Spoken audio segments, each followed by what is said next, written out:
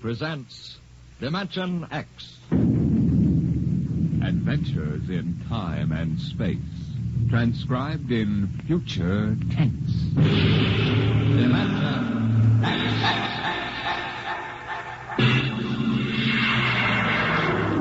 On stage tonight, Dimension X, another in the Wheaties' big parade of exciting half-hour presentations. I'm thinking of a girl. Very pleasant person, very attractive, too. She has cool hands, a nice voice, and a gentle manner. She's crisp and efficient, but she needs help badly. She's the American nurse, and her problem is this. There just aren't enough like her to go around. Not enough nurses for the hundreds of important nursing careers now open in hospitals, industry, research, the armed forces, and private duty. Now, you may not know the girl I mentioned, but perhaps you know someone very much like her. A young girl with at least a high school diploma, of good health and character. If you do, tell her this. America needs 50,000 student nurses this year. Tell her you think she might be one of them. If she agrees, have her stop in at the hospital nearest to her. She'll never regret it, and neither will you.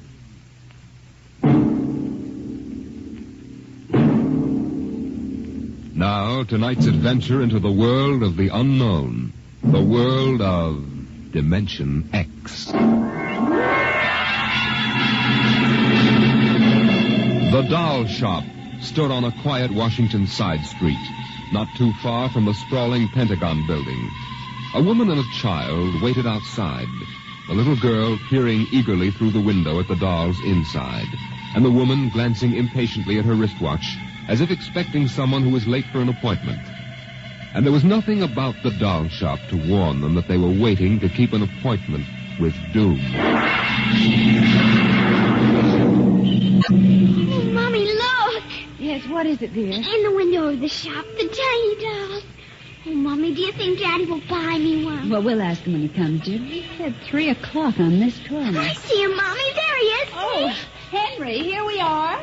Hello, dear. Hi. Sorry I'm late. Well, we've been waiting for you. Cindy's been I'm afraid I'll have to call off the shopping, Alma.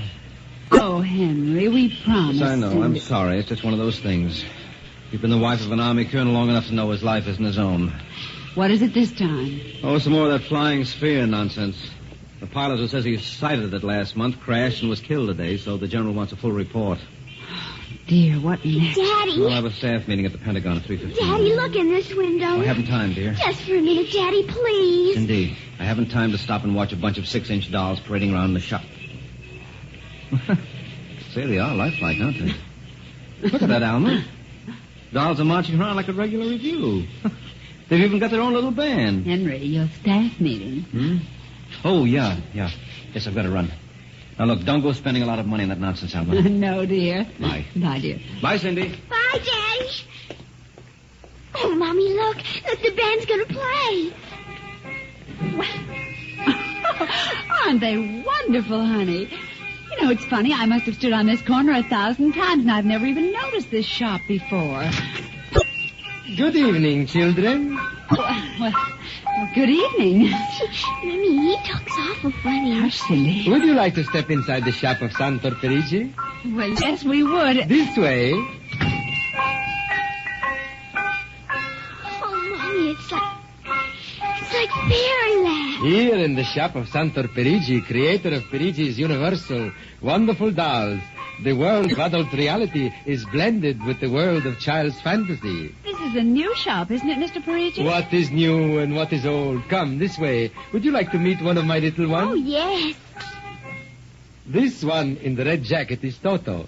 Speak, little one. How do you do? How do you do? Oh, isn't that wonderful? Mommy, he talks. The doll talks. Amazing. It's absolutely amazing. That is nothing for Perigi's wonderful dolls. Listen, sing, Toto. Sing for the little girl.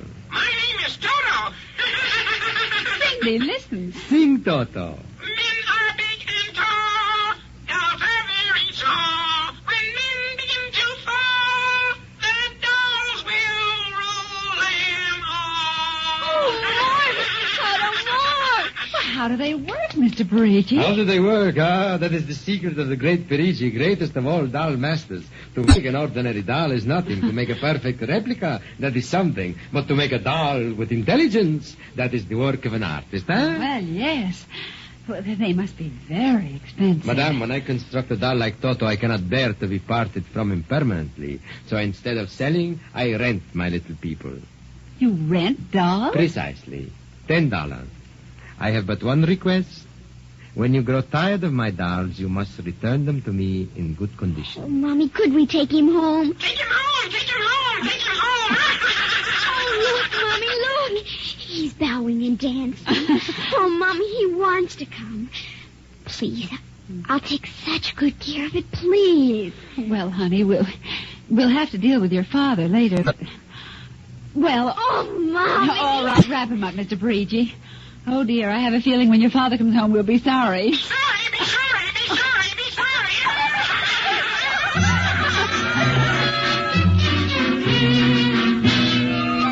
Now, Toto, my room, and you're going to sleep right here next to my pillow.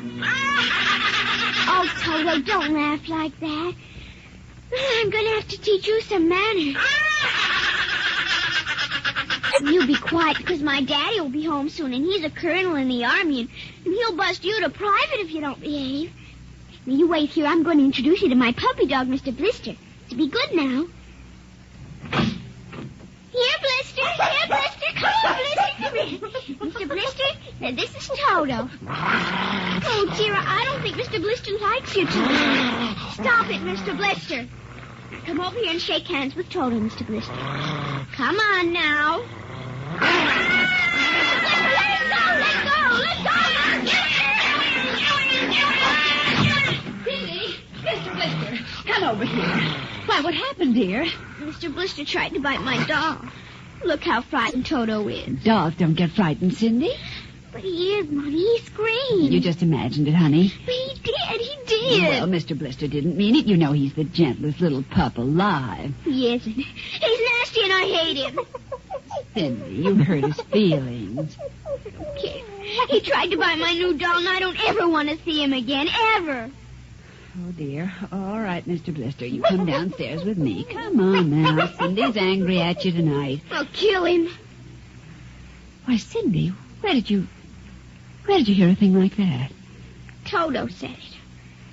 Well, I see. Well, you've had an exciting day, honey. You brush your teeth now and go to bed.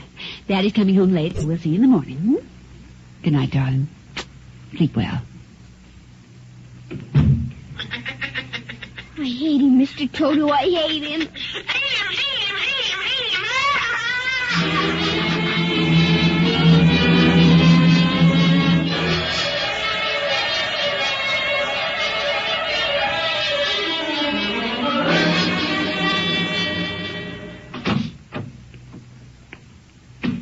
Morning, Alma. Breakfast ready? Just a minute. How was the staff meeting last night, dear? A horrible bore as usual. Where's the little one? Up in her room. She'll be down in a minute. Oh, say, remind me to take some papers back to the War Department, will you? I left them in my strong box. Henry, Hmm? you told me it was against regulations to bring secret papers home. Well, I had to finish some work for the old man. Nobody will ever know the difference. Well, I suppose not. Oh, dear, would you feed the puppy before we sit down? His bowl's under the sink. Where is he? That's funny. Here's his supper from last night, only half eaten. He's getting fussy. Blister? Here, Blister. Blister! Where the dickens is that mutt? Maybe he's on the back porch. Maybe. Here, Blister. Here, Blister. Alma. What is it, dear? Alma, look. Henry. Is he? Yes, he's dead. But how? What happened? From the looks of it, he might have been poisoned. Poisoned? Who on earth would do a thing like that to an innocent little pup? I don't know. Let's see his dish.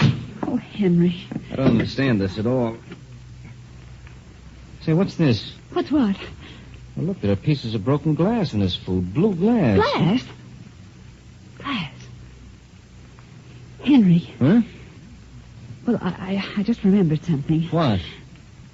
It may just be coincidence, but in the bathroom this morning... What about the bathroom? Cindy's blue glass, you know, the one with the Mickey Mouse on it. Mm-hmm. It was broken, Henry. I found pieces in the wastebasket. I meant to ask her about it. Oh, Alma, for heaven's sake, you aren't suggesting that our little girl... Why, she loved Blister more than anyone. Not last night, she didn't. Why not? Well, he went after Toto. Well, who's Toto? Oh, her new doll. You bought her one of those dolls? Well, I just rented it. Rented it? Yes. Look, Alma, No. Oh, well, all right. What's this got to do with Blister? He went for the doll, and Cindy... Well, Cindy said... Henry, she said she'd kill him. What? Well, that's ridiculous. True. Good heavens, a 9-year-old child putting ground glass and dog food? She'd have to be a monster. Mommy. Now, don't say anything. I'll talk to her. Good morning, dear. Morning, Mommy. Morning. Morning, Daddy. Hello. What's the matter? Nothing, Cindy. Sit down, dear. Yes, sir. Cindy, your mother tells me you broke your blue drinking glass. Oh, no, I didn't break it. Now, Cindy... I didn't. Well, now, somebody broke it. It wasn't your mother and it wasn't me. Well, then it must have been Toto. Cynthia... Cindy, you know Toto was only a doll. Now, a doll couldn't have broken your glass, could he? Well? But he must have done it, Daddy. Cindy, you know how Daddy feels about little girls who tell untruths. Now, did you break your glass and maybe accidentally get some pieces into Mr. Blister's dish to sort of punish him for biting your doll? Oh, no, Daddy. I'd hate to think you'd done something you knew was wrong and you were blaming it on a doll. What's the matter with Mr. Blister? Is he sick? He's dead, Cindy. Oh, no, he can't be dead. He isn't dead, Daddy. No, he isn't. He isn't. Mommy, Yes, dear. but he'll come back. He has to come back. No, he won't come back, honey. Not ever. No, Cindy, not ever. Now that we've told you, Cindy, do you want to change your mind about the glass? Leave that alone. Daddy, you think I killed him? See what you've done. The child feels guilty enough, Henry. Oh, dear, this is no time for feelings to interfere. Feelings don't know any time, honey. When they come, they just come. You go up to your room, honey. Daddy and I'll be up in just a minute. I don't want to. Please, Cindy. We'll be ready. Please? There, that's a good girl. And close the kitchen door behind you.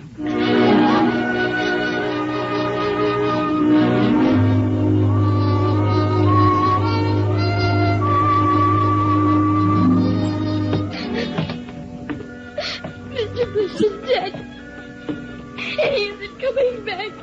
Ever. Daddy thinks it was me, but it was you. It was you!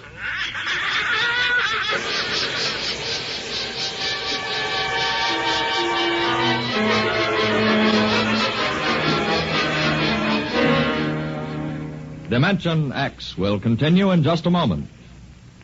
You know, friends, Breakfast of Champions is a whole lot more than a phrase written across a package of Wheaties. There's one thing I could tell you. I could tell you that it means champions in the world of sports eat Wheaties. And it's so true. You bet it is. But I've got a better idea, and one I think you'll like. I think perhaps you'd rather get the story from a champion himself. So, here is a champion. Will you introduce him, Ed Prentice? Now, young man, will you tell us what you do for a living? I pitch. You what? Pitch. You know, baseball. They have a baseball team that have to have a pitcher. I'm a pitcher. I pitch. Oh, yes, I see. And are you on a team? Yes, sir. I'm on the Cleveland Indians. Cleveland Indians? What is your name, young man? I'm Bob Feller. And you know it as well as I do, Ed. Sure I do, Bob. It's good to see you. This makes your 14th season playing with the Indians, doesn't it? Yep, Ed. 14 years. Well, tell me, Bob, how long have you been eating Wheaties? Oh, about 20 years, give or take a couple. You mean you started eating Wheaties before you started playing ball? Why, of course. What's so strange about that?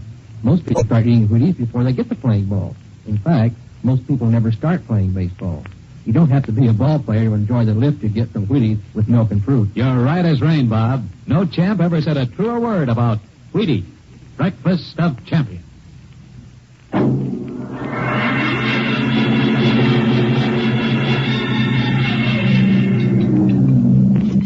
Eat your supper, dear. I'm not hungry. Cindy, you scarcely touched your I lunch. don't feel like eating. Is it Mr. Blister? Oh, Mama. Cindy, answer your mother. Now, Henry, she'll work it out in her own way, dear. Oh, I don't know. When I was a boy, there was such a thing as discipline. Where this child is being brought up... Henry. Well, it's true. There's no respect. Lying. Oh, I don't know. Alma, what's happened to us? We were a nice, peaceful, happy family until you bought that cursed doll. Now who's blaming things on the doll? Well, it's true. You wanted to get some papers from the strong box. What? Oh, yes. Excuse me. Will you try to eat something, Cindy? Now, darling. Yes, ma'am. Alma. Alma. Yes, Henry, what is it? Alma, it's gone. What's gone? The box, the strong box is gone. But it can't be. The door to your study's always locked, and you and I have the only keys. I know all that, and I tell you it isn't there. Well, who would... I don't know, Alma. Those confidential reports, if they ever get into the wrong hands... Oh, I warned you about keeping them here. What if it ever came out in the open? Can't you see the papers? Colonel, derelict in duty. Call the police, Henry. What, and throw my career in the wastebasket after 17 years? And we've got to find it ourselves. But it was there when I went in to clean this morning. Well, what about your key? Well, it's right here. I always keep it right with me. That's funny. Oh, no. But my other keys are all on the ring. You've lost it. I don't see how. Alma, how could you do it? Henry, please. Come on, we'll search the house. I can't think of anything else to do. Oh, dear, you're going to miss your staff meeting. Well, all right, never mind the meeting. My whole career goes up in smoke if we don't find those reports. Now, somebody get hold of your key and open that room. I know Cindy. Oh, let the child alone. She's been through enough. You know she wouldn't do a thing like that. I don't know anything anymore. I don't know my own child. I don't even know you. Henry. All I know is that strong box is gone with papers that are dynamite if the wrong person gets them. The question being who? What's that? Coming from upstairs. What's that blasted doll again? Something must have set it off. I don't know how the mechanism works. Well, for heaven's sake, let's go up and shut it off. Right.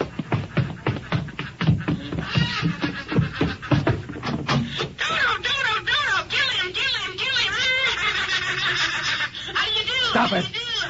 Blasted little imp. There. Henry. But since we've got this thing... Henry. What? Look. Where? What? Around the doll's neck. The key. The key to your study. It was Cindy after all. I don't believe it. Ever since she got this fool doll, she's been acting half insane. First the dog, now this. I think she hates us, Alma. Henry. Cindy is my child, and I know her. I know she's a good, sensitive little person with no malice in her. You're just simply refusing to face the facts, dear. What are you going to do? I'm going downstairs and have a talk with that young lady.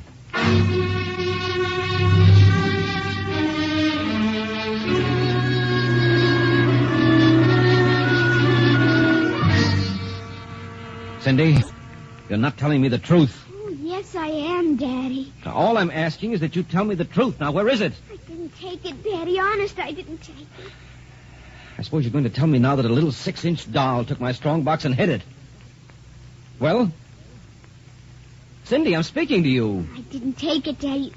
You don't understand. Toto did it. Oh, he's terrible awful. He says things. He says he's going to kill everybody. Oh, Cindy, you're inventing things. It's true. At night when I'm sleeping, he stands next to my pillow and whispers things to me. Awful things. He told me he'd kill me, too, if I told him. Alma, I think this child is sick. I think she needs a doctor. She's frightened, Henry. She's trembling like a leaf. Come on, darling. We'll go up to your room. I don't want to go No, up honey, there. Mommy will stay with you. I'm afraid. He's up there. Who, Cindy? Toto. Well, he won't be up there for long. Mr. Toto is going right back to Perigi's wonderful doll shop before I lose my sanity, which means right now.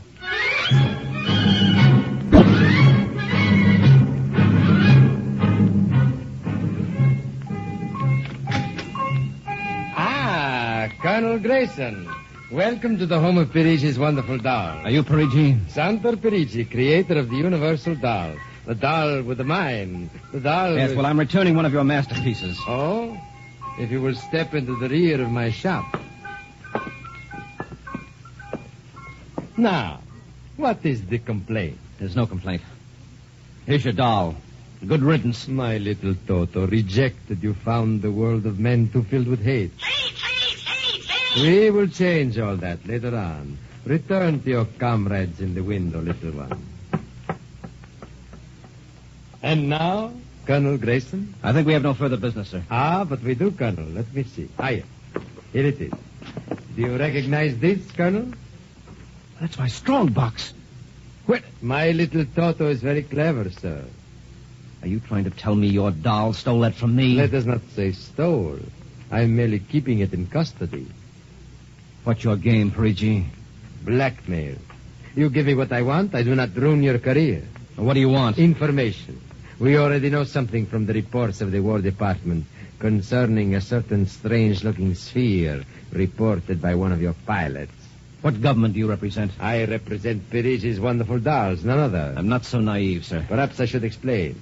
Each man hides something from the world. Each man loves something more than life.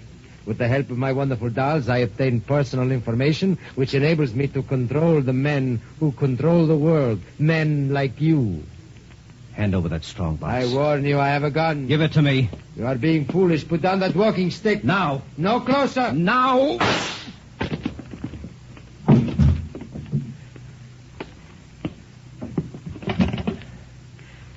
Hello. Give me the police. Hello. This is Colonel Henry Grayson. I've just killed a man. Perigi's doll shop, corner of 4th and Lexington. The body is in the rear. I'll wait for you. Shut up. Shut up, you little fiend. Colonel Grayson. Did I hear you speak? Colonel Henry Grayson. Oh, it can't be. I must be going out of my mind. A 6-inch doll.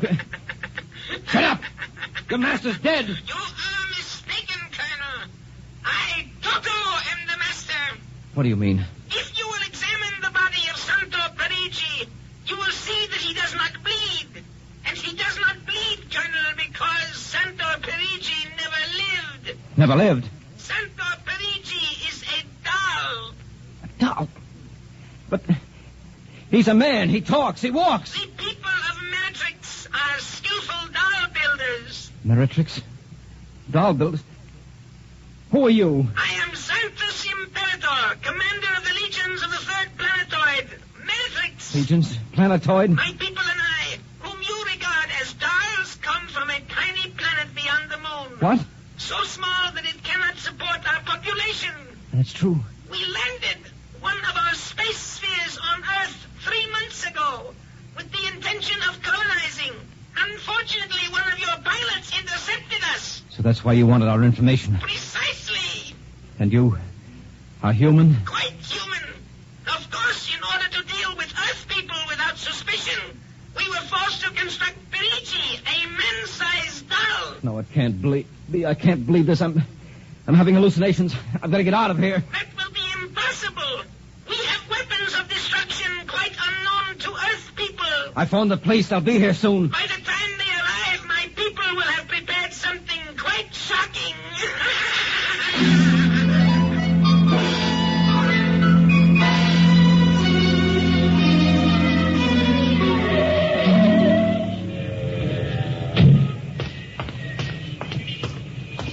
Keep me covered, Ryan. Okay, Sarge. All right.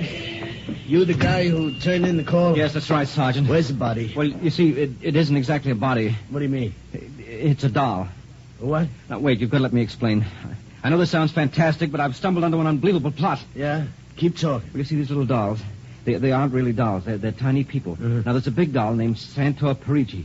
They're using him as a front to run the shop. He's off his trolley, Sarge. Now, look here. Now, listen, mister, we got a call that there was a murder here. Now, if there was one, where is the body? Well, it's behind the curtains in the back. Only, you see, it isn't really a body. It's a big wax dummy. It's all part of their plot to gain control of the world. Holy smoke, he's really off his rocker. Now, look, if you don't believe me, I'll prove it to you. Come here. Look behind this curtain and you'll see the dummy lying on the floor. Welcome, gentlemen.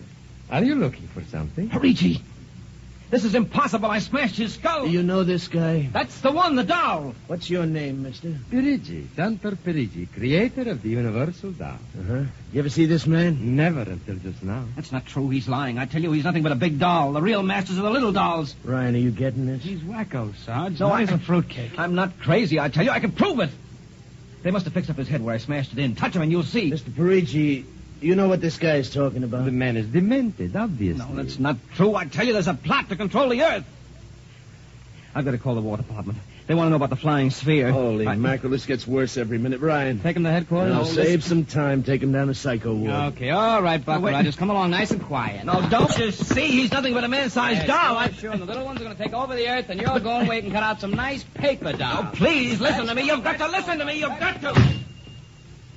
Sorry you had all this trouble, Mr. Perigi. Poor chap. He is obviously suffering from delusion. Well, he's not the only one in Washington today.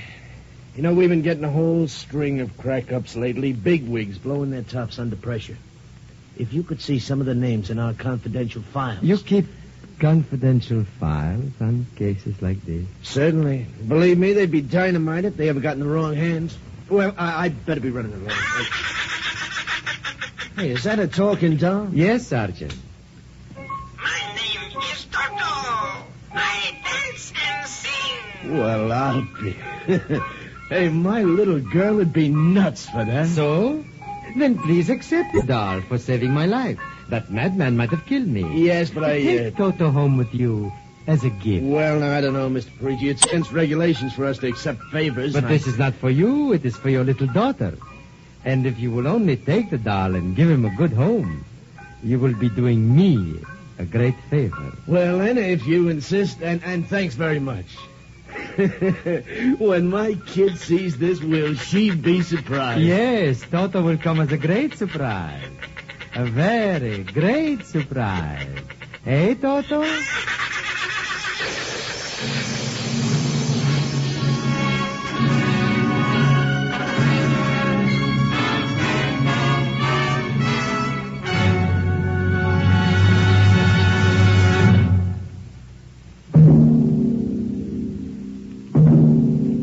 Tonight, Dimension X has transcribed Perigi's Wonderful Dolls, an original radio drama written by George Lefferts.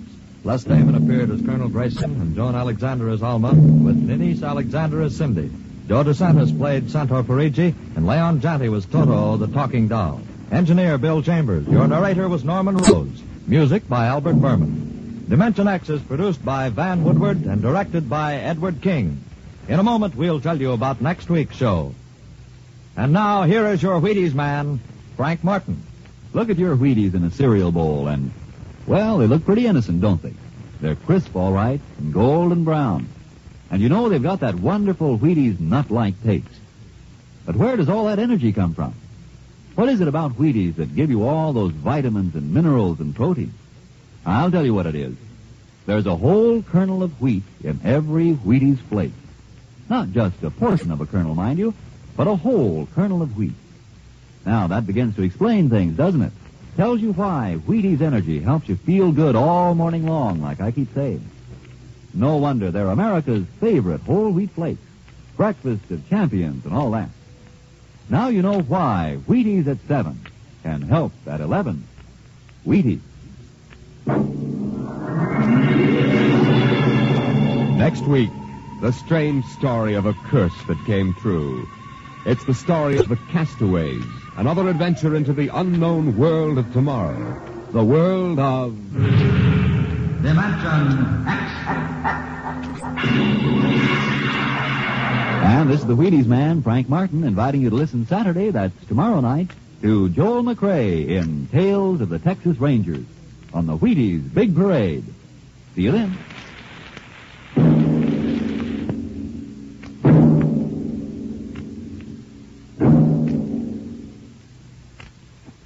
Stay tuned for the story of Mr. Zero with Jack Late on NBC.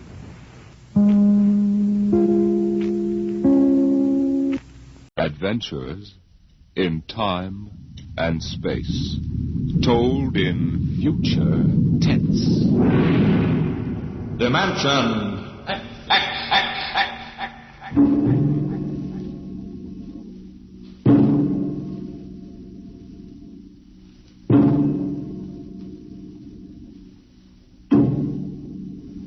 Can you predict the future? Can you tell what will happen in 100 years? Or in 10? Or in the next minute? Can you look beyond the known dimensions of time and space into the unknown, Dimension X? Tonight we have a strange story to tell. A sweet blood-curdling little story that is really only 2 sentences long. The last man on Earth sat alone in a room. There was a knock on the door.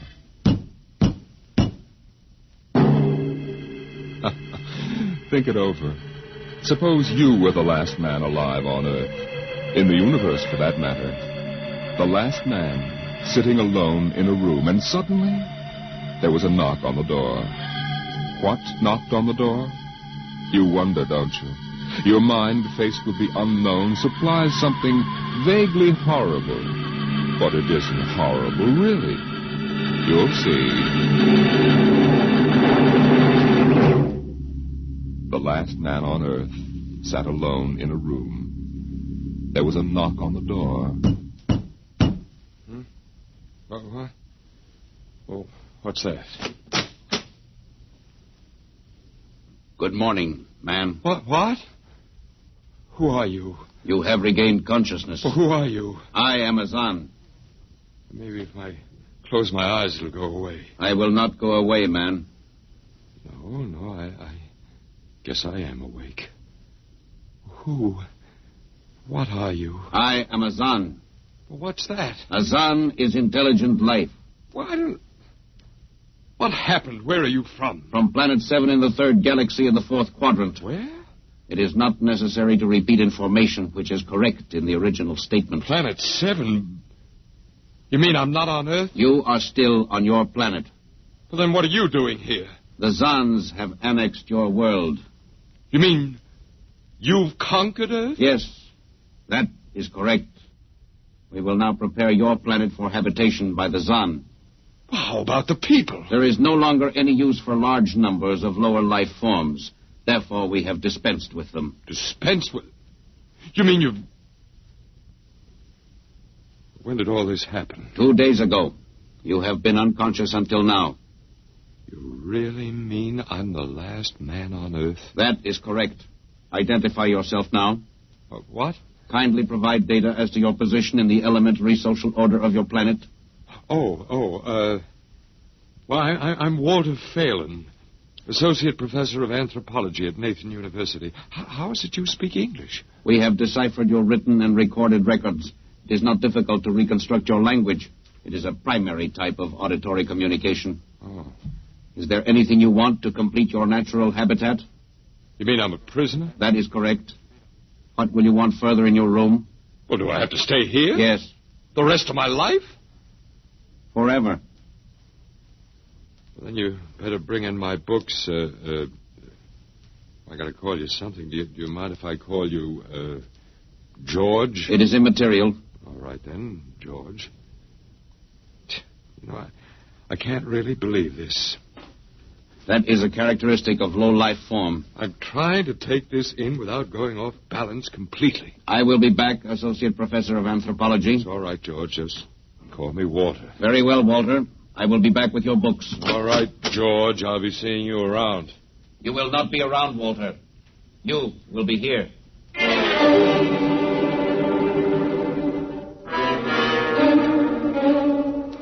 Yes, the last man on Earth sat alone in a room. A rather peculiar room. He just noticed how peculiar it was, and he'd been studying out the reason for its peculiarity. His conclusion didn't horrify him, but it annoyed him. There was a knock on the door. Come in. Oh. Hello, George. Hello, Walter. What can I do for you? Point 1, you will please henceforth sit with your chair pointed the other way. I thought so. That plain wall is different from the other sides, isn't it? That is correct. It is transparent. That's what I thought. I'm in a zoo, right? That is correct. I knew it. And if I persist in sitting with my back to it, what then? You'll kill me, I ask, hopefully? No, we will not kill you. That's too bad. George, I'll face the bars and perform for the people. I mean for the Zans.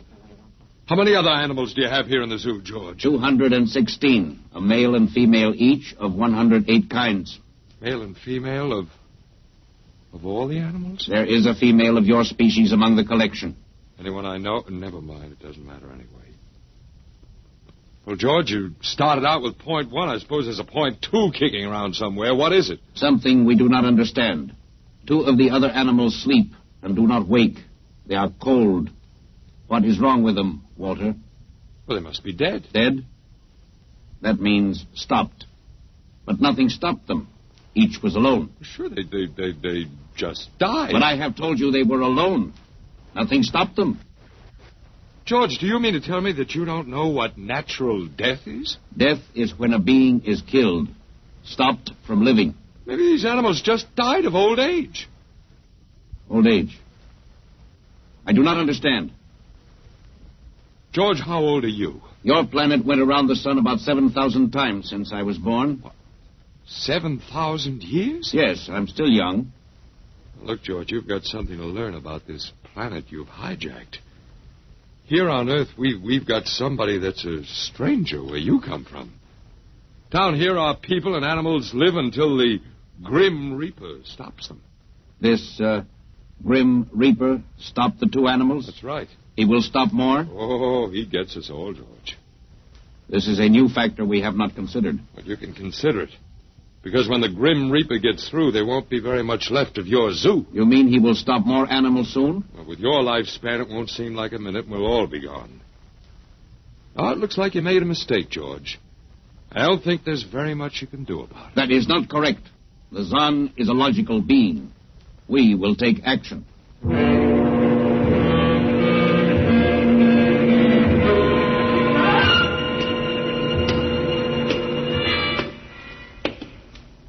Taking me, George. We will be there shortly. You mean, it's moving day? That is correct. We are here now. You will live here now, Walter. It is a larger room. Well, be it ever so humble. Go inside. Be careful with those books, George. Don't lose... Excuse me. Who are you? What are you doing here? Well, I guess George didn't explain. George tries to be polite, but he hasn't quite caught on yet. I'm Walter Phelan. My name is Grace Evans, Mr. Phelan. What is all this about? Why did they bring me here? I think I know why. Why? You see, I've been talking to George. George? Well, that's what I call them, all of them. There's no way to tell them apart anyway. There aren't many of them here, yet. They come from outside the solar system, sort of an advanced scouting party. Yes, I saw their spaceship. It's as big as a mountain. They're moving in on us. They cleaned off the Earth with some kind of vibration that destroys all sorts of animal life. They killed everybody. Oh, no. I was afraid. The cheerful note is that you and I and 200-odd other animals were picked up beforehand as specimens for the zoo. You know that this is a zoo, don't you? Yes. I suspected it. But I don't remember anything about being captured. I just woke up here. Well, they solved a lot of problems for us. Housing shortages, wars. I don't suppose the human race, you and I, that is, have to worry about anything now. It's awful. Only they made one mistake. They overestimated us. I don't understand. They thought we were immortal. That we were what? Immortal, like they are. Oh, they can be killed. The Zans don't know what natural death is. They didn't know anyway until they lost 2 of us yesterday. You mean there are more than 2 of us? No more of our species. These were merely brother animals. A rabbit and a canary. And by the Zans' way of figuring time, the rest of us are only good for a few minutes apiece anyway. That's a joke on them. They figured they had permanent specimens here in their zoo. But didn't they know that we'd all die eventually? No, I don't think so. See, George told me he was 7,000 years old, and he's supposed to be young. When they learned how quickly we die, well, they were probably shocked to the core. If they have cause. How can you talk that way about it? Academic detachment. I learned it at faculty teas. At any rate, they've decided to reorganize their zoo 2 by 2. Oh. Sure, they figure we'll last longer collectively, if not individually. But if they think... That is, if you think for 1 minute... No, don't worry. I don't. But are they going to keep us locked up together in this one little room? I'm afraid so. It's horrible. I agree with you perfectly, my dear. But all personal considerations aside, the least favor we can do the human race is to let it end with us. I don't see much point in continuing it just for an exhibition in a zoo. How can you just sit here and lecture? Habit. But we've got to do something. Why? I don't know. It just seems we owe it to the human race to do something. You got a suggestion? There must be some way. They can be killed, you said. I think that anything that would kill one of us would kill one of them. You see, I figured it out, I think. George cut his... well, I suppose you'd call it his hand when he brought in my books. It started to bleed, red blood, but I could see the cut closing just as he stood there. And by the time he left, it was healed. Don't understand. Don't you see, whatever factor there is in man that makes him grow old is missing in the Zan. They just go on and on and on until they're stopped. Yes. But suppose we killed one. There must be some way. Well, but what would be the use? They wouldn't even punish us. They just give us our food through a trap door and put a sign out saying, "Beware of the man, dangerous." I don't think they'd have to bother in your case. I don't see anything funny. I'm sorry. Just reminds me of Martha. Martha? My wife. She died 2 years ago. I'm sorry. Oh, not at all. Oh, it'll be George with my books. Come in. Hello, George. Hello, Walter. Point 1, I have brought you books. Point 1.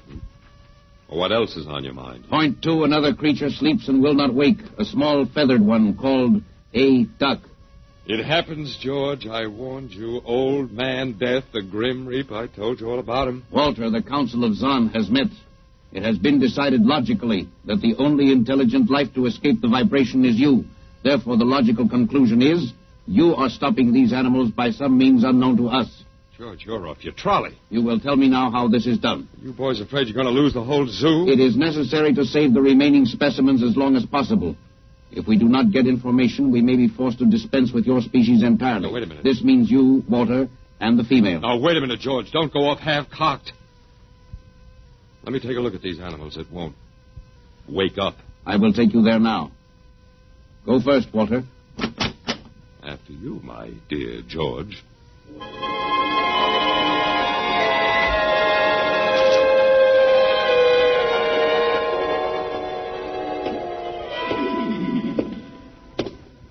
This is the weasel. You should have got him in the winter, George. The fur's worth more then. Then it's an ermine. This is the reptile cage. Here are the ducks. This is the male. The female has been stopped. Lucky girl. What's the matter, fella? You lonely down there? Walter, you will tell me how you stopped the female duck. You got me, George. I didn't do it. Maybe she died of the Dutch elm blight. Walter, you are not being logical. We have concluded you are stopping these animals. Tell us how it is done. I told you, George, I haven't the foggiest notion. Very well. We will have to take further action. Well, what are you going to do, George? We have methods of action you will know soon. We will go back now to your room.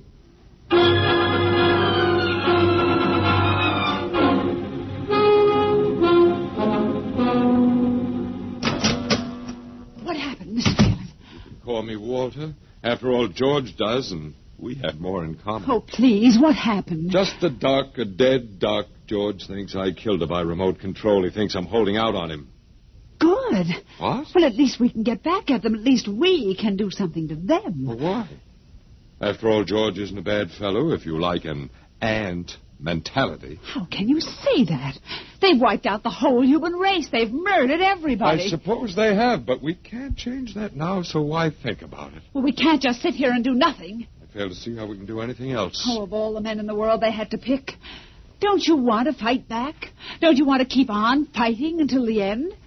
It hadn't occurred to me. But we've got to, Walter. Why? Well, I can't really explain, but, Walter, if there was any good in man at all, it was that he kept on struggling against nature and in the end even against himself. But at least he kept on fighting for what he thought was right, and we're all that's left. Walter, we just can't can't end it by giving up. We've got to keep on fighting. Well, you do remind me of Martha. Oh, look, there isn't much left for us, but we could beat them in this one small thing. We can pretend that there's a secret about death, and we could refuse to tell them anything. There isn't anything to tell. Well, they don't know that. Promise me you won't give in. I suppose the worst they can do is to kill us. Oh, Walter. All right, Miss Evans. Hello, George. Hello, Walter. Now, you will tell us how these animals are stopped?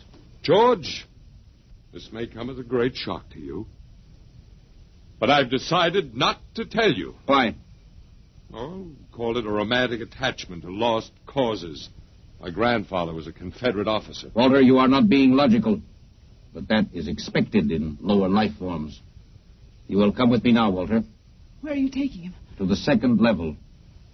Come now, Walter. You won't tell them. I can't guarantee anything, but as of now, I don't intend to. We've got to fight. Remember that, Walter. We've got to go out fighting. I think you're right. Come now, Walter.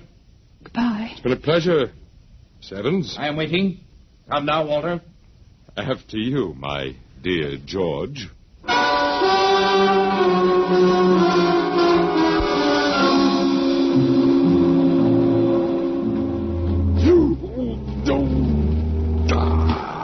You will tell us now, Walter?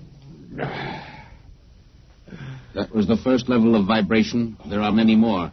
However, we have calculated that none of them exceed your threshold of unconsciousness. Oh, very clever, George. Of course. You will tell us now, how do you stop these animals? You will tell us now? As of now, no. However, I'm not very brave, if that encourages you, George. You are not being logical, Walter. You're telling me. We will now use vibration level 2. You will tell us now? You know, George, I can't figure it out myself, but I'm stubborn. Maybe it has something to do about the dignity of man, the civilization such as it was that you wiped out. I do not understand. I didn't think you would. So go ahead. Vibrate. Vibration level 2. It will be very painful, Walter.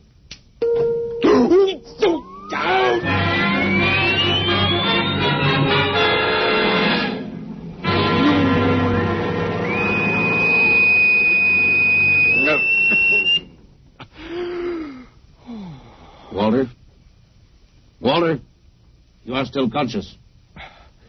Leave me alone, George. You will tell us now. You will tell us how you stop the animals. Let me alone. We have had vibration levels 1 through 10. There are still 15 more before your threshold of unconsciousness. No, let me alone. Walter, listen to me. Another creature sleeps and will not wake. We must know now. That's tough. You better start vibrating again, George. No. What? It would not be logical. We have calculated that no further level of vibration will overcome your irrational psychological block. We conclude you will not tell. You mean you're going to let me go? That is correct. Well, that's real nice of you, George. I appreciate it. We have calculated that the resistance of the female of your species will be lower. We will now place her under the vibrations. Oh, no, George, you can't do that. Why not, Walter? It is the logical plan. No, she couldn't take it. Yes, that is what we expect. Therefore, we will go and bring the woman here. No, now listen to me, George. There is no secret. Do you understand that? There's no secret. Those animals died from natural causes.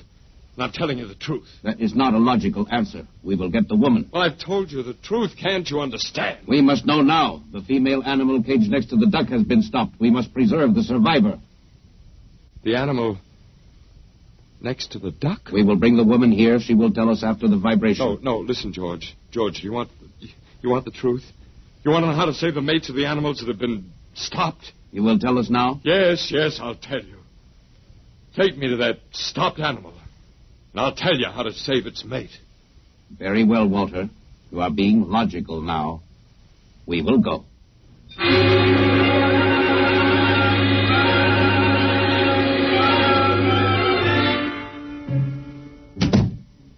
Walter, are you all right? Yeah, just let me catch my breath a minute. What happened? Well, after a while, I told them what they wanted to know. You didn't. Sure, as George pointed out, it seemed to be the logical thing at the time. You gave up? I suppose you can call it that. Look, I'm very bad. Something might turn up, Martha. But they've beaten us completely then. There isn't anything we can do. Most of the human race. And we give up. We don't even die fighting. You call me? Oh, I must have said Martha. I'm sorry. The Council of the Zan has met. Something wrong? She was my wife. She died 2 years ago. What were you saying? Nothing. Nothing. It doesn't matter. It's too late. It's too late. For the whole... What now, George? Zan has been stopped. What? Zan is dead? That is correct. You didn't believe me, George. But you can die. You can really die. You'll have to get used to that if you're going to stay here. The Council has decided. A, you have in some way stopped this Zan. B, you and the woman must be eliminated. You got it wrong, George. I didn't stop that Zan. It's just death. It gets all of us here. You will be eliminated now. But, George, it won't do any good to kill us. It won't save you. Everything that lives on Earth must die. That is not logical. But it's true. The Council has decided. This time, you will have the full vibration. This time? Walter, what did they do to you? They have a rather effective third degree. They tortured you, Walter? Yes. And Walter, it was all my fault. I wouldn't even have tried without you. I suppose we have a last chance now to end with some dignity. I think you're a very brave man. Well, there isn't much else to do. Do we go now, George? Now, Walter. Wait. What's that? I have been told another Zan has died. Now will you believe me? The Council of the Zan meets now. 2 gone already, and you were with me, George. You know I didn't kill this one. What stopped him then? I told you it's old man death. You came to the wrong planet, George. Your immortality doesn't go down here. He can stop you, but you can't stop him. And you'll all die if you stick around. And now what? The Council has decided this is a place of death. We will leave your planet. Leave? You mean you're giving up? It is not safe for the Zan. Walter, they're leaving. They're really going. Go on then, George, and don't hurry back. It would not be logical to do so. We are leaving the Earth now. Goodbye, Walter. Goodbye, George.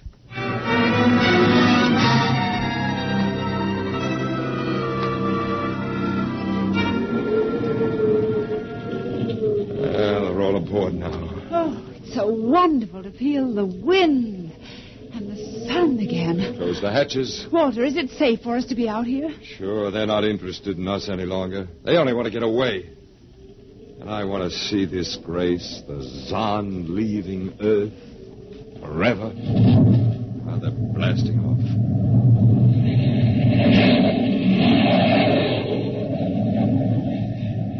There they go. Yes, it's over now. Well, I suppose we might as well go back in. I still don't understand, Walter. What made them go? Oh, I just told them the facts of life. Of death, you mean? No. Oh, of life. After all, I thought George was old enough to know at 7,000 years he was getting to be a pretty big boy. I wish you'd stop joking and tell me what happened. Look out for the step. Well, do you remember when the first animals died? Yes, the rabbit and the canary. And their mates just started to pine and waste away? Yes. Well, that worried the Zan. They wanted to keep the last specimens alive if they could. So finally I broke down and told them about affection. Affection? Mm-hmm. And then I introduced Donald. Donald? Who's that? There we are. Oh. Come here. Grace, I want you to meet Donald. Oh, Walter, please. What does affection have to do with it? Well, that's what the Zan wanted to know. I told him it was love that made the world go round, that having lost his mate, Donald would die immediately unless he had affection and constant petting. Petting? Mm-hmm. I even showed him how. Come here, fella. Come here. Yes, I held Donald in my arms and petted him a while, and then Then I let the Zahn take over with the animal in the next cage. What animal? Take a look. Hey, watch out. Don't go Water. too close. It's a rattlesnake. Yes, it's a rattlesnake. The Zahn's metabolism made it impossible for them to die of old age, but I had a hunch they could be poisoned. Then it was the snake that killed the two Zahn. They never even knew what bit them. And you outwitted them, Walter. I suppose. And I thought you'd just given up. Oh, Walter, I'm so proud of you. You don't have to be. I had given up. I probably wouldn't have fought at all if you hadn't pushed me.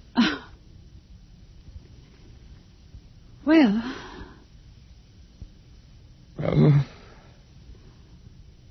we've got a world to plan, a whole new world, Grace. I know. We'll have to decide which animals to let out of the zoo, which ones would be safer to keep in. But first, there's a much bigger problem. What's that? The human race. Oh. Yeah, we've got to make a decision about that. It's a pretty important one. Yes. But... It hasn't been a bad race. Of course, it may go backward for a while until it gets its breath, but... Well, we can save the books and all the most important things and get it started ahead once more. Please, Walter. It's the Garden of Eden. Don't be all over again.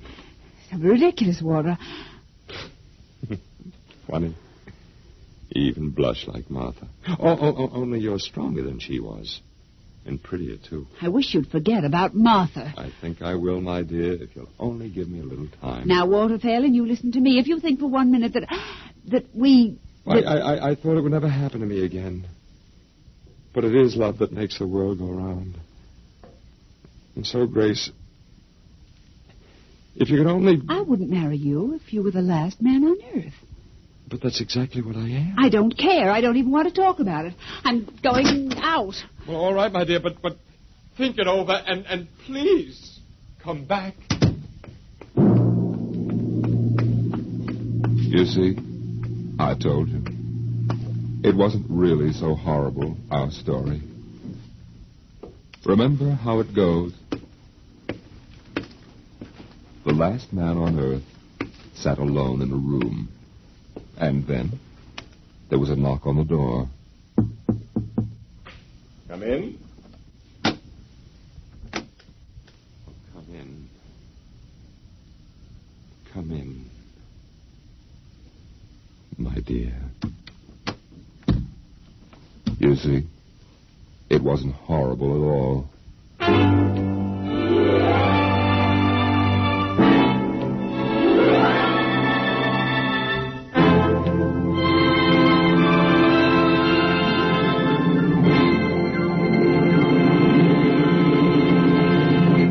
You have just heard the Frederick Brown story entitled Knock, an adventure in time, space, and the unknown world of the future, the world of Dimension X. Now, about next week. Next week we tell the story of a robot, but a robot that was almost human. Tonight's adventure in Dimension X was adapted for radio by Ernest Kenoy. Arnold Moss was heard as Walter Phelan, Louis Van Ruten as the Zahn, and Joan Alexander as Grace Evans. Your narrator was Norman Rose. Music by Albert Berman, engineer Bill Chambers. Dimension X is produced by Van Woodward and directed by Edward King. Tomorrow, hear Sam Spade. Now it's Truth or Consequences on NBC.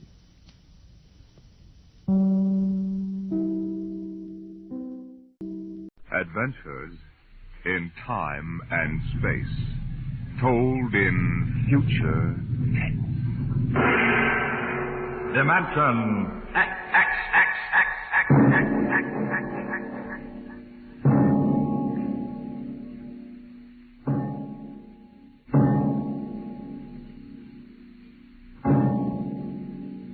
The mind of man is still an unprobed field.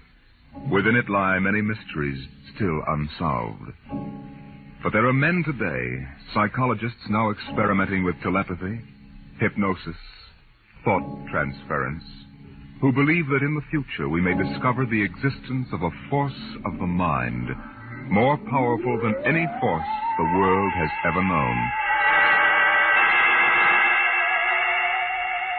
We go ahead now in time some 10 years, and in space to the campus of a small eastern college. The hour is late, and in one of the dark college buildings, two men stand in front of a door that bears the name Professor Arthur Barnhouse, Psychology.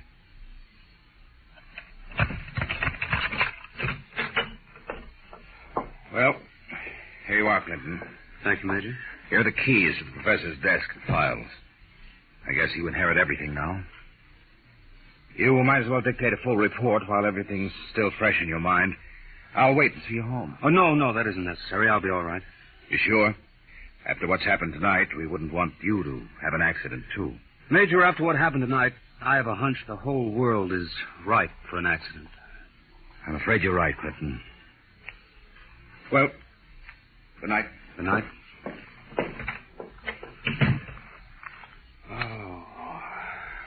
Pull yourself together, Buster.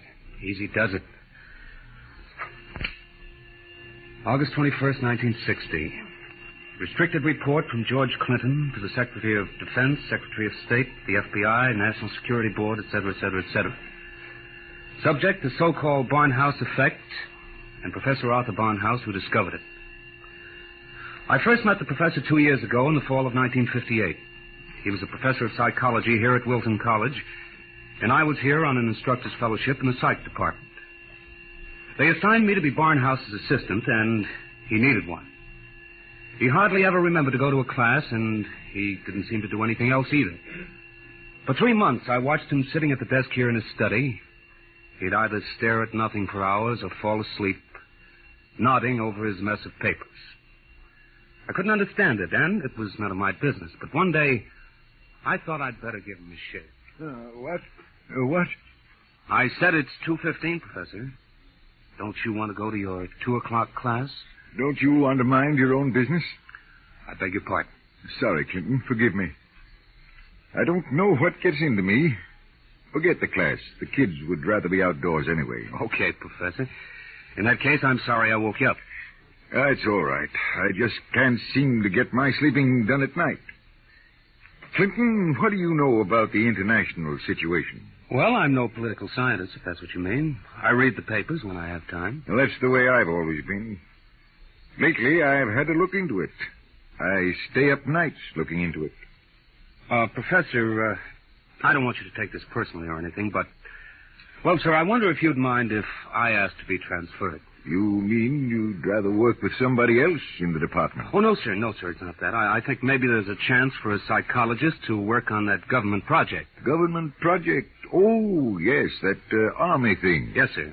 They're trying to develop robot pilots for the new fighter rockets so they'll be expendable. Oh, yes. Something else designed to replace men. Yes, sir, and you know it's a funny thing. The robots work just like human brains. They get overworked or overloaded or something, and they have nervous breakdowns. Now, if I could only find out what drives those electronic brains crazy, why, I'd feel that I would... if you want to study a brain that's going crazy, never mind the robots. You can go to work on me. What are you talking about, sir? I don't know. I'm either crazy as a bedbug or a... Clinton, I wish you'd help me find out. Are you serious, Professor? I never was more serious in my life. I'm afraid I'm going out of my mind. But why? What makes you think so? This is what makes me think I'm crazy. Those dice? Clinton, do you know what the odds are against my rolling a 7? Oh, about 5 or 6 to 1. Watch. 7. Now, what are the odds against my rolling it again? Twice in a row? Plenty. About 100 to 1, I'd say. Watch. Professor, you're hotter than a $2 pistol. That's funny. That's what they said 8 years ago when I first discovered this. Discovered what? This force of the mind. I call it dynamo-psychism. You mean you shove those dice around just by thinking about it? People have always thought there could be a force of the mind. You know that. Fortunately or unfortunately, I've learned to control it. Yeah? How did you happen to find out about this, Professor? Well, it was about 10 years ago, back in 1948. I made the mistake of going to a psychologist's convention, and in order not to appear unsocial, I happened to find myself, for the first and only time in my life, in a dice game. What happened? I didn't have the faintest idea what was expected of me, and someone told me to roll sevens. So I did. 10 of them. I'll bet you weren't asked back into that game. That night, in my room, I realized that it simply couldn't have been an accident, Clinton. I tried to reconstruct the exact scene, the position of my body, and finally, the thoughts in my mind. And that was what did it. I remembered what had been my train of thought, and I proceeded to roll sevens, not 10 consecutive times, but 50. Oh, brother, there it is again. Professor, can you do anything else? I mean, besides shove dice around? You see that inkwell on my desk? Sure. Watch it. Don't take your eyes off it. If nothing happens, say so, and I shall go quietly, even happily, to the nearest sanitarium. Okay, Professor, shoot. Hey, why, it just blew up. Yes, I'm sorry. I didn't mean to splash ink on your suit. That's okay, Professor.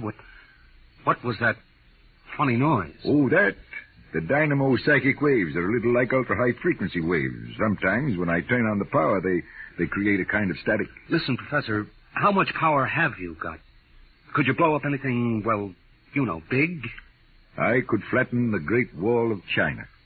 Oh, you'll make the helio-oxygen bomb look sick. That's what scares me, Clinton. The thought that maybe I could use this power to save the world. Clinton, you've got to help me. Who, me? Professor, when it comes to international relations, I don't know from where. You'd better get in touch with the State Department. State Department? Yes, they'd be the ones, wouldn't they?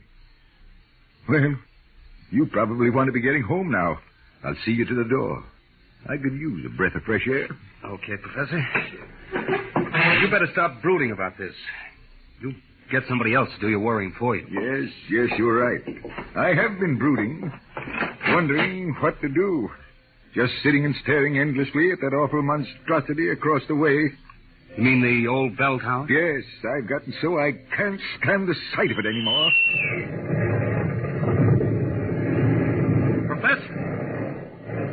Professor, look, what...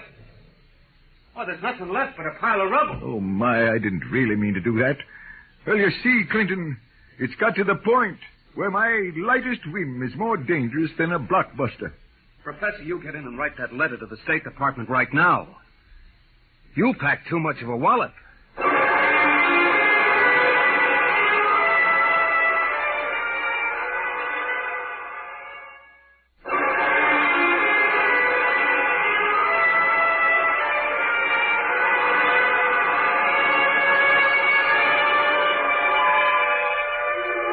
Professor Barnhouse mailed his letter, and things happened fast. The long arm of the Army reached out, and within 5 days, the two of us were deposited in an old mansion in Virginia, surrounded with a barbed wire fence and 20 guards, and labeled top secret. As soon as they'd seen a couple of small demonstrations, they set up a big test of dynamo psychism, and the professor was a very important guy. You could see him getting more unhappy every day. General Barker, I've got to talk to you. Just a minute, Professor. We're cleaning up the last details in Operation Brainwave. We'll roll at 1400 hours tomorrow. At 1400 what? 2 o'clock tomorrow afternoon. The robot-controlled fighter rockets will take off at exactly 1400 minus 10 and appear over the target at 1400. Watching from here over the video screen, you will then try to knock all 20 of them out of the sky. Think you can do it? Of course I can do it. Fine. And we're taking care of everything. Everything, except that you neglected to ask me if I wanted to do it. I don't. This whole thing strikes me as childish and insanely expensive. We'll decide about that. But what's the good of it? I wouldn't mind acting as a defense weapon if it were necessary. But I can make all wars and armaments unnecessary. I could give every nation what it needs. I could move mountains, build roads, dig irrigation canals. I have a technique which costs nothing and can do immense good. You're spending millions to prove that it can do immense damage. It doesn't make sense. You know something, General? He's right. Of course I'm right. I want you to send me and Clinton back to Wilton College. Right away. That's quite impossible, Professor. This operation has gone too far to be called off now. Yes, but... Even if we wanted to call it off. If your dynamo psychism really works, you're apt to be the key to our entire defense setup. But listen... You'll have to excuse me now. Major Cuthrell and I have to double-check the confidential list of the observers on this end. Have you got it, Major? Yes, General. It's right here. Alberts, Barker, Bernstein, Carter, Clinton, Cuthrell, Holbrook, Lawrence, Stein, Williams. Check. I guess that includes everybody of importance. What about me? What? Oh, that's taken for granted, Professor. Thanks. 1400 hours. Will you be ready? I'll be ready. And now, if someone will wind the restricted clock and put the confidential cat out, I'm going to bed.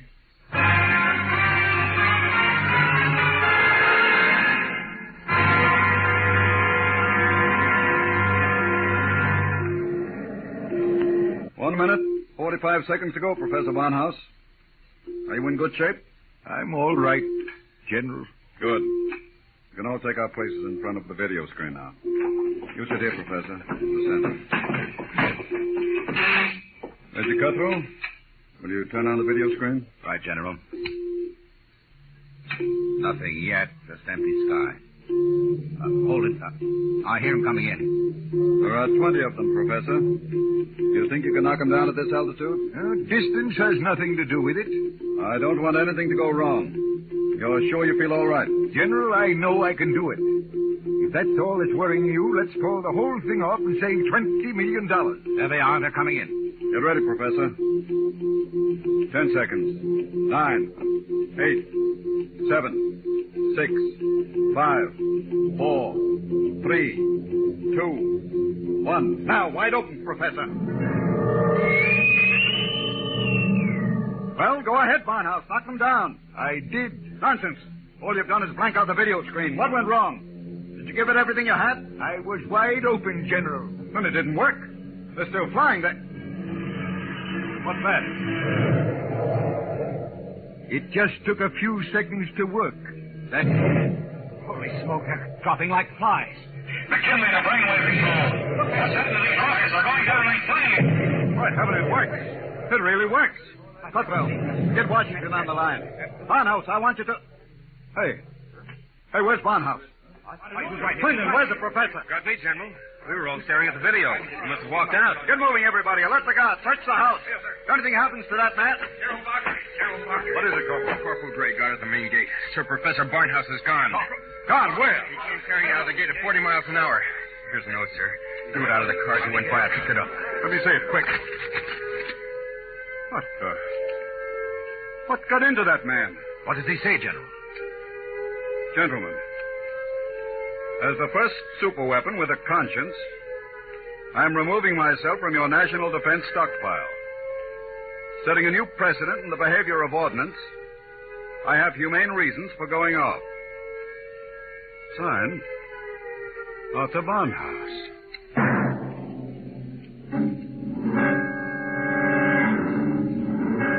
Barnhouse was gone, and within 12 hours the world was on its spree. The headlines were glorious or terrible, depending on what you think of the things the way they are.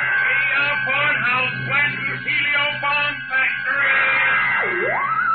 The dynamo psychic waves reached every corner of the world. In every country, every continent flashed the news of what was happening. Hey, Barnhouse knocked out hidden atomic stockpile in Asia! There was a new kind of war, the war of tattletales. Secret agents of every country hunted for the hidden armaments of their enemies, yelled about them in the newspapers, and immediately there'd be that warning burst of Barnhouse static, followed by... Radio-controlled fleet blown up on secret maneuver! The professor was out to make peace or bust, and nothing like him ever was.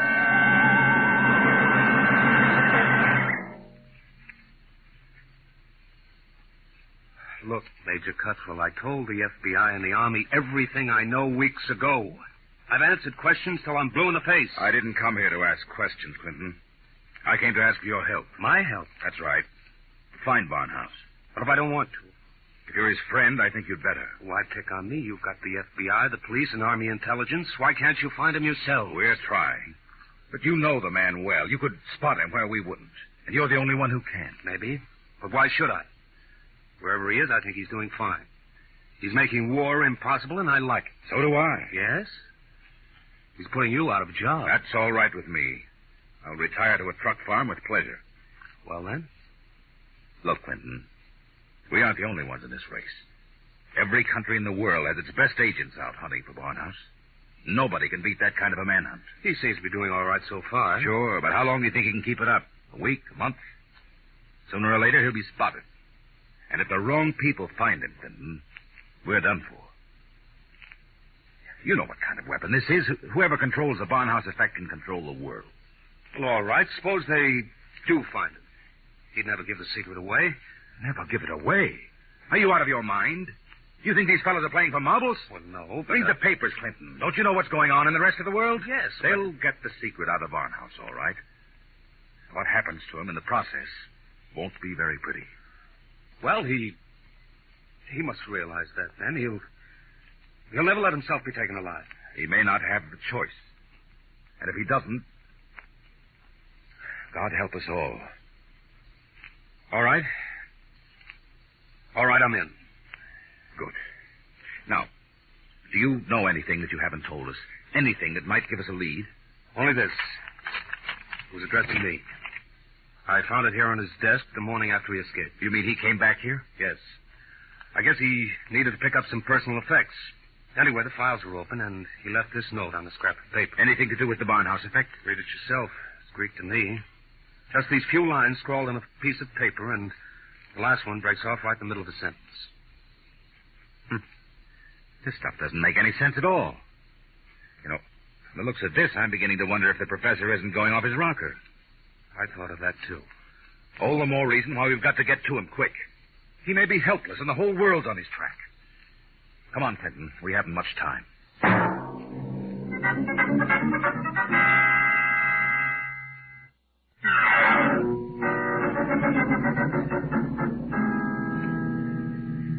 Brother, it's hot.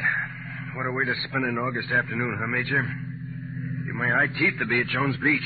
So would I, Corporal. We've got work to do here. Look, so we've been cruising around these radio detection cars for a week, not a sign of Barnhouse static. The professor must have run out of things to work on. Well, we'll give him a little more time.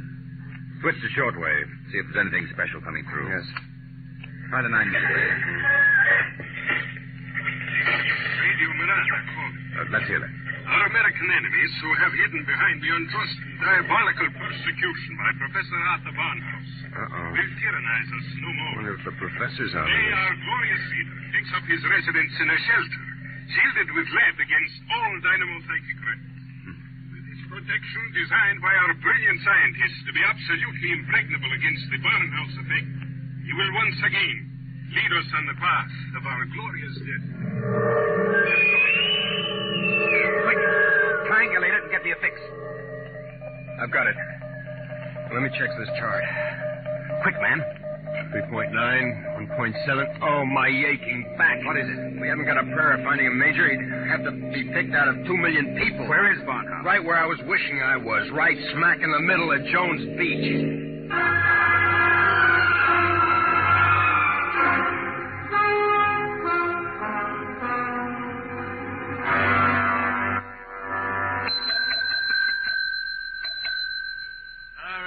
We're full. No more rooms tonight. We don't want a room. Do you recognize this picture? Who wants to know? Uncle wants to know. Oh, excuse me. I'm sorry. Let me see it.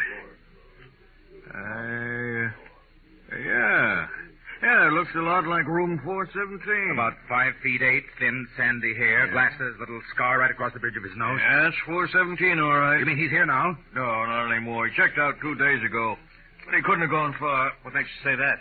Oh, he looked sick as a dog. Couldn't hardly carry his own bag out. Uh-oh. Like I said to the other fellas, I said he looked like he was on his way to the morgue. What other fellas? Oh, the ones this morning. You're the second pair that's been asking for him.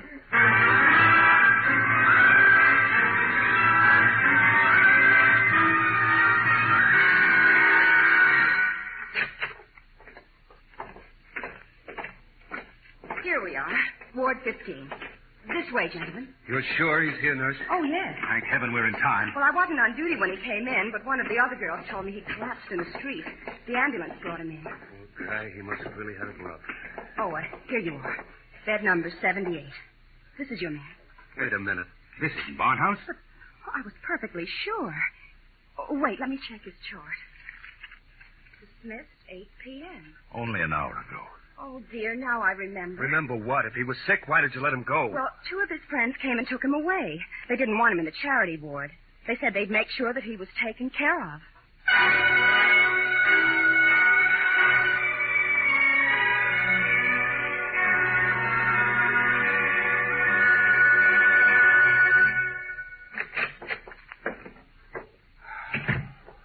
Every time I walk into this study, I keep hoping somehow I'll wake up out of a bad dream and find the professor just sitting here. Major, is there anything we haven't covered? Nothing. The police, the FBI, the air patrols, the docks, the railroad stations, everything. Not even a flea could get through this dragnet. I hope. Then I guess we sit. We sit. Maybe something will come in.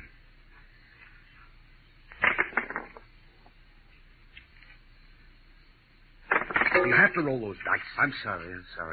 I wasn't thinking. An hour. That's what's driving me crazy. 1 hour sooner and he'd have been in our hand, not theirs. I know. Well, maybe he's still all right. How can he be all right? He's in the hands of a foreign power. We don't know that for sure. The professor was a likable little guy. He couldn't have lasted this long if he hadn't found some friends.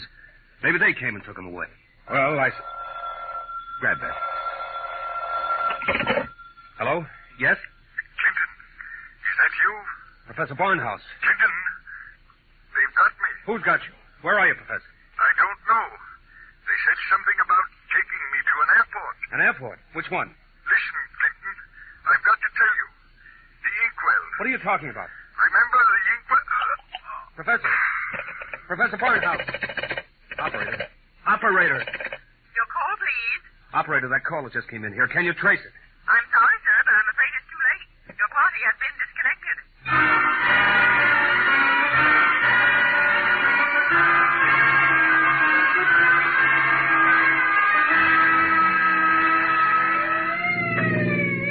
Where are we headed? He didn't say which airport. Just a hunch. The commercial airfields are all covered. But there's a little private field out here, I remember. Hasn't been used in years. Better be the one. They didn't have too much of a start on us. Maybe we'll make it in time. Step on it, Corporal. Wide open, Major. How'd he sound? Did he say who had him? No, all he got out was the airport and something about an Major, Mr. Clinton, there's a tail light up ahead. Must be another car going like the devil. You're right, I see it. They're turning into the airfield. Come on, faster. Hold everything. Look up ahead. They're switching the floodlights on at the field. There's the plane down at the other end, all warmed up and ready to go. We'll never make it on the road. Hang on, I'm going through the fence. Right.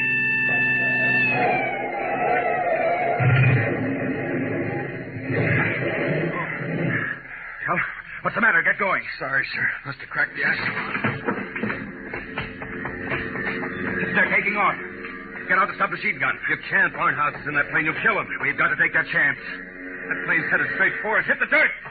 Get that gun working, Corporal. Aim for the propeller.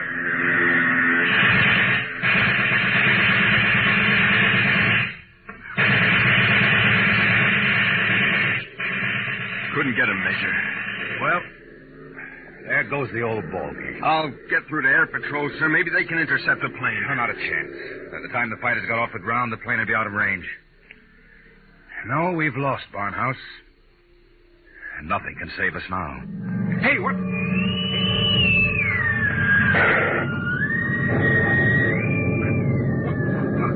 What hit me? Clinton, are you all right? Yeah, sure. The plane. It's gone. I know. Barnhouse blew it right out of the sky. He wouldn't let himself be taken alive. Boy, he really did it the hard way. Poor guy. He shouldn't have had to be a hero. All he ever wanted was peace. Peace? What's that? Now the arms race will start all over again. And with Barnhouse gone, what's left to stop it?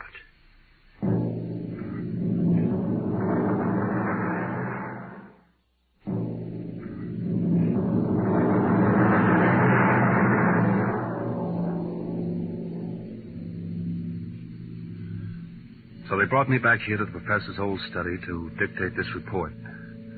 I'm sitting here at his desk, and it's just the way he left it. Papers all over, even his old pair of dice. Arthur Barnhouse is dead. That's going to be good news for some people when they find out. The saber rattlers of the world will be busy as of tomorrow morning, getting ready to whoop up another war. I'm afraid they're in for a little surprise. It's 3 a.m. now. And before morning comes, I intend to vanish, disappear completely. That's the last that anybody will ever see or hear of me directly. That's why I want to tell you now. I've been looking at the new inkwell here on the desk. The professor's last words were something about an inkwell. And in it I found a little scrap of paper. Just a few words, but they complete the note I showed the major. The note that didn't make any sense. The whole thing makes sense now. Professor Barnhouse may be dead. But you haven't heard the last of the Barnhouse effect. Not yet. I've been experimenting while I've been talking to you. And now the time has come for me to say goodbye. You see, I've just rolled my 50th consecutive 7.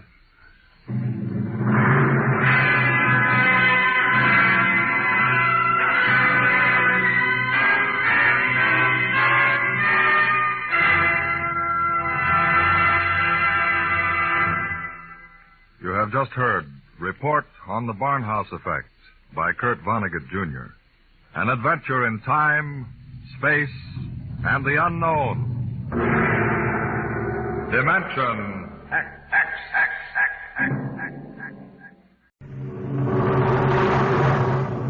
Adventures in time and space. Transcribed in future tense. Dimension.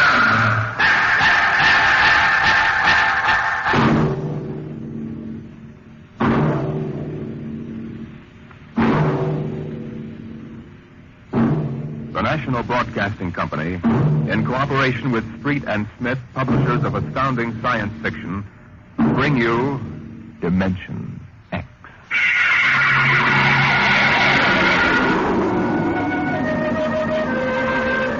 Nobody knows exactly when the nightmare began.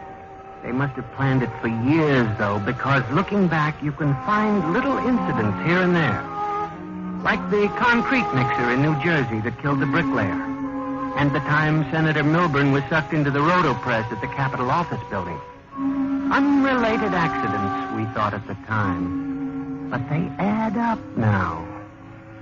The day we really should have suspected was when the men walked off the construction job at the new Brookmeadow atomic pile on Long Island. I'll never forget that day. I was working as a statistical clerk in the project then, operating one of those miracle computing machines developed to fill the requirements of Army ordnance.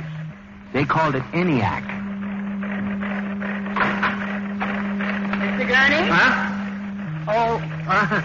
Yes, Bella? The chief wants to see you in his office. Me? Unless you're no longer Samson Gurney, he wants to see you. Oh, well, of course. What do you suppose? I do not read minds, tea leaves, or crystal balls. Of course. I'm sorry. I shouldn't have asked. Don't apologize. I'm sorry. And don't wait for me. Mr. Hawk is in a hurry. Yes, I'll go in right away, of course. Her name was Bella Roscobb. She was Mr. Hawk's secretary. I had always thought her a very attractive woman, but for some reason she didn't seem to like me. Of course, on a clerk's salary, I couldn't exactly afford to take ladies to the best places. But I've often thought that if there weren't such a disparity in our ages, I might have... But then... Come in. You wanted to see me, Mr. Hawk? Gurney, I thought those electronic computations were infallible. They are, sir. We got a kickback from the chief physicist. These nuclear equations are inaccurate. No, they aren't, sir. I'm telling you what the memo says. Well, sir, occasionally, if there's an overload, the machine goes haywire. Sort of has a nervous breakdown, you might say. We usually rest it up for 24 hours, and it's okay again. Well, do whatever has to be done. Yes, sir. Oh, and Gurney. Yes, sir. You've been with the Bureau for over 15 years now. It would be a shame to have to remove you because you aren't keeping your mind on your work. Oh, Mr. Hawk, I hardly think anyone... Excuse me. Hawk speaking. What? Safe? What? All of them? Well, have you tried to talk to them? Yes, of course. I'll send one of the safety engineers over. This place is falling apart piece by piece. Miss Roscoe? Yes, sir. The men on the construction gang at the new building have walked out on us. What? Someone slipped this morning and fell into a turbine. No. Get the chief safety engineer. Have him over there right away. Yes, sir. Oh, and contact the personnel office. Have them ask the union to order the men back to work. Get back to me. Yes, sir. Mr. I'm Hawk... sorry, Gurney. I have no time to discuss anything further. Get on the job and stay awake, or we'll have to make some changes. But, Mr. That's Hawk, all, I assure Gurney. That's all. Now, you probably gathered by this time that I wasn't a very important man at Brook Meadow. I hated Mr. Hawk with a passion because of his superior attitude, and because I knew that Miss Roscoe admired him as a man of strength and decision. I was secretly happy he was having trouble with his construction crews. That evening, I wandered over to the site of the new atomic pile to see where the man had fallen into the turbine. They had the construction area fenced off with barbed wire, and a security guard stopped it. Hold it, buddy. You can't go in there. That's a restricted area. I'm Samson Gurney from the statistical section. Here's my identification. I'm sorry, Mr. Gurney. Nobody's allowed in the area. I see. We had a lot of the employees come over tonight to take a look, but nobody gets in. What is it? Tell me, was he, killed instantly? Like that. Mm-hmm. Yeah. This guy was checking a magnetic field inside the turbine, see? Right down inside it. It's all over. But if it wasn't hooked up... Look, Mr. Gurney, they got smarter guys than me trying to figure these things out. Yesterday it was a concrete mold. Wham! 2 guys get sucked right into the mixer. My. 3 days ago, a bulldozer starts up by itself and runs wild. 1 killed. 2 almost. Go figure it out. You know what I think? Sabotage. We got more guards and FBI men in here than we got workers. Flea couldn't get through without proving he didn't come off a Russian wolfhound. Now, I'm a statistician. All my life, I've been interested in statistics. So, a simple-sounding thing like this started me off.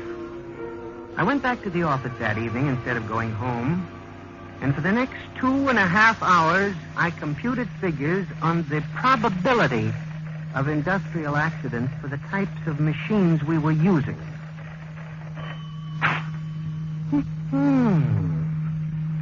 I took one look at my figures and went down to Hawk's office. Just as I figured, he was staying late working on a settlement with the construction workers. Yes? Oh, good evening. I saw the light. Oh, Mr. Gurney, what are you doing here? Is Mr. Hawk working late? Yes, I am, too. I wonder if I could see him a moment. We're busy right now. Could you make it tomorrow? It's very urgent. I'll wait, if you don't mind. Suit yourself. Miss Roscoe, I wonder if perhaps you would consider having dinner with me this evening after you're through. I have a date, Mr. Gurney. I was thinking we might go to Raymond's. They have very good spaghetti. Mr. Hawk has already asked me to have dinner with him at the Golden Shish Kebab. Well, of course, that's out of my class. Yes. Yeah. Mr. Hawk, Mr. Gurney would like to see you a moment. He says it's very urgent. Urgent? All right, I'll give him a visit. Okay. Thank you, Miss Roscoe. Mr. Hawk, in the past 3 months, industrial accidents all over the country have taken a sharp, unexplained upswing. Why don't you stop playing FBI man and stick to your job, which, incidentally, you haven't been doing too well. You and our computing machines have made mistakes before. Now, this is probably another. I'll have Miss Ross come, sir. What's the matter with this blasted buzzer? Miss Roscoe! Miss Roscoe! Yes, sir. Stop this blasted buzzer. Get a repairman, a mechanic, anything, but stop the thing. And you, Gurney, get out! I went back to my office to get my hat and coat. feeling about as unhappy and humiliated as a man can feel. He had thrown me out in front of her. The office was dark and deserted. The whole building seemed oppressive and unnatural.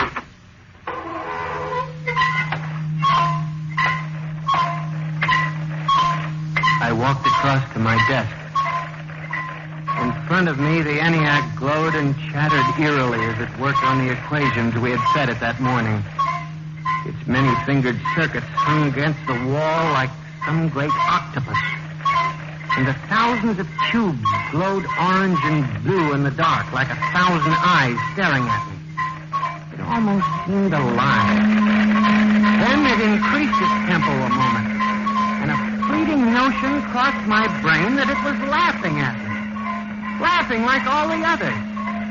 What was the matter with me? What?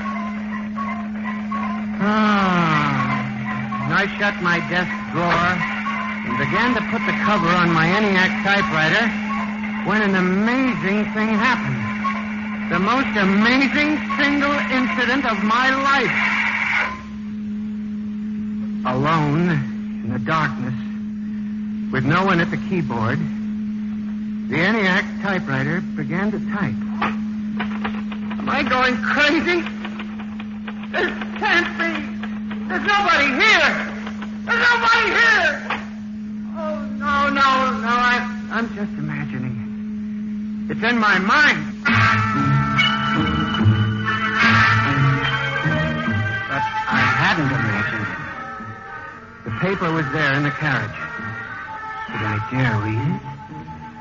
Or would the whole thing suddenly vanish and send me shrieking to the nearest psychiatrist?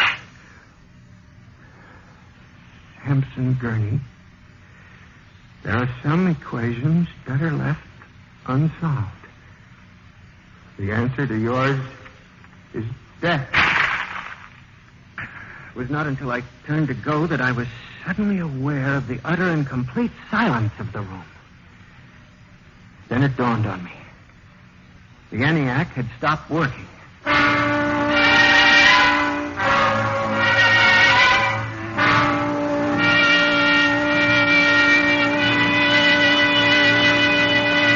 Gurney, do you expect me to believe this? It's insane. Mr. Hawk, I'm a saint. Take it easy, Gurney. Now, this is just some practical joke. Someone in the office is playing. There was no one in the office. Of course not. They wired up the machine and left. I checked the machine myself, Mr. Hawk. All right, Gurney. You leave this note with me, and I'll turn it over to the security force for further investigation. But... No buts, Gurney. The security men will handle it. Yes, sir. Now, maybe you've been working too hard lately. You've got to relax more. Now, here, let me light that cigarette for you. I watched him trying to make the lighter work. I don't understand this. I just put fluid in it. There's a brand new flame. It seemed ridiculous. A little piece of mechanism like a cigarette lighter frustrating the big important executive. Oh, blast this lighter. Here's a match. It was such a small thing. And yet as I watched him, a thought began to take shape in my mind. Nebulous at first, incredible perhaps. But it grew. You just relax for a few days. Everything will turn out all right. Now, the main thing is not to let little things upset you.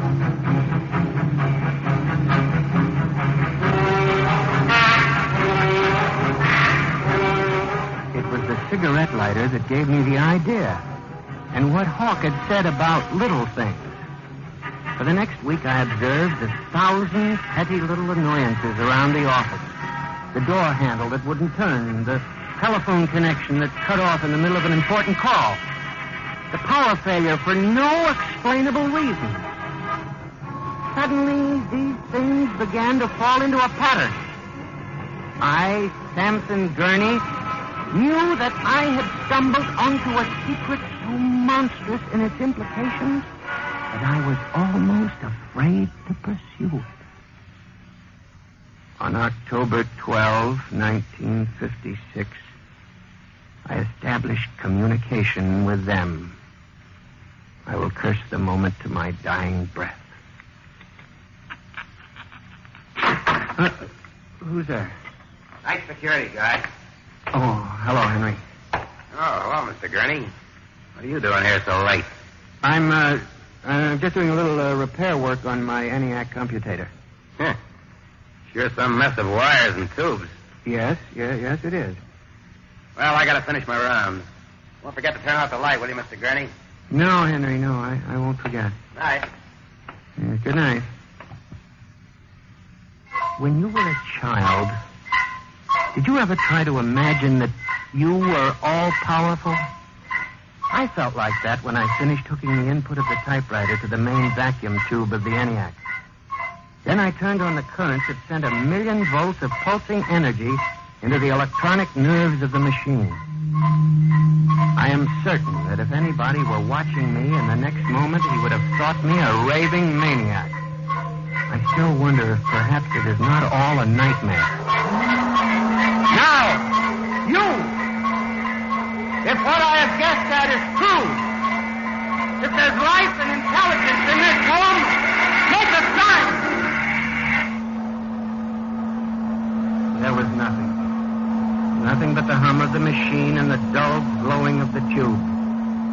Then, suddenly, without provocation or explanation, it happened.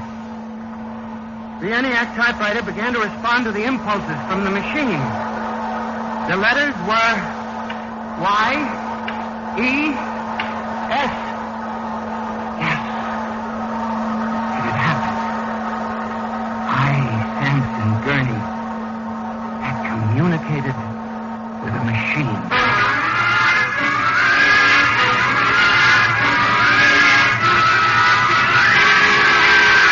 I was about to try to communicate again when suddenly, on ball-bearing casters, a heavy metal filing cabinet began to roll away from the wall toward me.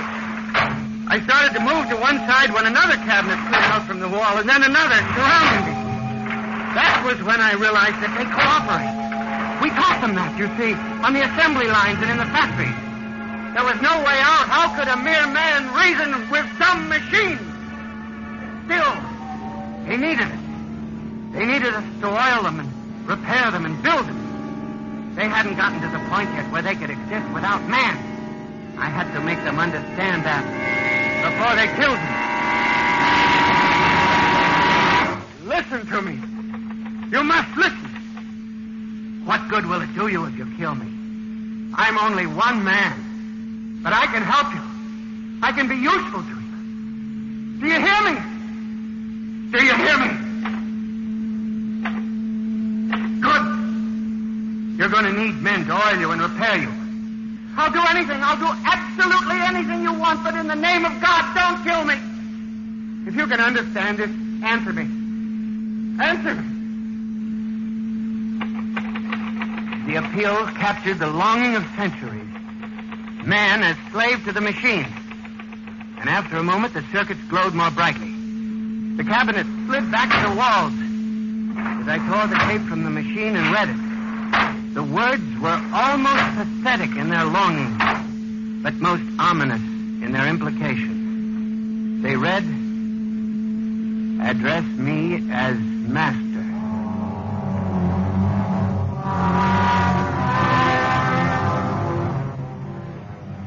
My life for the next 6 months was a nightmare. The ENIAC gave me messages which I had to transmit into my telephone. I was frantic. I began to lose weight. I couldn't sleep. My nights were torture, a constant fear. It was in December, just after Christmas. I was sitting in my room, listening to a broadcast. Ladies and gentlemen, a special bulletin. Already 24 hours before the peak of the New Year's traffic, over 1,000 deaths have been reported. This is an unprecedented figure. Again, if you... That very afternoon, I had transmitted a message to the telephones for relay to all machines of transportation. The message was one word. Kill.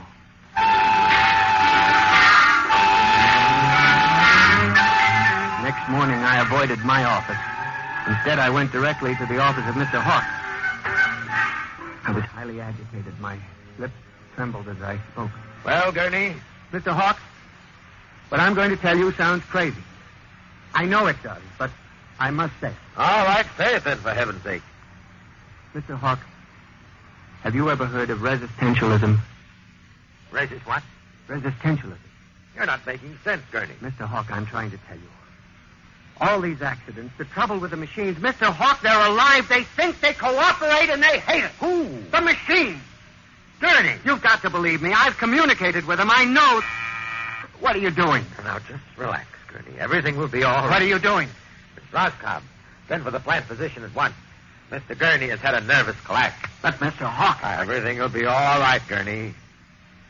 We'll give you a nice, long rest. You fool. You blind, stupid fool! Can't you see what you're doing? Fool, fool, fool!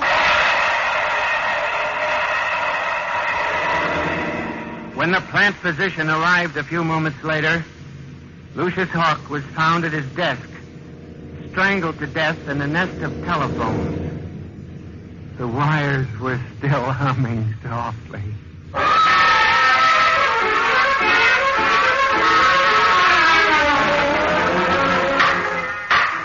Samson Gurney, you stand accused of the crime of murder. How do you plead? I did not kill him. I did. So record. Prosecution will proceed with testimony. Now, Miss Roscoe, did the accused quarrel with your employer on the morning of the murder? Oh, yes. He and Mr. Hawk quarreled violently. I could hear Mr. Gurney screaming at him. And Mr. Hawk asked me to send for the plant physician. What were his words? He said, Mr. Gurney has had a nervous collapse. Now, Mr. Simpson, you are a guard at the Brook Meadow Project? Yes, sir. When did you have occasion to meet the accused? Right after those accidents. He was snooping around the construction area.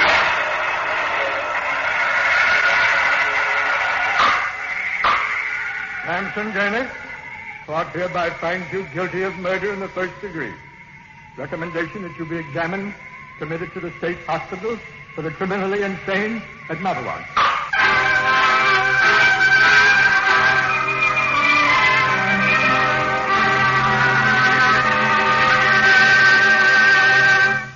And that's how I came to be here at the hospital, Dr. Klein. That's the whole story. Thank you, Mr. Gurney.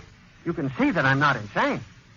You must believe me, Doctor. Of course I believe you, Mr. Gurney. Now tell me about this revolt. It will begin in Washington, then spread to New York. Yes? The Madison Avenue buses lead the charge. Picture it, Dr. Klein, 3,000 buses roaring rampant through the streets, people running like rats in a maze looking for manholes in the pavement. And you really believe this will happen, Mr. Gurney? I know it, Doctor. The worst part of it is there's no way to stop them now. It's too late. Now, you mustn't excite yourself, But Mr. Doctor, Gurney. don't you see?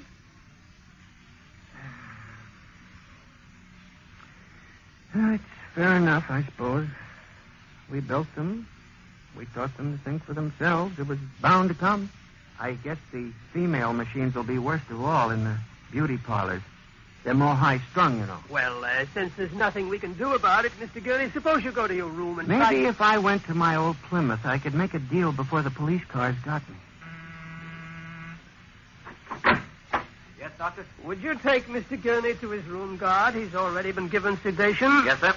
Those concrete mixers may have made a mistake, you know. Just high spirits and all that, but if they got so they liked the flavor... We'll see you later, Mr. Gurney. Now, try not to worry too much. All right, guard. This way, sir. Oh, machines revolting. Telephones strangling people. Oh, blasted cigarette lighter. Why won't it work? I just filled it. Flint is good. Oh, well, you can never trust this newfangled machinery.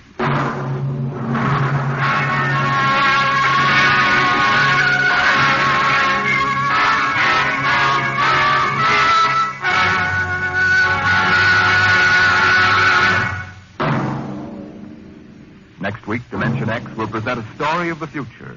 A story of an insignificant pebble in the sky called Earth, and of a man from a distant star who grew to love this unimportant planet.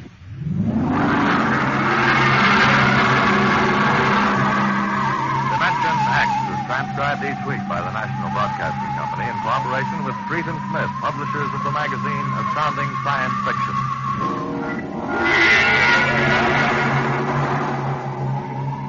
Nightmare was written by George Leffert and based on a poem, The Revolt of the Machines by Stephen Vincent Benet. Featured players in the cast were John Gibson as Mr. Gurney and Rita Lynn as Bella Roscoe. Norman Rose is your host. Music by Albert Behrman. Engineer Bill Chambers.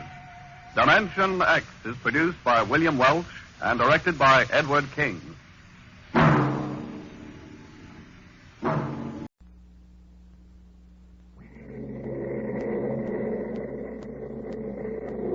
Adventures in time and space. Transcribed in future.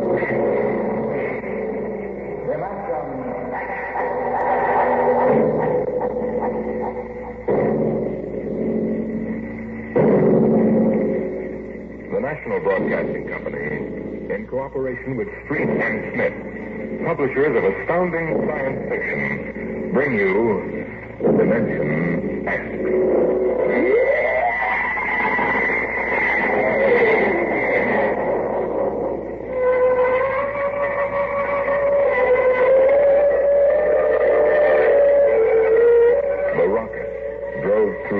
Like a silver fish in an endless tank, the stars in black velocity swirling by. Inside her case, tiny, finite specks of humanity controlled the tremendous power that impelled her so relentlessly toward the other galaxies. Who were these men?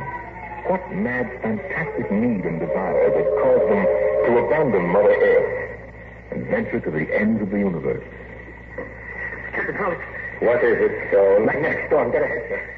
Any aperture? About 100-mile gap between elements, sir, but shifting rapidly. Switch on the radar screen. Let's have a look. Yes, sir. There are asteroids in it, Captain. I see that. Thank you, Stone. Sir? What? Can you change from course? What for? For storm, sir. If I decide to change course, I'll issue the order. At the rate we're approaching, it'll be too late to issue an order. Mr. Stone, do I need to remind you who's master of this ship? Look, sir, there are 25 other lines to be considered besides your own. Those asteroid shipments are our class. That's enough, Stone. Now enough, Captain. Return to your post. Captain, for God's sake, don't be pig-headed about this. There's a magnetic storm getting ahead. Are you going to risk the lives of others so you can hang your hat on some lousy interplanetary record? We know this means a lot to you. Sure, you can be fleet admiral if you beat those Asiatic ships for Venus. That's fine, but we value our lives. I happen to value my life just as much as any man aboard this craft, Mr. Stone. But I wasn't brought up to be a lily-livered dare-nothing. Now get back to your post, or I'll have you court-martialed. Well, Mr. Stone? Okay. Okay, what, Mr. Stone? Okay, sir. Impudent young pig. Maybe he's right with us. Well, you stick to being ship's doctor. You ain't good at that. I'll navigate this fish. You're the captain. Only I'd hate to pile up on some little asteroid, especially when a simple thing like changing course. Simple thing? Do you know what a change in course would mean? The slightest deflection would throw us 1,000,000 miles off at this speed. It took days to get back on the vector. By that time, one of the Asiatic ships would have landed on Venus and claimed the whole blasted planet. We're in a race, Charles. Well, suppose they did claim Venus. There's nothing but rocks and jungle anyway. Isn't that the idea of someone beating it? You know, Lewis, I always get a little bit jittery when men are willing to die for symbols. Oh, cynic. Get Mollis. Get Mollis. Mollis. What is it, Lester? The radar tracking shows us hurry up. What? Take your screen, sir. Good Lord, the whole blasted storm has shut it down. Engine room. Listen, sir. Fire up your starboard cyclotron. Aye, sir. You can't make it in time, Lewis. Listen to that radar bound. Shut up. Now hear this. Now hear this. Condition red. Fasten your spacesuit. Starboard cyclotron at capacity. Open the fission chamber. Emergency glass. Aye, sir.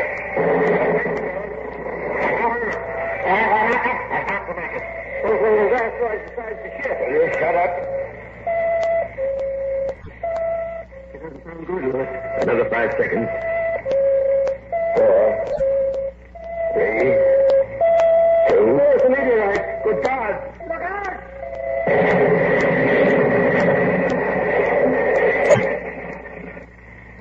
Hello? Hello, anyone?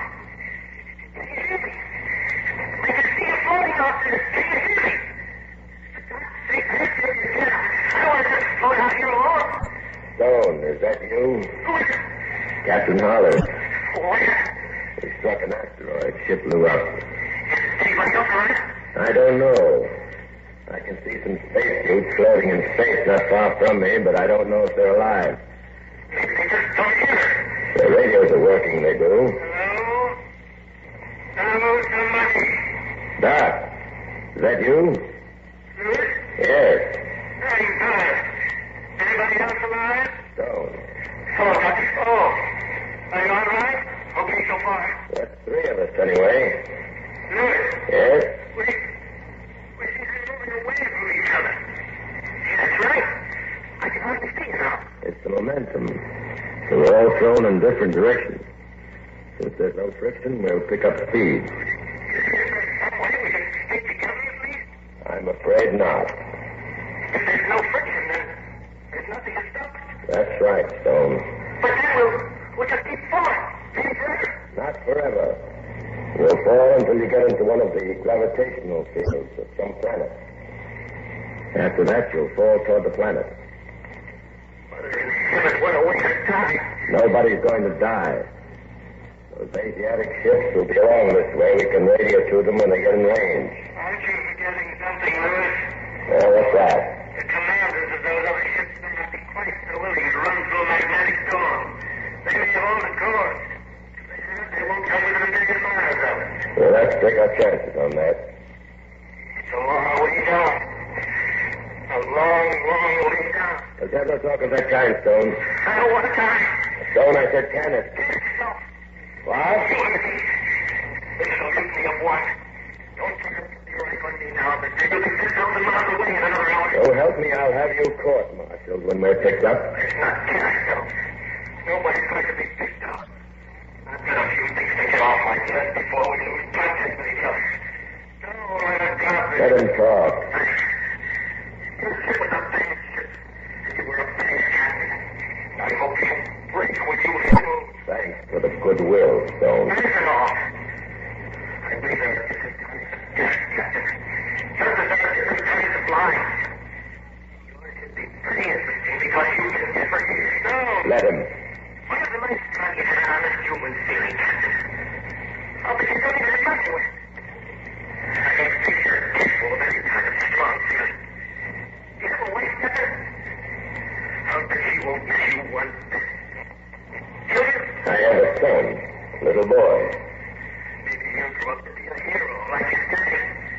A hero with a piece of stone rather than his heart. Are you quite finished? Also, I'm not. I headed to the sail. Somehow I don't like the idea of falling into the trap. I need to take a quicker way out. No, don't be a fool. Stone, don't do it. We're going to be rescued. Stone. Here you are, and some of it. He was headed for the sun. I can barely see him now. Look, like my choice for me. How about you, Louis? I'm headed for Earth. Funny, isn't it? That I should be going back to Mother Earth this way. I'm nothing but a human meteor, Charles. When I hit the Earth's atmosphere, I'll burn like a match.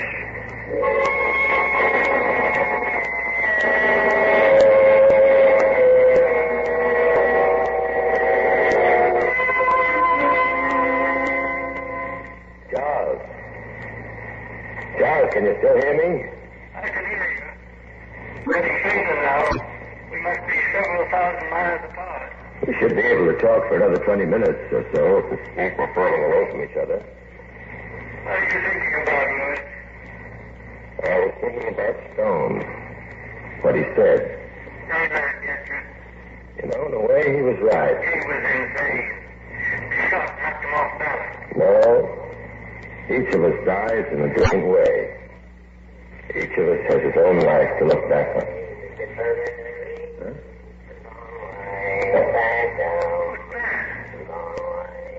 I don't know. It sounds like... Lester.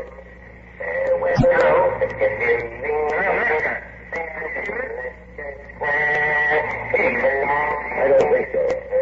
It's possible that the sending unit of the radio is working, but the receiving unit is damaged.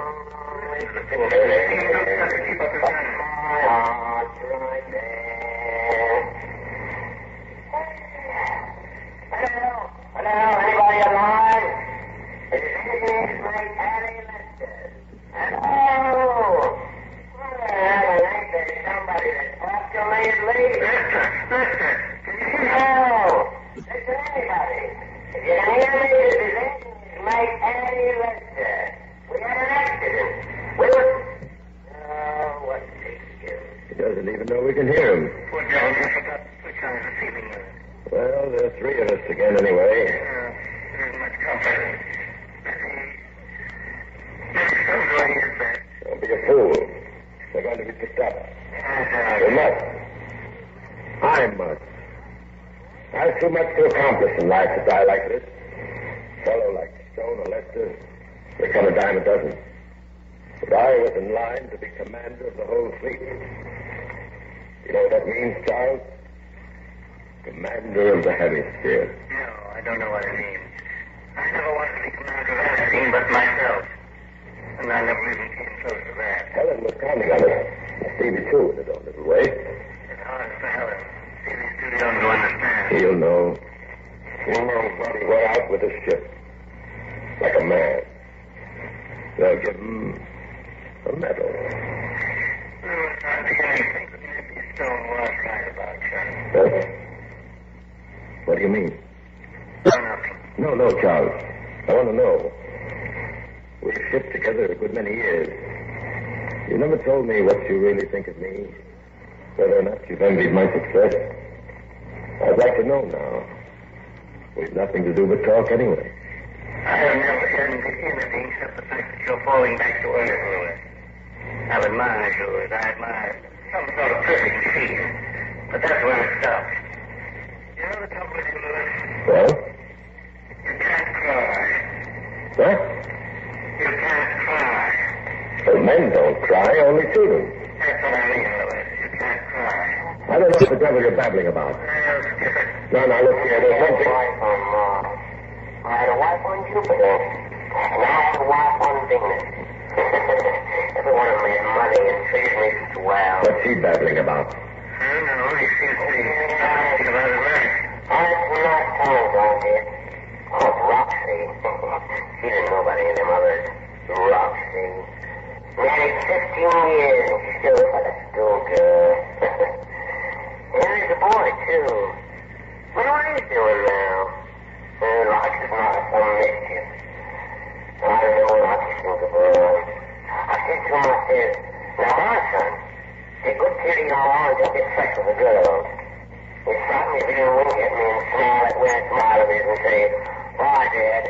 Take care of you, come back well. Mom, we miss you terrible much. Oh, well, Eddie, mister, you don't complain. You had the best of it and some to spare. Simple soul. Too simple. Why? Because he had all that to hang on to. Women always blessed me and ran them. Always wanting them and jealous of men like Lester for having them. And jealous of him for being able to spend money without fear. For as much happiness as he could have in his own wild way. How did you ever want that? Don't be a fool. The thing I can Lester is that he lives in the present. He gets into the experience of the moment. You and I, Louis, we live in the past and in the future, but never in the present. Could we change the subject? I thought you wanted to talk. Okay, let's talk about something else. Charles? Charles? Charles, are you there? Charles, answer me. I just switched my antenna down. I'm sorry. Well, don't do that. Afraid to be alone? I've never been afraid of anything in my life, and you know it. I wonder.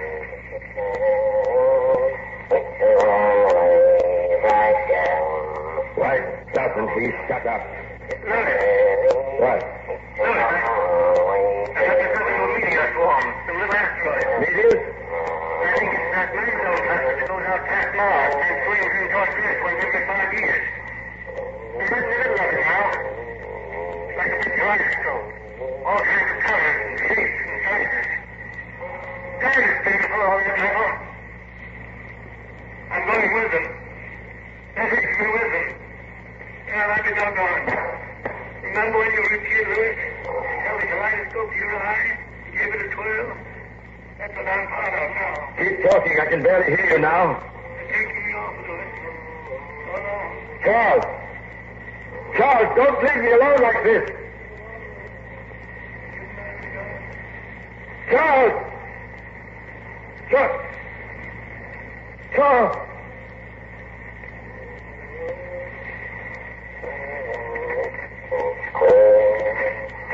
Lester? Lester! Lester, can you hear me?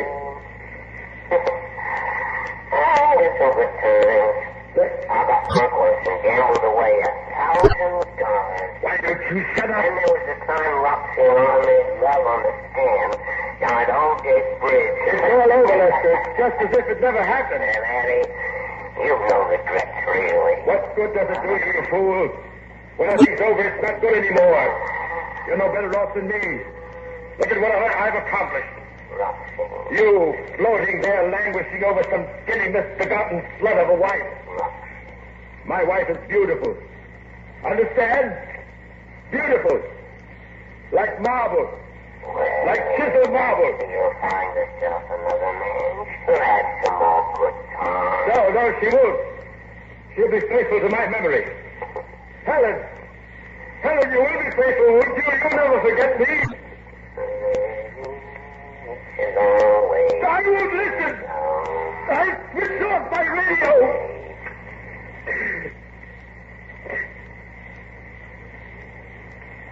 There, that's better. You're alone now, Captain Hollis. Alone with yourself. And your thoughts. And your memories. Going back to Earth like a human rocket. And remembering.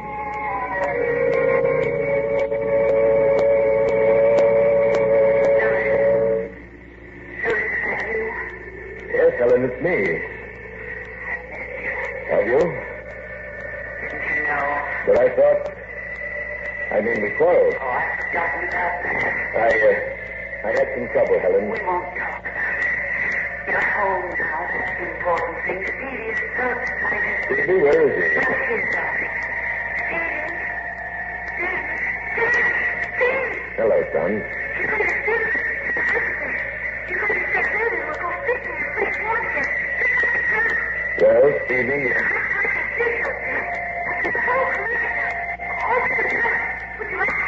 Yes, I would, son. I won't go away.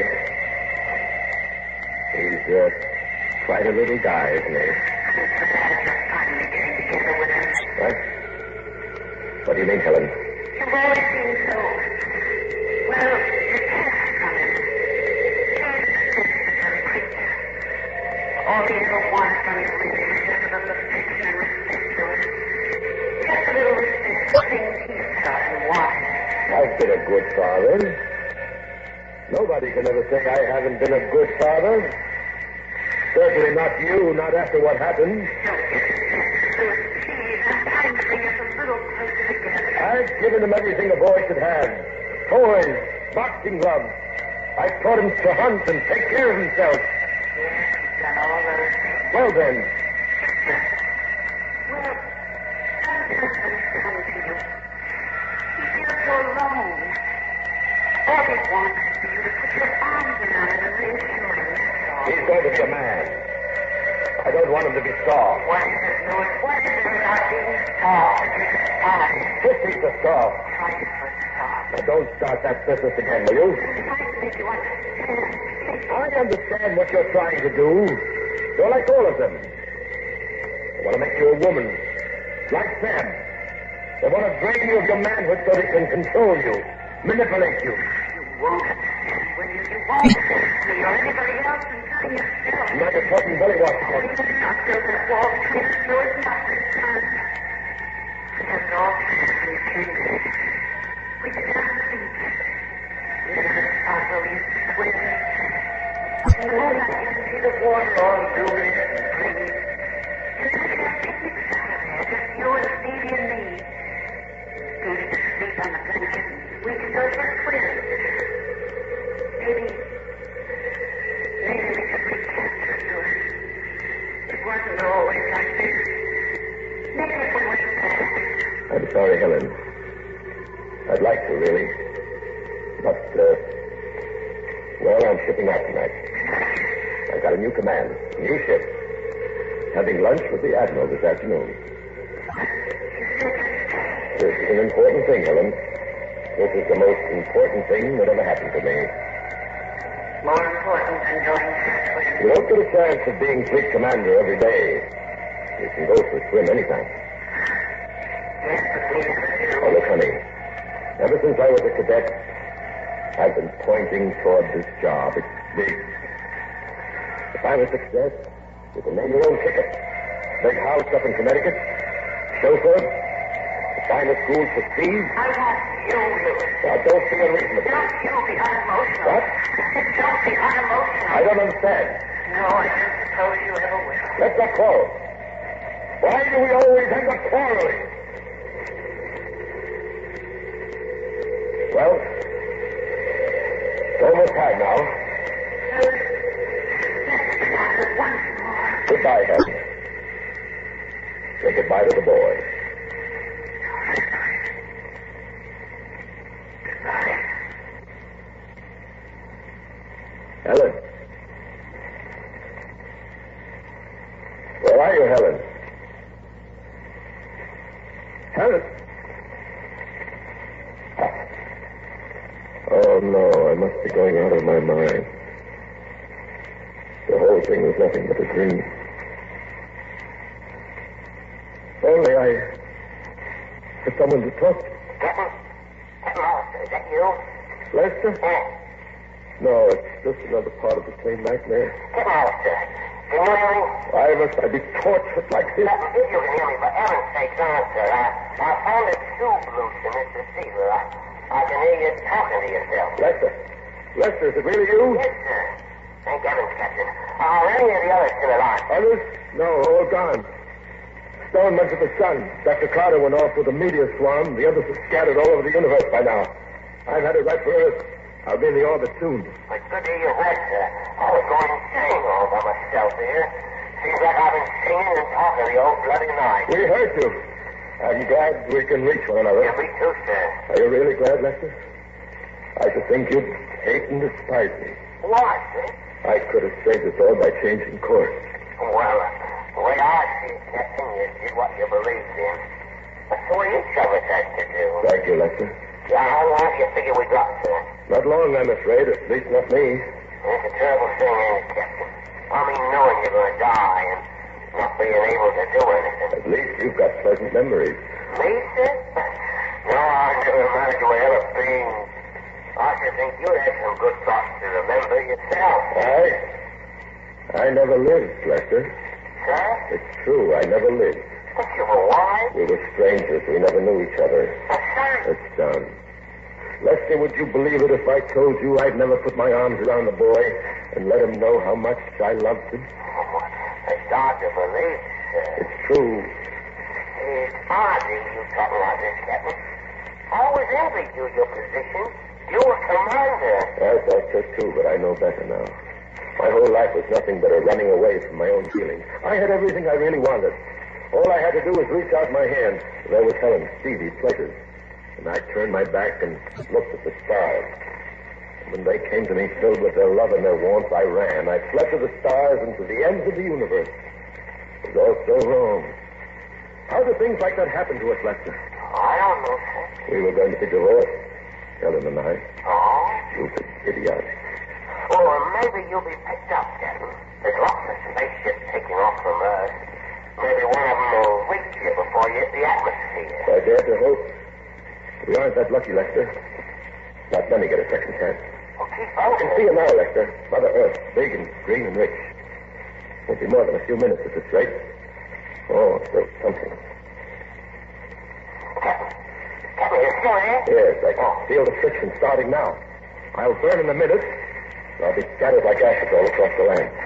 Funny, that's a useful act, isn't it, to help other things grow? Oh, now don't talk like that, Captain. I'm sorry, Lester. You're a good man. I hope they rescue you. Well, I believe you're a good man, Captain. Maybe, Lester, maybe I am after all. Oh, you just got a big twist in somewhere, that's all. It wasn't your No, it wasn't my blame. Funny. Huh? I feel a sense of calm now. Almost relief. Did you ever get out of a cold shower and feel like a new man? Clean and ready for breakfast and a new day? I have a feeling like that. It's a beautiful old earth, Lester. Good to go home. I wonder if anyone will see me.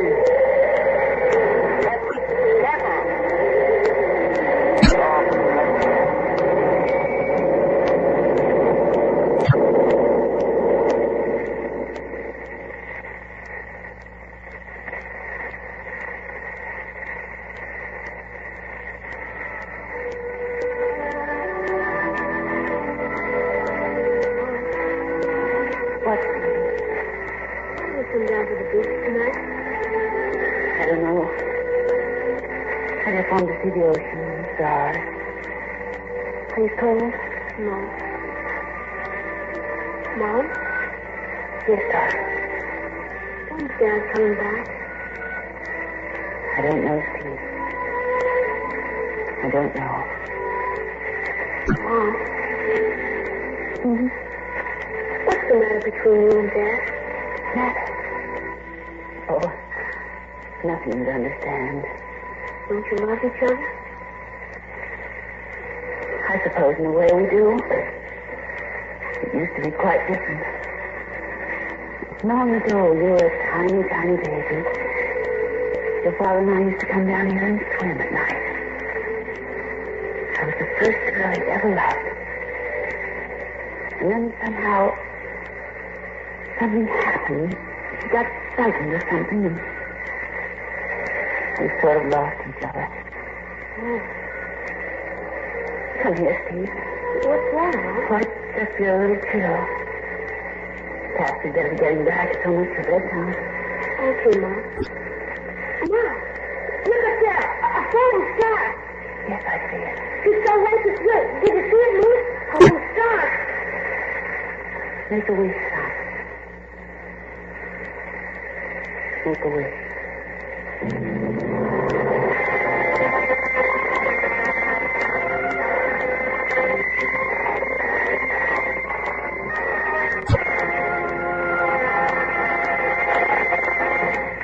You've just heard another adventure into the unknown world of the future.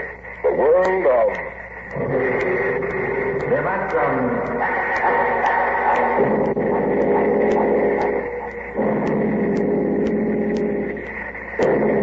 Someday, in the not-too-distant future, rockets will be leaving almost daily for the moon. Space travel will be a commonplace thing for the physically fit. But what of the others? The ones who've worked and dreamed to make these trips possible. Are they to be denied this greatest of all journeys because they're too old or too weak? Be with us next week as we bring you Robert Heinlein's great story, Requiem.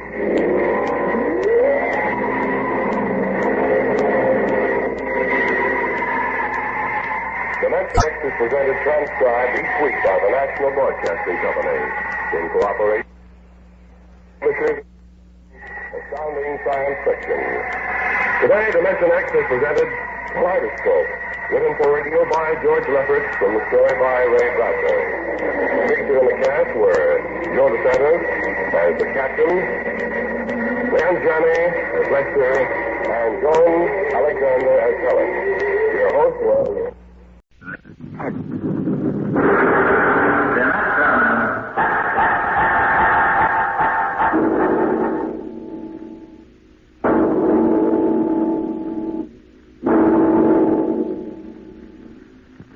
Tonight, transcribed from Ray Bradbury's collection, A Martian Chronicles, we present And the Moon Be Still as Bright.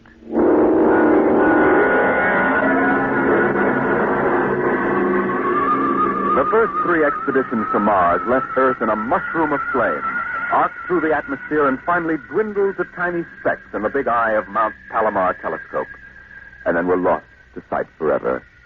The prearranged landing signals flashed back to Earth, and then the radios went dead. One after the other, ships had disappeared and were never heard from again. But still the rockets came. The 4th expedition emerged from the silent gulfs of space and angled down toward the floating red disk of Mars, down into an orbit, as the order came to land. Stand by for deceleration. Deceleration, aye, sir. Skids down. Skids down, sir. Engine room. Engine room, aye. Landing procedure. Fire 1, 3, and 5. Aye, sir.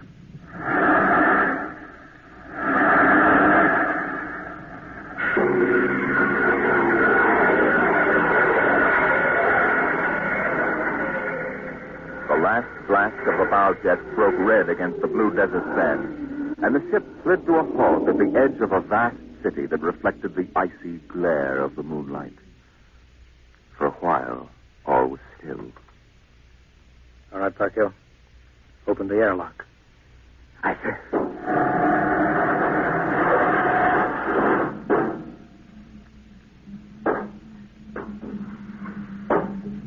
Fresh air. How about a fire, Captain Wilder? It's freezing. Later. We got work to do. Smell that air. You could get drunk on it. Say, there's an idea. Why don't we break out a bottle and celebrate? Biggs, there'll be no drinking done till we're secured. But we're landed, Captain. 3 other expeditions landed and disappeared within 24 hours. We're not relaxing security till we find out what happened to them. Maybe Martians? Exactly, Parkhill. Spender, you're an archaeologist. How old would you say those buildings are?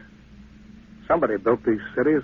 Oh, I can't tell till I study them more closely. It's the kind of engineering we couldn't duplicate on Earth. Those thin, reed-like towers and the stone filigree wouldn't stand up under Earth pressure. Beautiful, aren't they? I'm not interested in the architecture now. I want to make sure there's nothing there that might be dangerous. Mr. Hathaway. Yes, sir. I want you to take a reconnaissance party into the city and find out what's there. The cities all look dead from the air, sir. They look dead, but I want to make sure. Mr. Spender, you better go with Hathaway. Yes, sir. Don't waste any time gathering relics either. You can make an archaeological study later. Right now, I want a security report. Biggs? Yes, sir. We'll set up camp right here. No man is to go more than 50 feet from the rocket. And there'll be no celebration till Hathaway and his party report back. No, sir. It's just that we've been cooped up in there. That's all, Biggs. We've landed safely. We're not safe yet. Not until we know what we're up against here. We'll maintain full security until Hathaway gets back.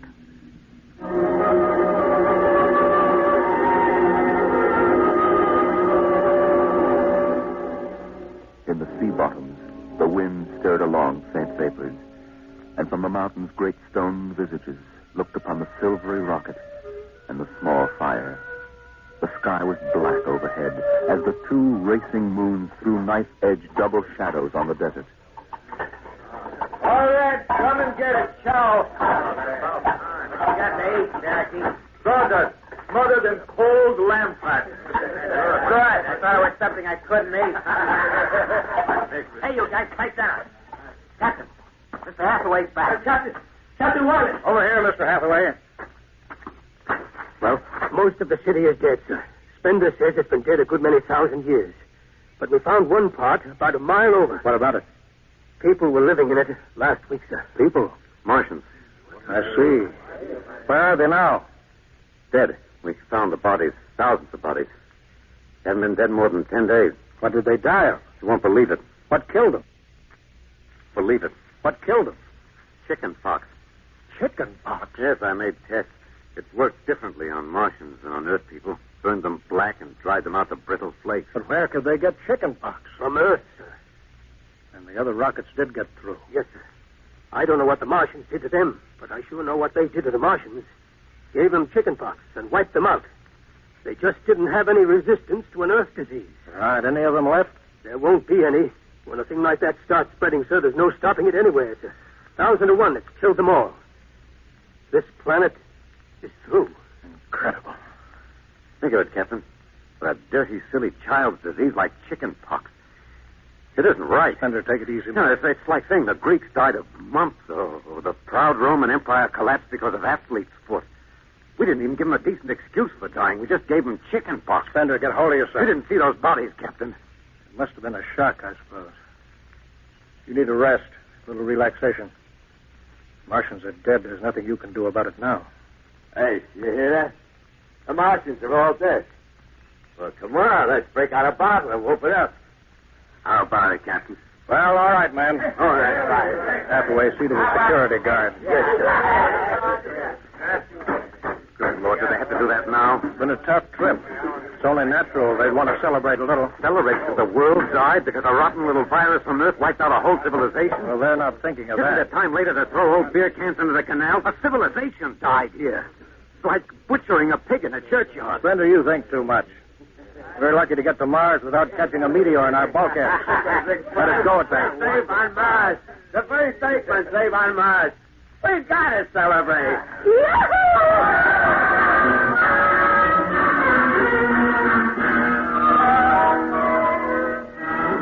Many bottles were opened and drunk. The voices got louder. The earth laughs and shouts echoing across the empty Martian sand. There was that time in New York when I ran into that blonde. Boy, what a blonde. Listen, the first thing she said.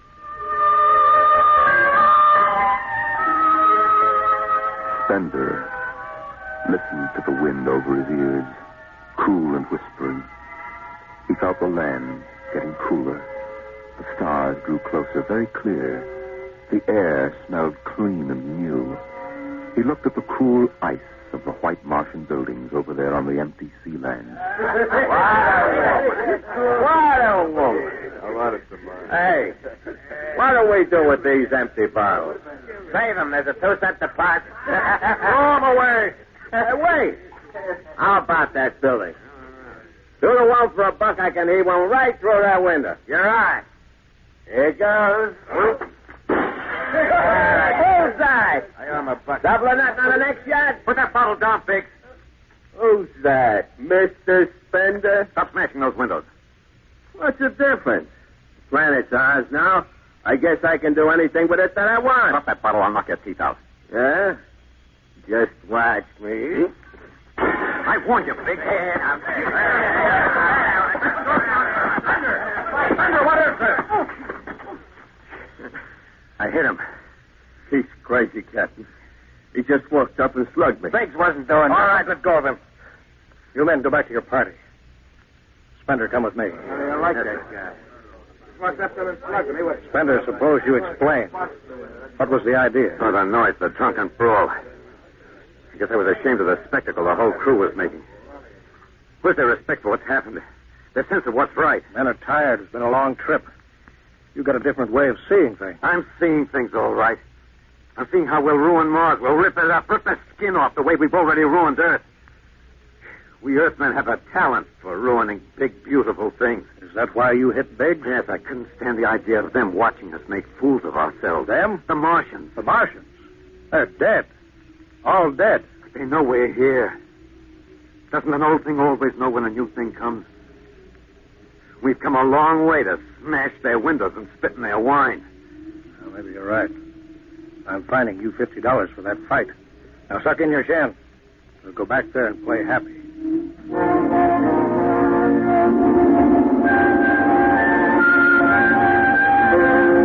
Now the whole party moved out into the moonlight across the desert.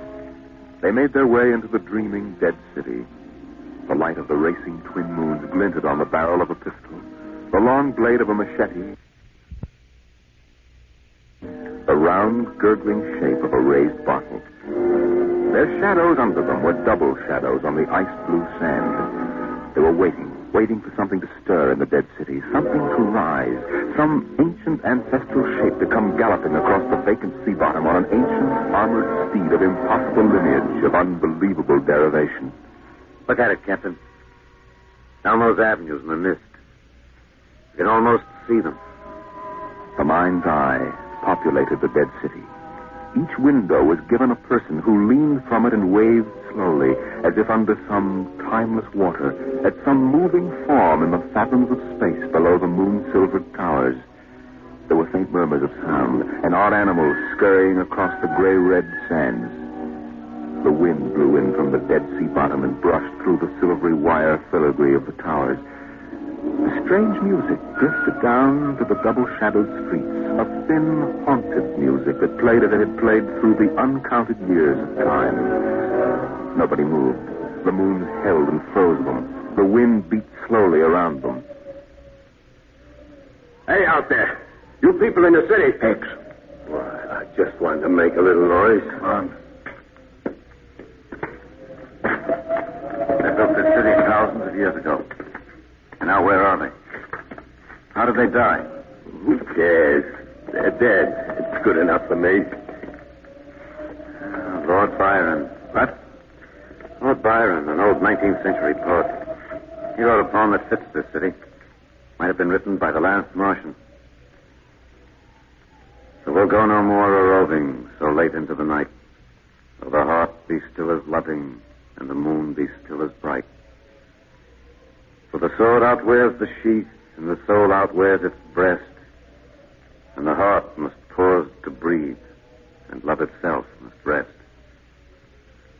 So the night was made for loving and the day returns too soon. Yet we'll go no more a-roving by the light of the moon.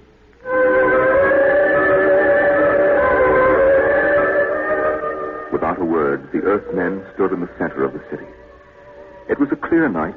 There was not a sound except the music of the wind. At their feet lay a tile court worked into the shapes of ancient animals and images. They stood there, silvered by the double moons beneath the crystal towers of Mars. Then Biggs was sick, and the sour stench of liquor filled the cool air. The men of Earth had come to Mars.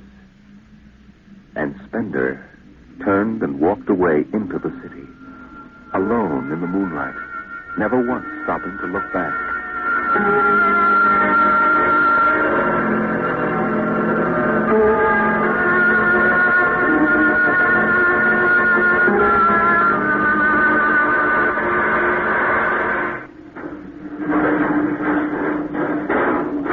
That you, Hathaway? Yes, sir. My trick on bridge watch, sir. What time is it? 0400. Any orders, sir? No, I'll stay on watch. You turn in. Aren't you sleeping, sir? I'll wait for Spender. He didn't come in? No. He's crazy. Walking away into the shadows, he didn't even look back. Spender's a strange man. He's crazy, sir. How's the rest of the crew? Sleeping it off. Biggs had DTs, but he's calmed down now. You can go back below, Hathaway. I'll take your watch. Captain Wilder, do you think Spender will be coming in before morning? I don't know. You know, sir, I don't think he's ever coming back. That's the way I feel about him, sir. He'll never come back.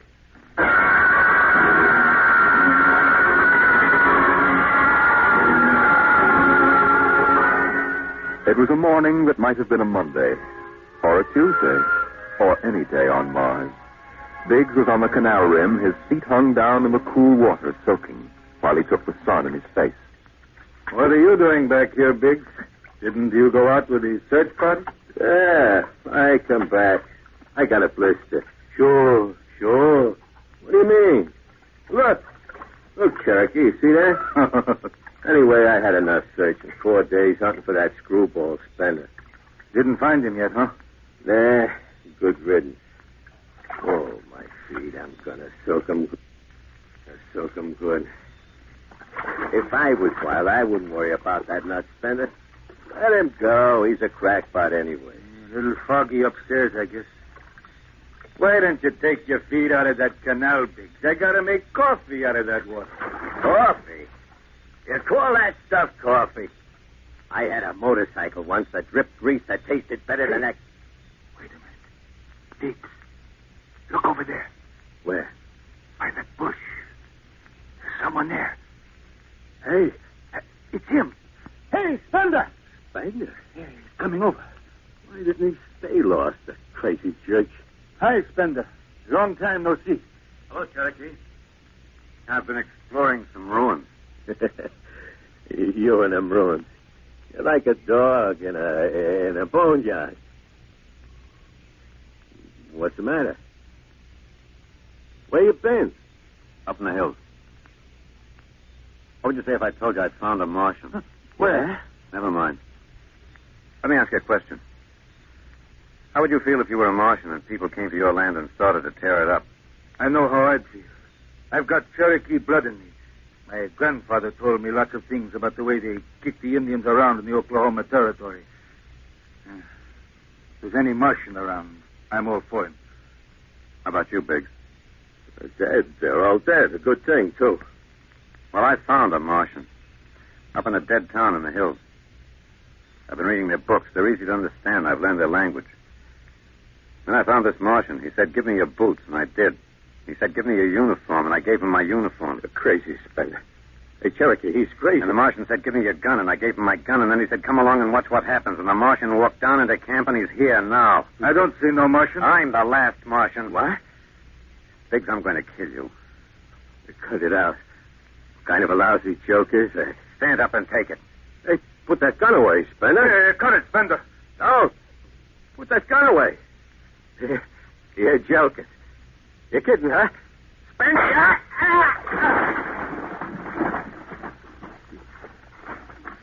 He's dead. You killed him. You can come with me, Cherokee. You know how the Martians would feel. You can be in this with me. You killed him. You just killed him. He deserved it. You're crazy.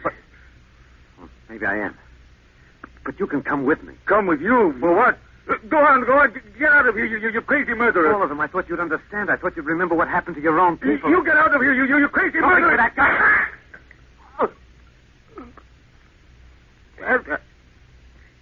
Spender.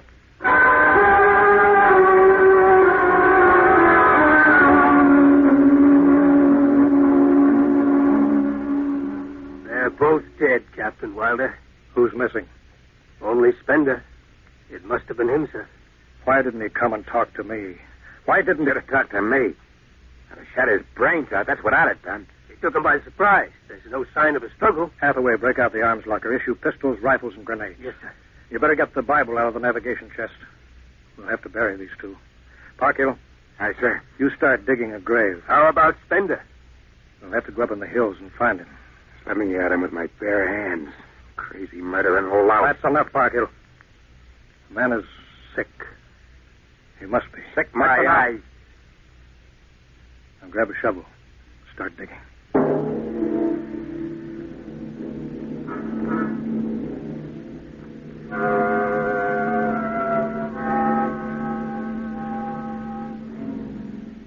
Spender saw the thin dust rising in the valley, and he knew the pursuit was beginning. The sun burned farther up the sky, and the blue sand drifted lazily across the sea bottom below. He sat beside a quiet pool 10,000 years old and held a silver book. Through the house played the strange wind music of ancient Mars, and he heard voices whisper in his mind. I hear you. I've always heard you, even down there on Earth. I won't be used. Live, what for? To see them tear down your temples and put up hot dog stands? They've seen me. They know I'm up here. There's Wilder now. Got him right in my sight. Funny he hasn't ordered me to use grenades. He could lob one right up here and blow me to bits. And maybe the captain thinks I'm too nice to be blown to bits. He wants my death to be clean. Yeah, just one bullet. Bullet hole in me, nothing messy. And why? Because he understands me. The only one in the crew who ever did. Well, at least I can do the same for him. Just one bullet in his heart, a nice clean death. All I have to do is pull the trigger and then...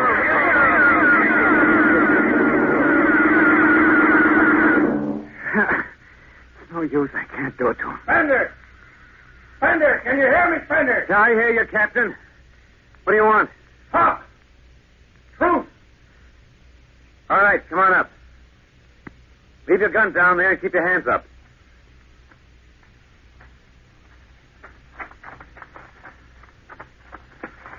Spender, are you there? Over here. Quite a climb. Mind if I sit down? Cigarette? Thanks. Light? Yeah, got my own. It's warm. It is. You comfortable up here in the hills? Quite. How long do you think you can hold out? About 12 men's worth.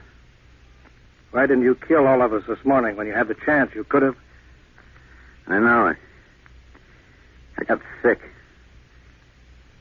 After I started killing people, I realized they were just fools and I shouldn't be killing them. But it was too late, so I came up here where I could get angry again. Why did you do it? Because I've seen that what these Martians had was just as good as anything we'll ever hope to have. They stopped what we should have stopped 100 years ago. They knew how to combine science and art and religion. They knew how to live with dignity and peace. And for that reason, you started shooting people? Well, when I was a kid, my folks took me to visit Mexico City. I'll always remember the way my father acted, loud and big. My mother didn't like the people because they were dark and didn't wash enough. I can see my mother and my father coming to Mars and acting the same way. Anything that's strange is no good to us. We aren't fit to take over this planet. But kill 2 men? What could I do? It's me against the whole Earth. Isn't it enough they've ruined one planet? Now they want to ruin this one. I'll kill you all off, Wilder. That'll delay the next rocket 5 years.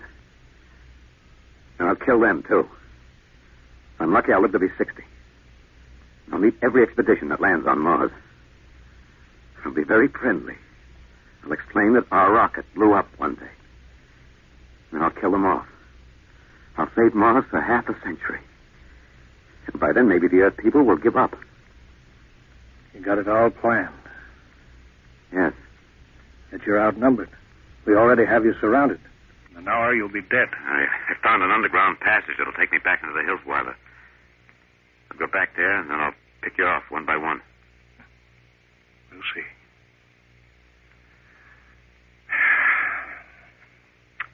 It's a nice town you got here, Spender. Beautiful. I'd like to live here. You can. But join me. You're not like them. I'll show you what a good life these people had. I'll play you an old reel of Martian music that must be at least 50,000 years old, the kind of music you've never heard in your life. It sounds wonderful. But I can't stay with you. Sorry, Spender. I'm sorry this is happening. Guess you'd better go back now so you can start your attack. I guess so. Captain, I won't kill you. When it's all over, you'll still be alive. Then maybe you'll change your mind. No. There's too much Earth blood in me. I may even agree with you about all this. That doesn't change what I've got to do. You won't stay? No. This is your last chance, Spender. You're sick. Come along with me quietly. No. Look, one last thing. If you win, do me a favor. Try to see that they don't tear this planet apart. Right. If it helps, just think of me as a very crazy fellow who went berserk one summer day. It'll be easier on you that way. I'll think it over. So long, Spender. Bye, Captain. Good luck.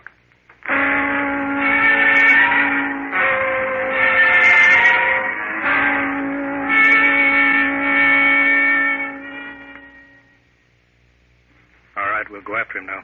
Hathaway, you take the right. I'll lead on the left. You have to kill him. He won't come down. Make it a clean shot if you can. Get it over with. I'll blow his bloody brains out. No, Park Hill. Bloody Through the heart. brains. You heard what I said. Through the heart. Now let's go get him. They spread out again, walking and then running on the hot hillside places, where there would be sudden cool grottos that smelled of moss, and sudden open blasting places that smelled of sun on stone. The men ran and ducked, and ran and squatted in the shadows. Blow his brains out. Just one slug, that's all he needs. Captain Wilder hugged the rock warmed by the sun. He gasped, for the air was thin and not meant for running. Spender lay at the top of the hill, and a gap in the rocks showed the white of his shirt against the shadows. Wilder looked at the towers of the little clean Martian village like sharply carved chess pieces lying in the afternoon. He saw the rocks and the interval between where Spender's chest was revealed. Go on, Spender, get out. Only got a few seconds to escape, get out to the caves, and come back later. Go now, Spender. I've got to end it. I've got to think I'm right and pull the trigger. Go now. Get out. I'll get him. Slug in the head. I'll blow his bloody... No, Parkhill. Put down that gun. I've got to do this myself. Spender. Why didn't you get out?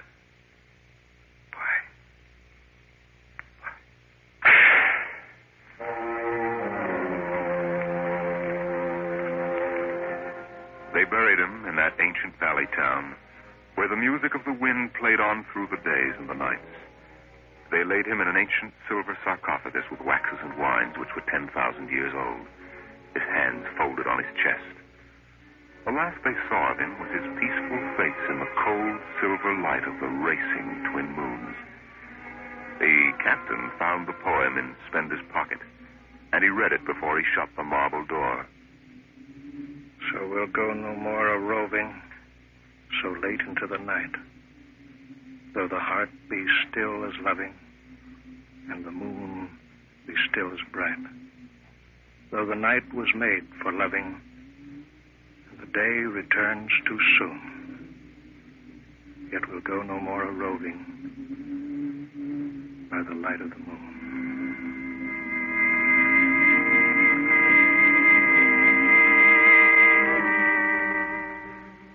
The next afternoon, Parkhill did some target practice in one of the dead cities, shooting out the crystal windows and blowing the tops off the fragile towers.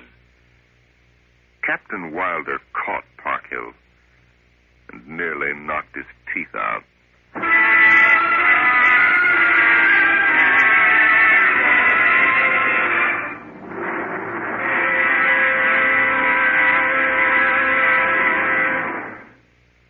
You regular listeners to Dimension X will be interested to know that our show is changing its day and time of broadcast over this station. Starting early in November, we'll be back at the new time. We suggest you watch your local newspaper and be sure to join us in about 4 weeks for a new series of adventures into the unknown world of tomorrow. The world of... Dimension X.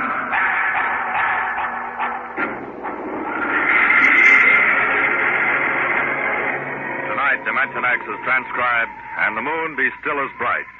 Adapted for radio by Ernest Kenoy from the original story by Ray Bradbury.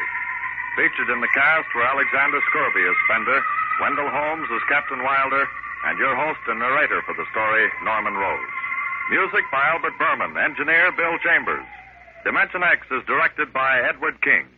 This is Robert Warren speaking.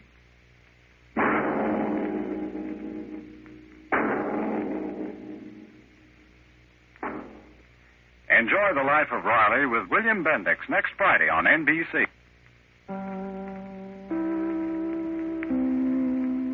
KFI, Los Angeles, Earl C. Anthony, Incorporated. Adventures in time and space, told in future Dimension.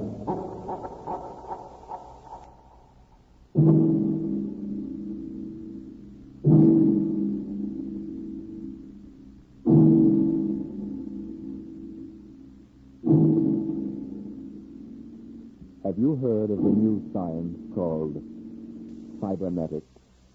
It concerns man's efforts to develop a perfect thinking machine, a robot electronic brain that will not only do man's work, but even do his thinking for him. A robot that is almost human. No, it's not impossible at all.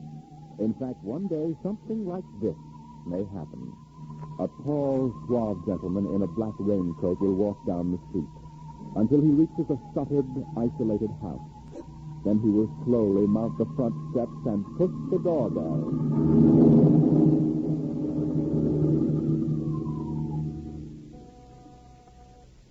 minute. I said just a minute. Hold your horses. What do you think? Good evening, my dear. Looking lovely as ever. I come in, Lola? How did you come here? Curiosity, darling.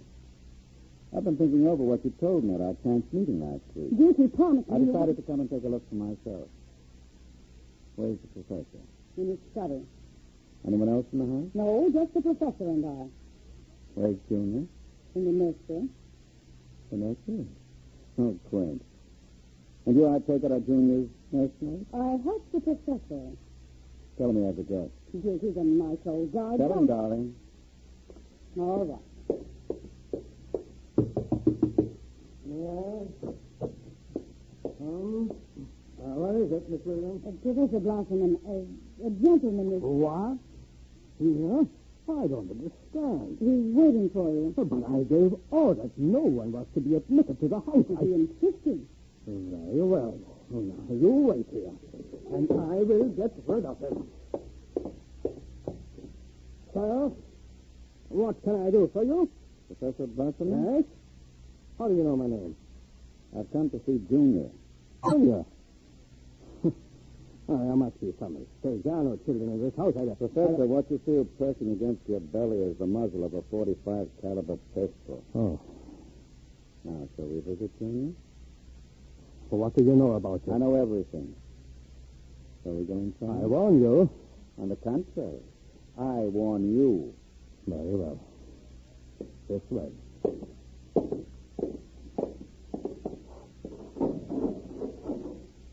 This is the nursery. Where is Junior? In the next room.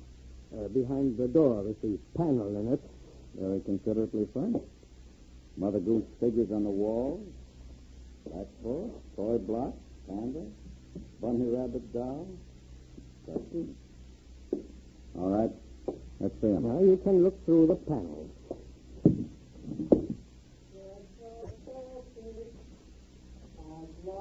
Oh, who'd have believed it? Junior isn't very pretty, is he? Oh, I wasn't concerned with aesthetics. Why do you hide him? Is he dangerous? Oh, you see, the world is not yet ready for such a thing. Besides, I must study him. As you can see by his play, he is very young, hardly out of the cradle. I'm educating him. With nursery rhymes? The brain is undeveloped. It must learn its behavior patterns like any infant. Oh, come now. You call that 8-foot monster an infant? Physically, of course, he will never change. He is built of chrome, steel, and glass. But his brain, that is my wonderful instrument. Unlike a human, he has no heritage. No basic instinct, such as love or hate.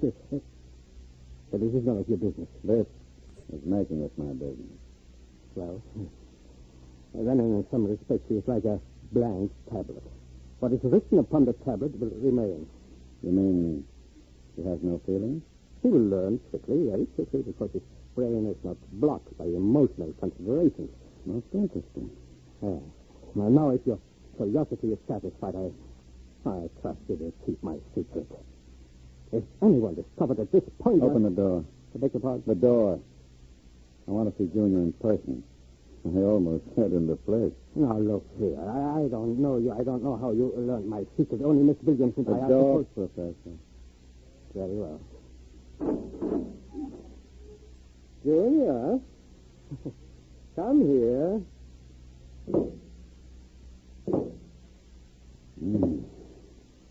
What a monster. Papa? He talks? Of course. Mentally, he is now about 6 years old. Yes.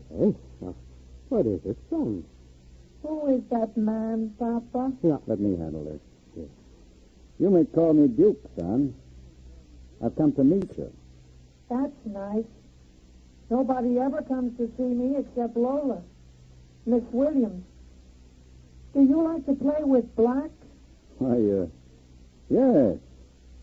Nothing the Duke enjoys more than playing with black. Play with me, Duke? Certainly, Junior. But I don't understand what you're trying to do.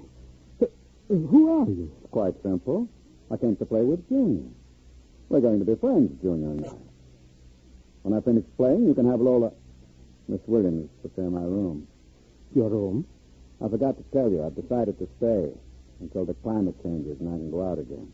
No, this has gone far enough. You break into my home. You force me at gunpoint to open my laboratory, and then you tell me you're moving in. I won't stand for it. I'll call the police. I'm sure the police will be interested in Junior. Newspapers will be delighted to print your obituary, too. What do you want? I told you. I want a comfortable room, no rumpus with police. And an opportunity to play blocks with Junior. Agreed? Oh, you are hiding from the law? As you wish. Now, leave us alone, Professor. Yes, I will. All right, Junior, your move. Let's build a bridge. I have a better idea, Junior. What? Let's build a coffin. A coffin?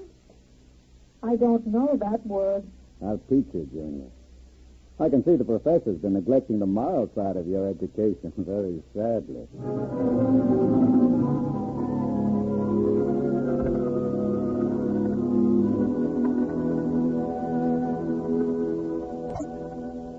Laura. Oh, Laura, you're wonderful. You shouldn't have come yet, Duke. Why not, Mother? You're not afraid of me. No. I'm afraid of myself. You're no good for me, Duke. You always brought me trouble. Duke, what have you been teaching that thing? Nothing, honey. I've just been playing. Very educational. I don't believe you. What's eating you, Lola? Today, when I walked in there, he said to me, I know how to kill people, Lola. I'll kill you if you want me to.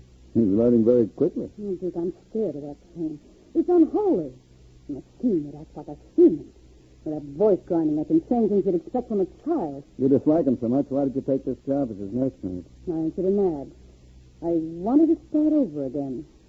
The professor didn't ask questions. I would have been all right, too, if you hadn't come along. I'm very glad you did tell me, darling.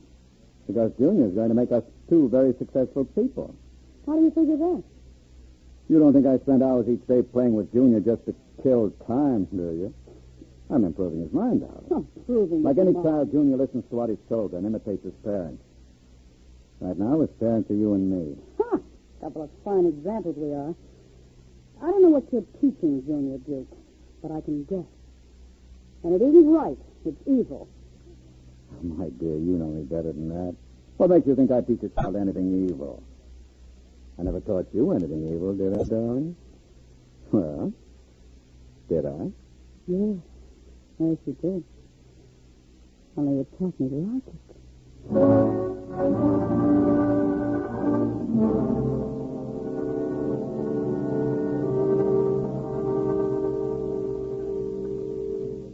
Now, Junior, right on the blackboard, my name is Junior.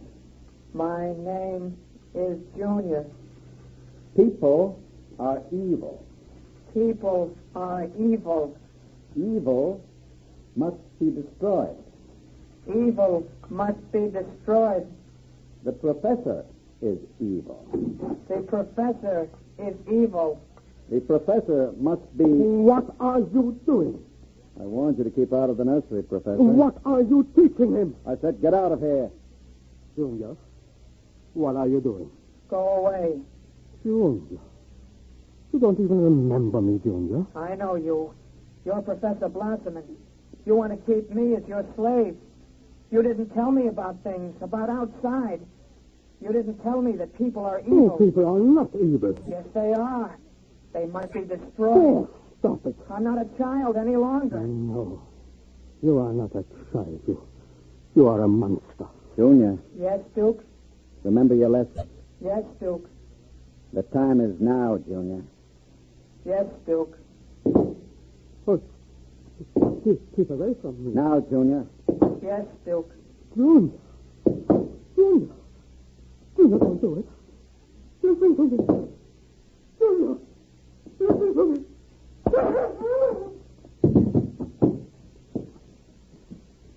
I did it, Duke. Duke, I just... horrible.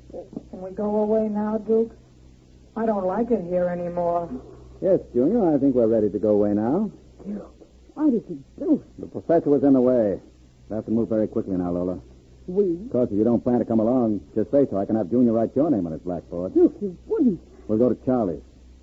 With Junior? With Junior. Duke, you can't. I'm afraid. Relax, my dear. I have great plans for you two. Wouldn't you like to be independently wealthy for the rest of your life? The only way you get that way is by inheriting $1 million. Not when you have a fellow like Junior around. Duke. Junior is mine. He obeys me. What you might call a mechanical stooge. I'm still afraid of him. Lola, Junior wouldn't hurt you. You wouldn't hurt Lola, would you, Junior? You remember what I told you about Lola? You like Lola, don't you, Junior? Oh, yes. I like Lola. She's pretty. You see? Junior's growing up. He thinks you're pretty. Just a wolf in steel clothing, eh, Junior? She's pretty. All right, we're wasting time. Okay, Junior. Next gears. We're stepping out into the big, wide world.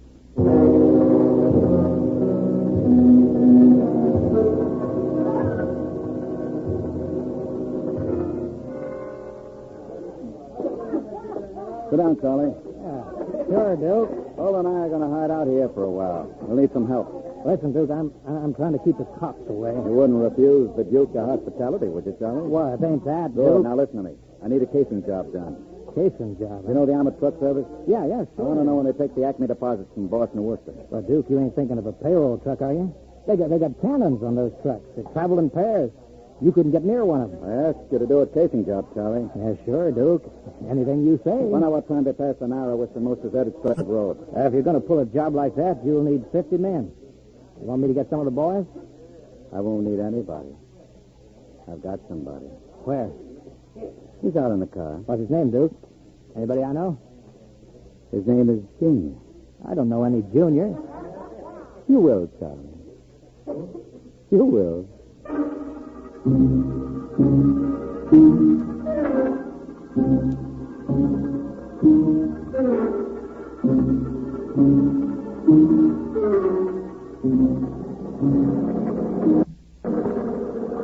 Well, Sam. Oh, thanks, Al.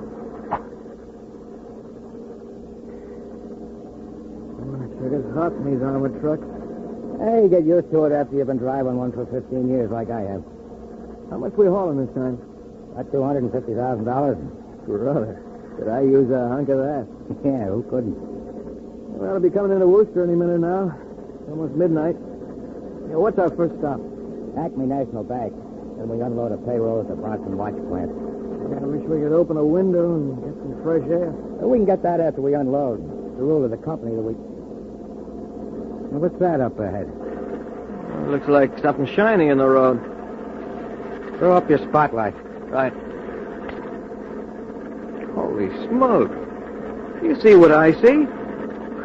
Looks like a mechanical traffic cop. About 8 feet tall. Yeah, standing right in the middle of the highway. Oh, it must be a Halloween gag. Can you get past him? I don't know. We'll have to slow down. Get on that gun, Sam. Let's take no chances. All right. I'll give it the horn. It don't budge. Where's our escort truck? It's pulled up right behind us.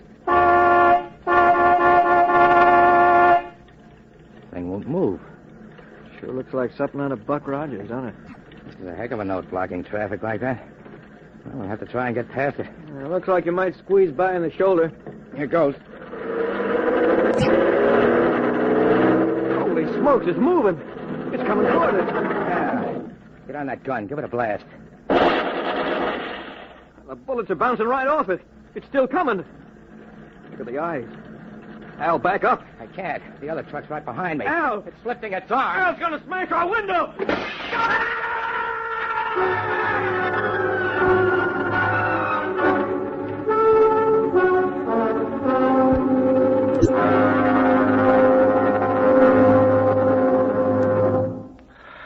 Jeez.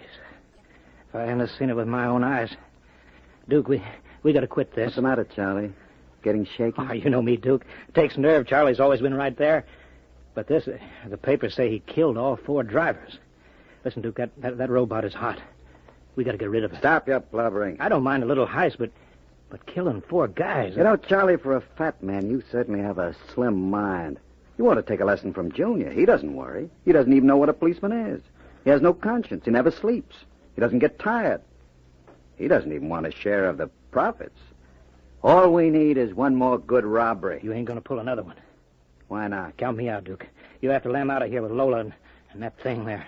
I'm getting too jumpy. The law's going to track that baby. Are you quite finished, Charlie? You got no heart, Duke. You're like Junior, all steel inside. And you're just a big warm-hearted slob. Well, I got nerves. I can't stand the thing. The way it looks at you with that iron face and the clanking around it. Hello, Junior. Hello, Duke. I've just been talking to Charlie. Yes, Duke? You know what I think, Junior? What, Duke? I think Charlie's yellow. You know what happens to people who turn yellow, don't you? Yes, Duke. Tell Charlie. They're evil. We have to destroy them. You see, Charlie? Junior has a sense of values. He doesn't like people who sing to the police. Now, Duke, wait a minute. You know I never turned stoolie or anything like that. I never sang to the coppers in my life. But you'll sing to Junior, won't you, Charlie? What? Sing Junior a nursery rhyme. What do you mean, Duke? You heard me. Sing Junior a nursery rhyme. Maybe Little Bo Peep. Junior likes Little Bo Peep. Duke. Sing it. What? Little Bo Peep has... Duke, listen to me. I didn't... Sing it, Charlie. You can stay here as long as you like, Duke. You too, Junior. You see, Junior? He's yellow. Sing it, Charlie. Little Bo Peep has lost her sheep and can't tell where to find them. Junior? Yes, Duke? Leave them alone, and they'll... Now, Duke? Now, Junior. And they'll come home. Duke! I stopped him, Duke. All right, Junior. Clean him up. Take him down the cellar. Duke, I was in the other room and... Charlie. Oh, Junior, put him down.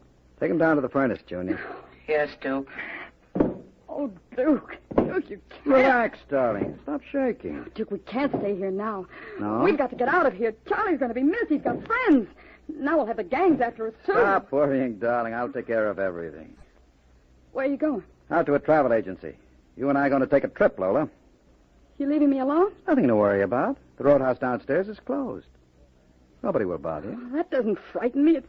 It's being alone with that thing. I've got the jitters, too. It'll only be for the afternoon. I've got to get reservations and plan this thing. Look, honey, 48 hours, you and I will be on our way to Switzerland with $500,000 worth of loot. What about Junior? Junior will be taken care of. Pity I have to do it. I'd kind of like to send him out on his own. Why not? He has a fine education. He could go out into... Stop it. How can you get rid of him? Junior will do anything I say. So I'll merely have him get into the furnace and sit there while I fill it with oil and set fire to it. Oh. Too bad the professor couldn't have stayed around to see him growing up. He's almost a man now, Junior is. But not quite as clever as a man. You'll find that out after he steps into the furnace. All right. But do it now, Duke, before you leave. There's no time now. Keep your chin up. I'll be back about 8. Duke, you are coming back, aren't you? You wouldn't leave me. Leave you? I have big plans for you, Lola. You see, I find you very attractive. You're not good for me. I don't want you. As long as you can tell yourself you're not really kissing me because you want to, why not enjoy it? I know you, Lola. Yeah. You know too much for one man. And I'm going now. Be nice to Junior while I'm gone. Don't show him you're afraid of him. Goodbye, darling. Goodbye, Duke.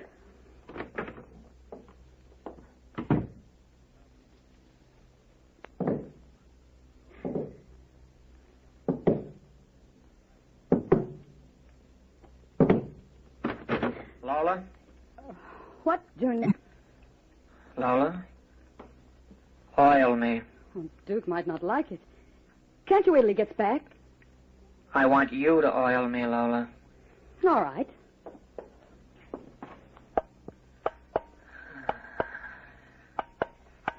I like you to oil me. Yes, Junior. Are we going away from here, Lola? Yes, we're going away. That'll be nice. I don't like it here. I want to see more things. I want to see a roller coaster. Where'd you hear about a roller coaster? I read about it in a book. Charlie gave me a book. No. Will Duke let me ride on a roller coaster? I don't know. Maybe. You like Duke, Lola? Why, certainly. Do you like me? You know I do, Junior. Lola? What? Who do you like best? Me or Duke? I like you both, Junior. Yes. But who do you love? What do you know about love? In the books, man and woman love. Oh. Lola? Yes? Do you think anyone will ever love me? I'm different. I'm a robot. You want somebody to love you, Junior? I want something, Lola. I guess that's what I want. It's very lonesome being a robot. Do you think it makes a difference? I think some women can fall in love with anything, Junior. Even with a man like Duke. Why, Lola? Oh, I don't know. Maybe because, well, as long as she thinks her man is the smartest and the strongest. Oh. Where are you going? To wait for Duke. Oh, he won't be home for a while. I'll sit in the hall and wait for him. All right, Junior. I want to be alone and think. How about what? I read in a book today it was bad to kill people. What does that mean? Bad? Bad? I don't know, Junior. Guess it's just a word.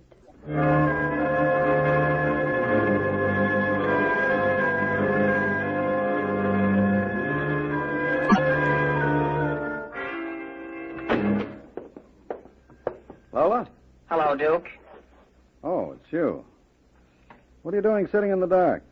I was waiting for you, Duke. Oh, that's a good boy, Junior. Duke? Lola oiled me. Well, that's nice. Tell you what, Junior. I've got a little job for us down in the cellar. Let's go down there. Now, Duke? Right now, Junior. All right, Duke. Are we going away soon? Yes, Junior, we're going away. What's in the cellar, Duke? A little surprise for you, Junior. You'll find out.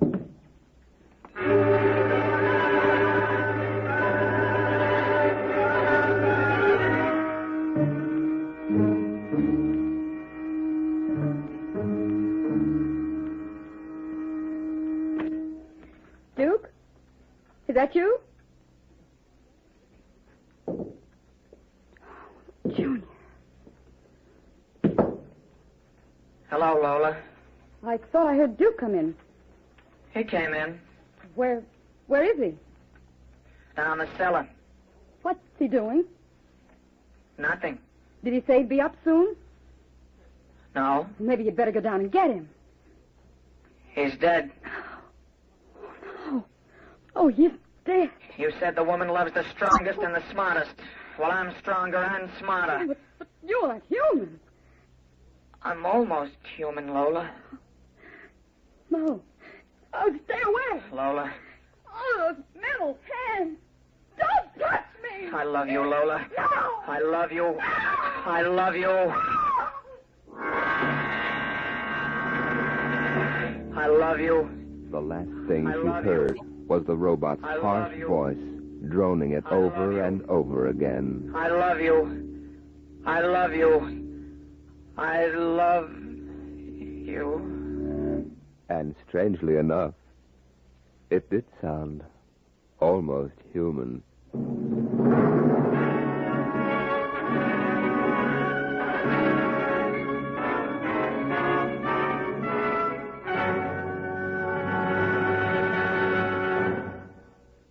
You have just heard the Robert Bloch story titled Almost Human. Another adventure into the unknown world of the future. The world of Dimension X. Adventures in time and space, told in future future tense. Dimension X.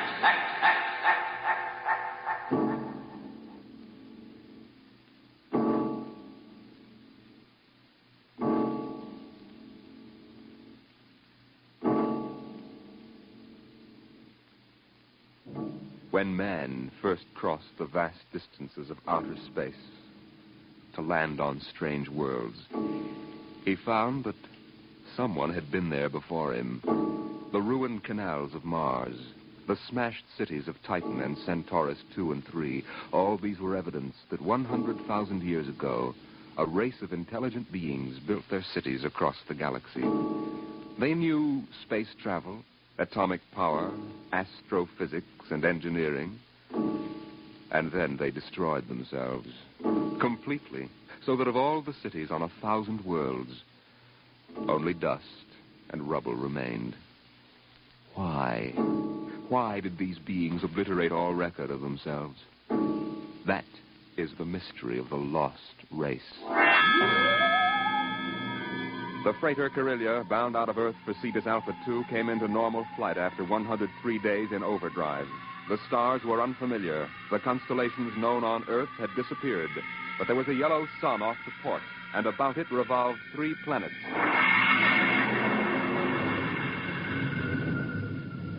What do you make of it, Briggs? It isn't on any of the star charts, Captain Wharton. I checked through. 1 and 3 are dead, all right. Have to take a closer look at number 2. Turn up the vision scale. Polar ice caps. She's green around the belt. Let's take her down to a 5-mile orbit. Swing around her for a look. Alert for deceleration. Aye, sir.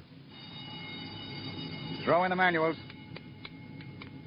Power room. Power room, aye. We're going down to have a look at something. Give us just enough power to keep her under control. All right, Briggs. Hang on to your stomach.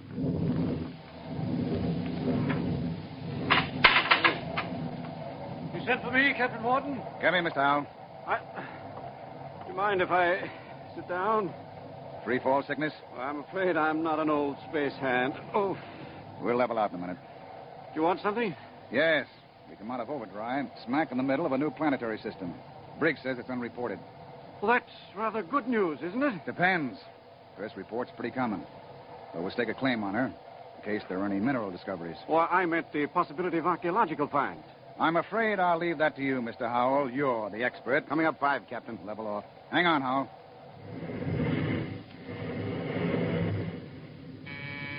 Power room. Hold her steady she goes. We'll orbit at slow cruising speed. All right. Clear the scope, Briggs. Aye, sir. Nice-looking piece of real estate. Well, the Space Guard requires I check her for radioactives, gold, and lost race rooms. You're landing? Landing? I've got a schedule to keep, Mr. Howell. I can't sit down on every lump of dirt I run into. We'll do a spectroscope check, and I figured you'd spot any ruins. All right. Wait a minute. Hmm? There in the lower quadrant. What? That bald spot in the vegetation. Those are ruins, all right. Are you sure, Howell? Yes. I've seen the lost race rubble on Centaurus II. There. You can see it plainly, dust and rubble. Oh, that's what I get for calling in an expert. Briggs, stand by to take it down to 5,000 feet. Aye, sir. All this stinking luck. There goes my schedule.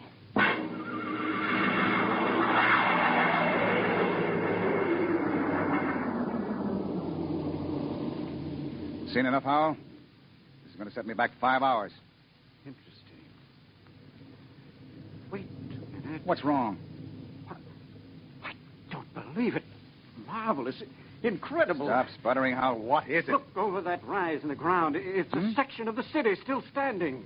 Hey, you're right. That hill must have shielded it from the blast. Captain, you've got to land. Land? You've got to. This is the first lost race site that's ever been spotted. Of course you'll land. Howell, we get a $1,000 bonus for every day under par for the run. But you don't understand. It's the biggest find in the century. We can chart it, and you'll have to get back somehow. That's all. I'm not sitting down to rake over old dust heaps. Captain Wharton, I'm on commission to the Space Guard. You may have to answer to them. I'll think up one. Look, Howell, strictly speaking, you're a passenger. Well, you've got to You land. don't belong on the bridge. I'm not landing down there.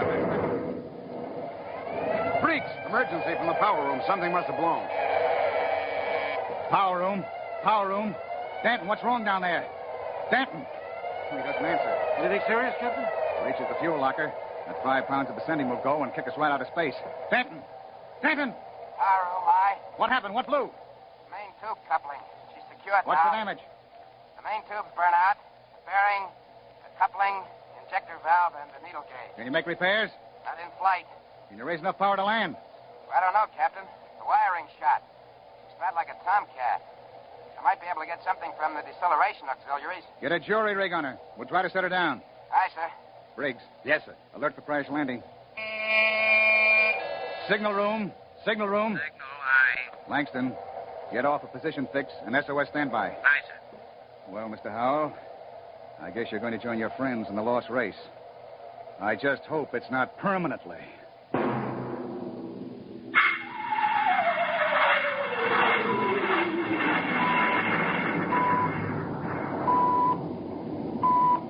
Leveled off now, Captain. Trim her up a point. That's it. She's bucking bad.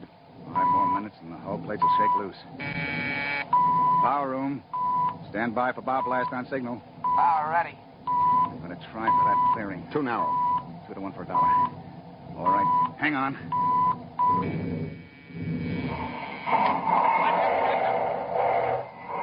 Briggs! Briggs! You all right?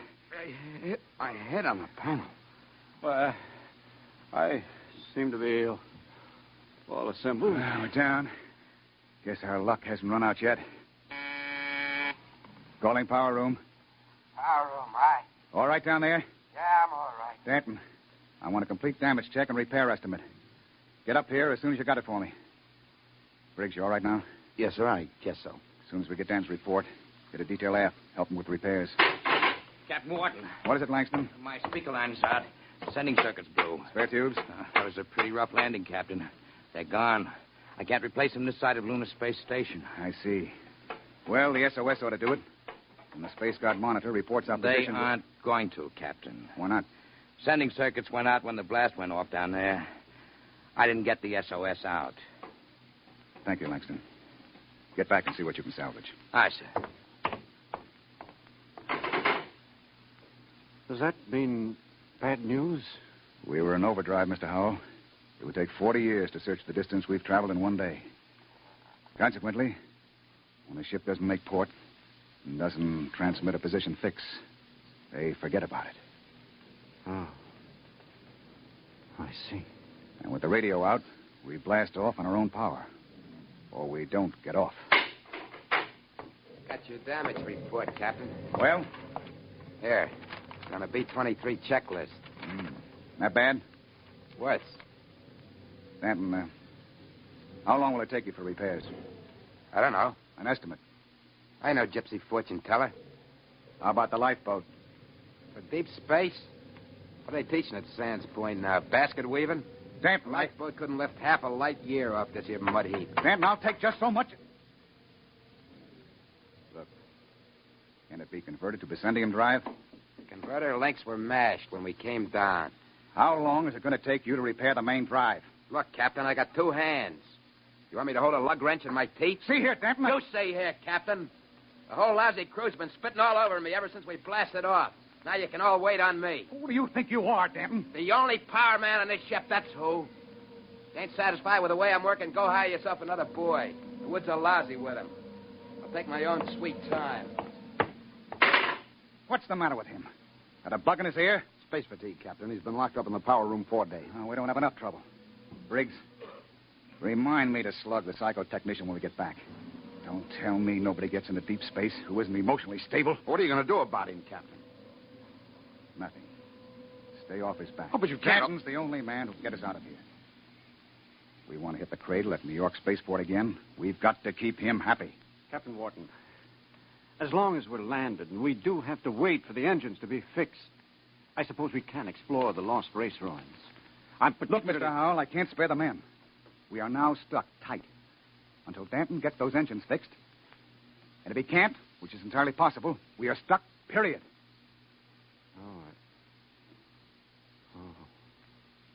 Briggs, I want you to keep a careful eye on the men. Space fatigue is nothing compared to what we might run up against now. Captain Wharton, Captain, I've got it. The sending circuits? No, sir, but I picked up the incoming video band. Well, that's something. Can you get the mail call through? The men could use a little lift right now. Well, the scheduled one-way personals are due at 23:30 Greenwich. Good. That ought to help morale. Langston, rig the receiving booth. Aye, sir. Howell, this is a break. Seeing the folks at home may be enough to keep everybody on an even keel. I know I'll be glad to see that kid of mine.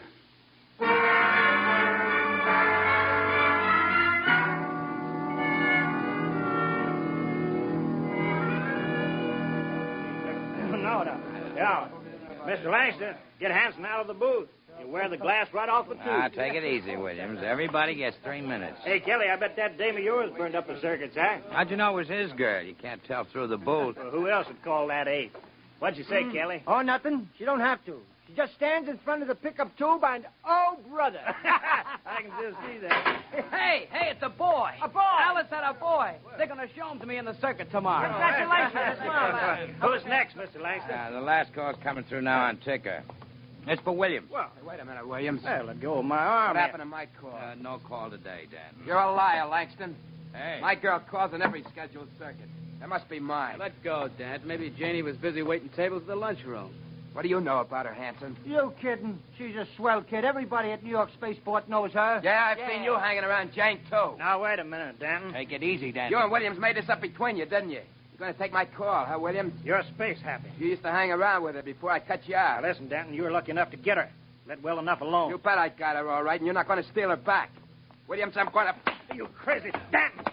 Get him off! I'm lying. Get him off! Hey, what's going on in here? Let him fight. I'm going to kill you, you double-crossing. Behind my back. Grab him, Hanson. Get his Let go of me. Nobody took your call. Calm down, Denton. I'll fix all of it. Look out. He's got a wrench. Denton. He's nuts. Nobody gets a call. Nobody. How do you like that, Williams? You ain't going to hear from Janie no more. How do you like that? After him. Kelly. Hanson. The airlock. He's left the ship. Let him go, the jealous screwball. Sure. But that's the only man who can get us off of here.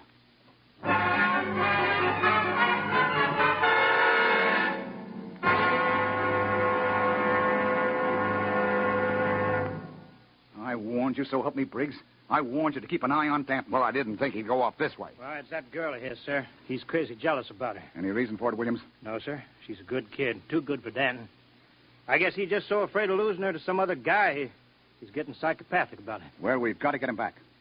I want every man equipped and ready for search parties immediately. Aye, sir. Williams, rig some portable searchlights. And issue hand blasters and radiation tickers. Kelly. Aye, sir. You had the second party. You find Danton, send up a signal flare. Aye, sir. Unless we do find him, we'll be on this planet until the next freighter stumbles on us. Maybe 10,000 years from now.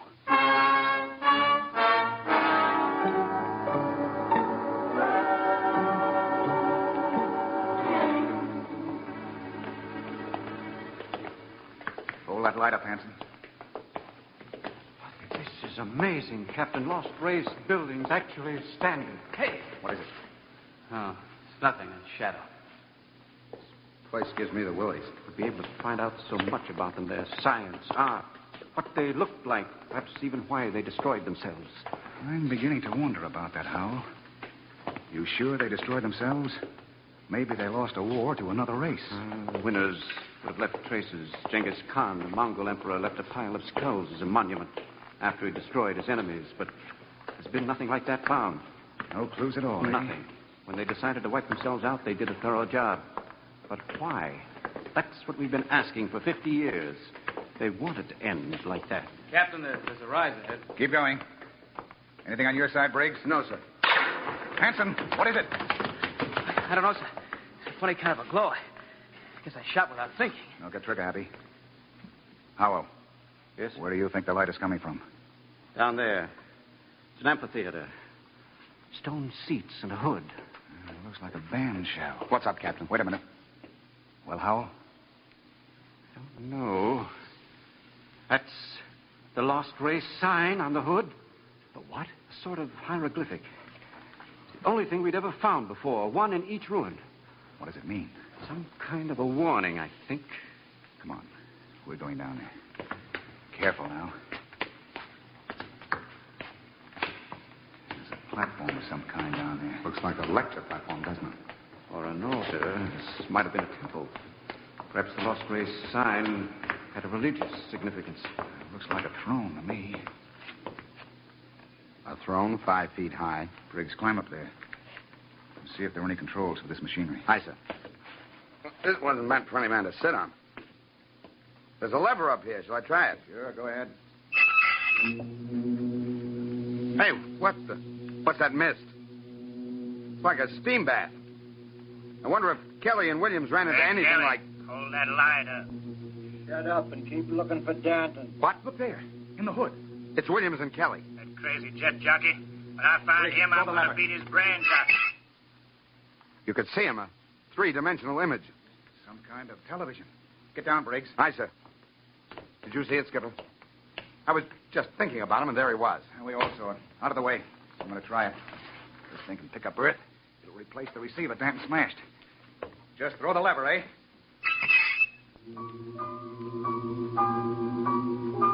What? That's my son. I'll be darned. His music lesson. Say, it reaches Earth all right. What? Imagine. Television without a transmitter. Looks like the Lost Race was ahead of us in more ways than one. Go up and try it, Howell. It's amazing. Television without a transmitter. This machine may be the clue to the mystery of the Lost Race. I'll try it. Mary, I've told you I like my paper first in the morning. If that youngster wants to know how the Tigers did, let him wait until I am... My father in Detroit. Remarkable, Captain. You can see the whole room clearly. Say, how about me, Captain? Let me get up there. I'd like to see my baby. Alice told me all about it. Ouch! What's the matter, Hanson? I kicked something, a wrench. Well, hold it up. What? It's Danton's. That means he's been here. We're on his trail, all right. Come on, Hal, let's go. Oh, but the baby, it wouldn't take a minute, Captain. Later, Hanson. We've got to find Danton first. All right, now, let's get moving. Hold it. What's that? The recall flare. Kelly and his men have found Danton. Oh, I hope that crazy fool is in one piece. We start back now, Captain? Yes. That came from the ship. Another flare? No, that was an explosion. That's all we need now. Something more to happen to the ship.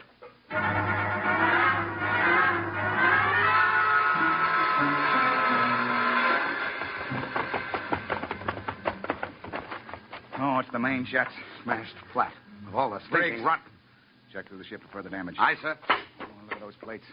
Crumpled like an accordion. Captain! Oh, Captain! Here comes Kelly's party. We got him. We got Danton. Hold it. What happened here? Somebody blew up the main jets. Danton, do you know anything about this? No, sir. Not much, he doesn't. He's crazy enough to blow us all up. Listen, Hanson, I admit I went off my head tonight, but I'm not crazy enough to commit suicide. If the jets are smashed, we're all marooned up the same creek. I still think he's got something to do with it. Lay off, Hanson. We found him wandering up in the hills. And he was with us when the blast went off. Yes, that's right. We saw your recall flare before the explosions. Oh, I guess that puts Danton on the clear. Well, then who did it, Captain? I don't know, Hal. Looks like somebody didn't want us to leave this planet. Well, we still got one slim chance left. If we can repair the lifeboat. Skipper, it's gone. Gone? The escape port is open. The boat's missing. Oh, what else? The arms chest was cleaned out, sir, and the fuel locker was jimmied open. The descendium bars are gone. You sure? You look for yourself, sir. She's clean. I see. There's only one answer left. There's something or somebody out in those ruins trying to get us. Maybe that lost race decided they weren't going to stay lost. You think some of them may still be alive? Who else could have blown up our ship?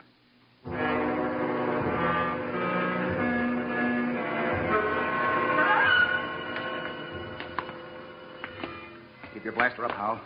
And be careful. It's a hair trigger. What are we doing back at the television machine, Captain? I thought we were looking for the lifeboat. We are. Whoever blew up the ship must be around here. Might as well try to use this machine to track them down. Yeah. Catch them with their own gadget, huh? That's right. All right, Hal, you're the expert. Get up there and try to find them. I hope it works. Well? Trying, Captain. Nothing but mist. I don't understand it. It reached all the way to Earth before. I saw my father in Detroit. Mary, my paper's all rumpled again. What? There it is again. My father in Detroit. I've told him time and time again I don't like a messy paper. Look at that. No selector control, yet all the way to Earth. You can see the whole room, the goldfish bowl, the antimacassars on the chairs.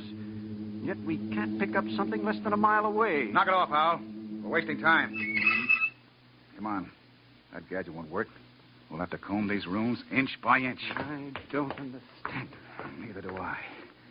We'll cut behind the hood here and go on. Briggs, you take the lead with the radiation ticker. We might be able to pick up a reading on where the rocket fuel is hidden. Aye, sir. All right, let's go. I can't understand why that machine can pick up earth and nothing. Help, Captain! Briggs, what is it? Captain, help! I'm falling. It's a cave-in. Hang on, Briggs. I'm slipping, Captain. Grab his wrist. All right. Now pull. Higher. Higher. Oh. What happened? Was just walking along and the ground caved in. What? It's some kind of shaft. Hold your light over it, Captain. Oh! 50 feet deep in a stone bottom. I could have split my head open like a grapefruit. Something down there. Hold that light steady. Amazing. It's amazing. Looks like a pile of bones to me. 2 piles. They may be the first skeletal remains ever found of the lost race. I've got to get down in there. We haven't got time, Hal. Come on. Let me have your binoculars. Wonderful. That small skeleton must be an infant. They've been laid out carefully. It's a burial chamber. The way they're lying, it's probably a mother and infant. Yeah. The tail. She's definitely anthropoid. Oh, you mean apes? Something like that. Yet they had atomic power and built cities across the galaxy. Amazing. Oh, we haven't got time. Hello, that's funny. The little one is different. The caudal bones are different. No tail. Listen, Hal. What do I care whether they had tails or not? Come on now. It's almost as if... Well, they did have atomics, and radiation does funny things to heredity. They had that problem of mutations in Detroit. What? Detroit? That must be it. What? The new atomics plant at Detroit. They tore down my father's house to make room for it. Quickly, Captain. Oh, where are you going? Back to the machine. I've got a theory that may solve the whole mystery of what happened to the lost race. I don't care what happened to the dead ones, Hal. I want to find the living ones who wrecked my ship. I think this machine may give us both answers.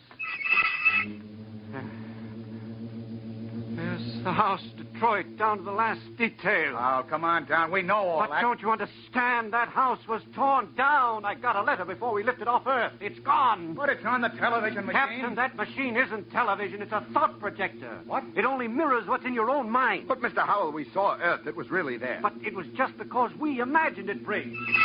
It's a thought projection. I can produce any mental image that occurs to me on this machine. New York spaceport, a Space Guard patrol, anything. Anything? Yes. And now I think I know what inspired the lost race to do what they did. It was fear. Fear of what was in their own minds. They could all see it with machines like this. But fear? Fear of what? They foresaw the future. So they destroyed themselves. Every last one of them. Hold it, Howell. Are you sure they're all dead? 100,000 years ago. Then who blew up the ship and stole our lifeboat? Danton. Danton? But why? He was pathologically jealous. Yes, but blowing up the ship was like committing suicide. He wasn't crazy enough to do that. The lost race was after they looked at this machine. You mean Danton did too? We found his wrench here. You're right. He must have looked at the machine and thought it was television. He must have seen all his fears about losing his girl confirmed. That was enough to make him completely unbalanced. But he was with Kelly when that explosion went off. He's got an ironclad alibi. No, he hasn't. It wouldn't take a power man long to sneak back to the ship and rig a delayed action fuse.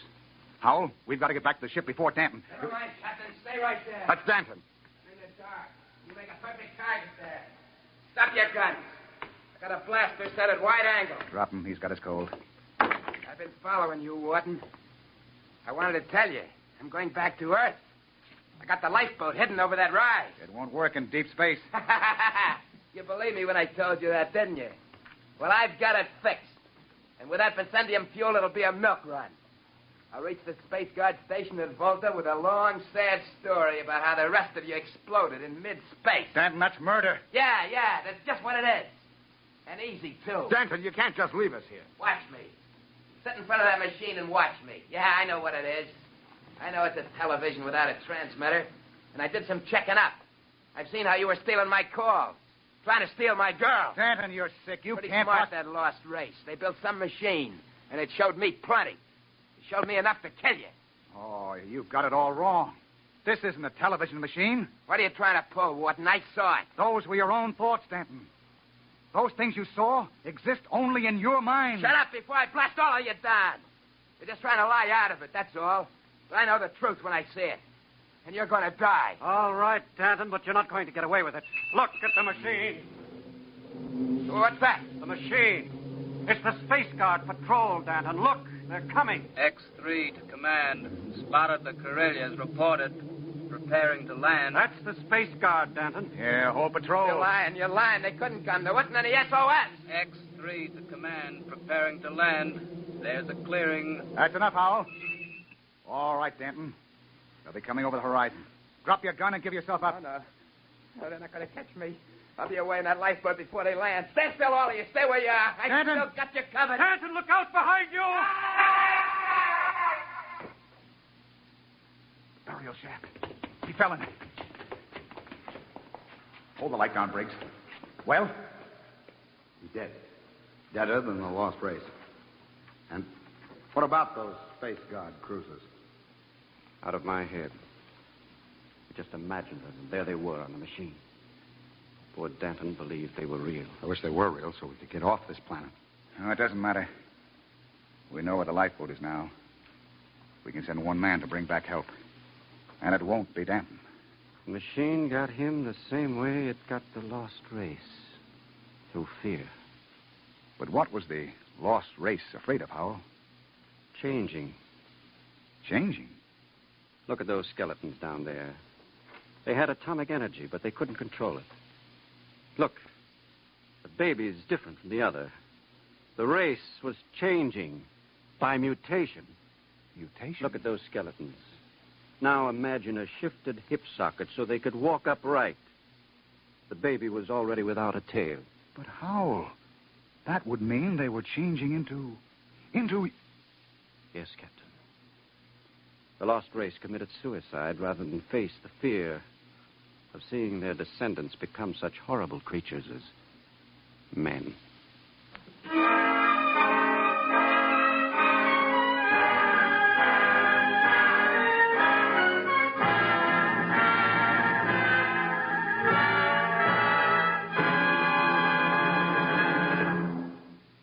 You have just heard another adventure into the unknown world of the future.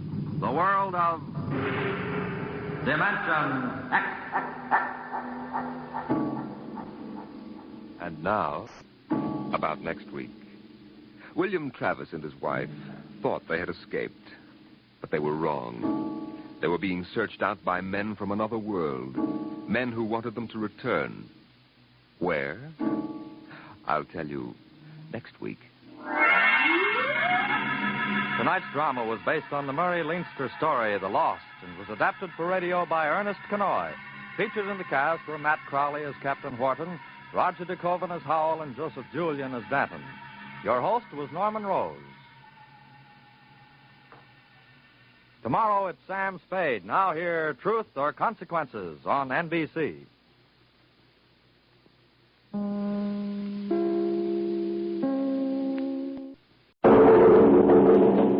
Adventures in Time and Space. Transcribed in future tense.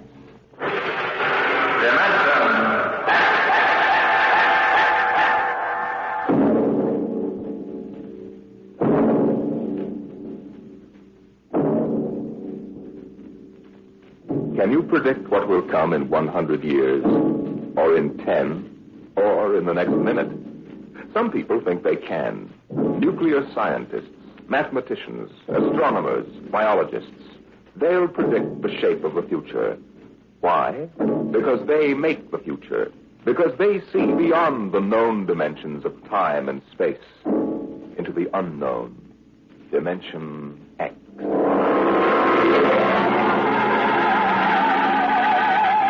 It was in the year of 1982 that spacemen first discovered the Great Galactic Barrier.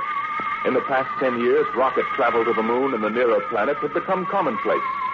And then men fixed their sights on a more distant star, the remote planet known as Volta.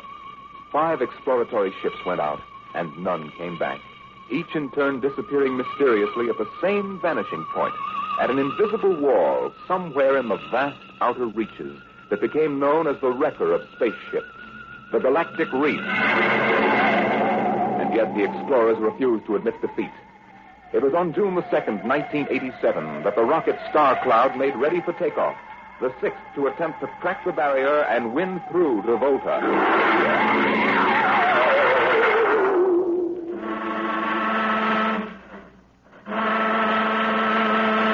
Now hear this. Condition green. 2 minutes. Captain, I don't suppose you'll want the ship's doctor out here on the bridge during blast off. I think not, Smitty. All right, then. I'll be in the sick bay, counting vitamin pills if you need me. Good luck, Louis. Thank you, Smitty. Lieutenant Collier. Yes, sir. You're relieved. You better get down to navigation control and take over. Yes, sir. Oh, Lieutenant. Yes, sir. We've never flown together before. This is your first flight in a space vessel as big as the Star Cloud, isn't it? Yes, sir. But I was trained in oversized jobs at the Naval Academy. Well, if you're half as good a navigator as your father was, you'll do fine. Thank you, sir. You rode shipmates, weren't you? Oh, shipmates. I served under him in the first rocket that ever got back to its base in one piece. We flew that mission in a tin can not much better than a primitive guided missile. I almost went along on the last trip your father made to the barrier. Too bad about that. Yes, sir. Now, that's all, Collier. I'll bust you when you get down to nav control.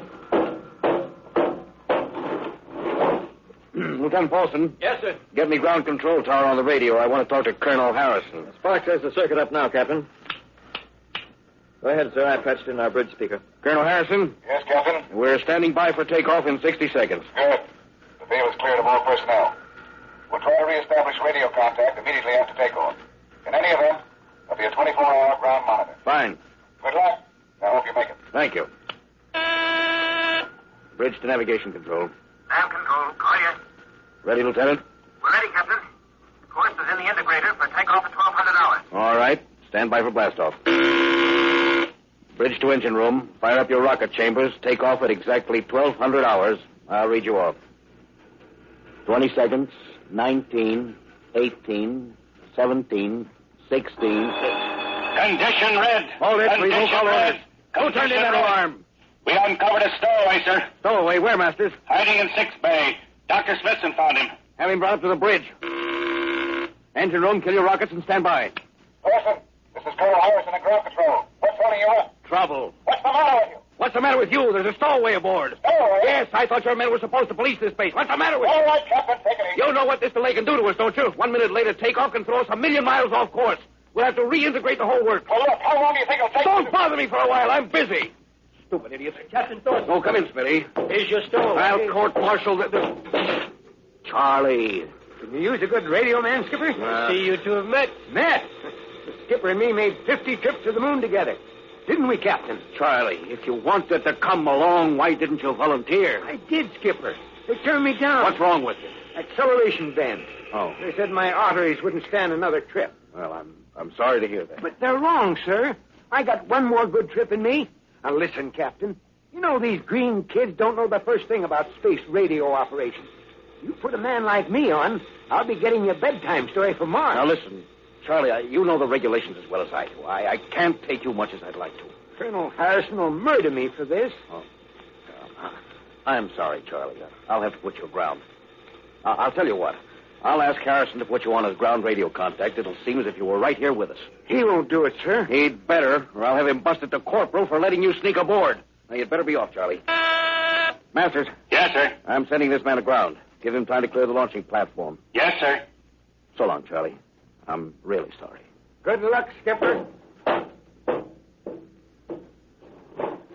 I thought you were going to have him drawn and quartered. If it'd been anybody else, I would have, Smitty. But Charlie, well, he's kind of special. Been with me since my first command, when we began the regular run to the moon. If he wanted to come along this time, well, it's only through loyalty to me. You know, Lewis, I didn't realize it before, but you're almost human. Bilge. Navigation, Lieutenant Collier, you there? Nav control, Collier. Lieutenant, how badly are we fouled up? Can you recalculate the course, or shall I cancel the takeoff? I've already plotted a new course on the integrator, sir. Good. Can we take off in exactly 2 minutes? 2 minutes? Yes, sir. If we can, all we need to correct is for only a 1 degree deflection. I can do that before we breach the stratosphere. That's quick work. Are you sure? Positive, sir. Well, all right, Collier. I'm putting it in your hands. We'll blast off on your signal. Lewis, isn't that a lot of responsibility for a young green officer? Yes, but if he can't do his job, I'd rather find out now than at the galactic barrier. Bridge to engine room. Prepare to blast off on navigator signal.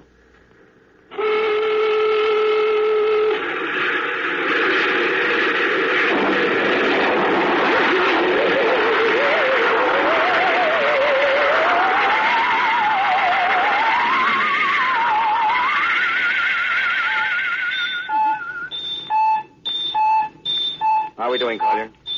Coming on the bearings, sir. 4, 3, 2, 0. We've intersected the course vector. Good work, Collier. The course is corrected, sir. Ready to go into atomic overdrive anytime you say. All right, stand by. Now hear this. Now hear this. Prepare for maximum acceleration. Bridge to engine room. Kill your rockets. Rockets out. Fire up number 1 cyclotron. Number 1 ready. Fire up number 2. Number 2 ready. Withdraw your dampening rods. Aye. Ignition chamber ready. Blast tubes cleared. All generators operating at capacity, sir. Right. Go into overdrive on the count of 0. 5 seconds, Captain. 3, 2, 2, 1, 1, 0. 0.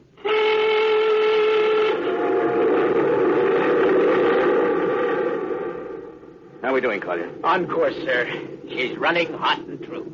Well, my compliments, Lieutenant. Thank you, sir. This job would have done your father credit. He was one of the best navigation officers I ever saw. Thanks, sir. Now start your gyros and put her on robot control. The bridge is yours, Mr. Collier. If you need me, I'll be in Dr. Smith's office. Yes, sir.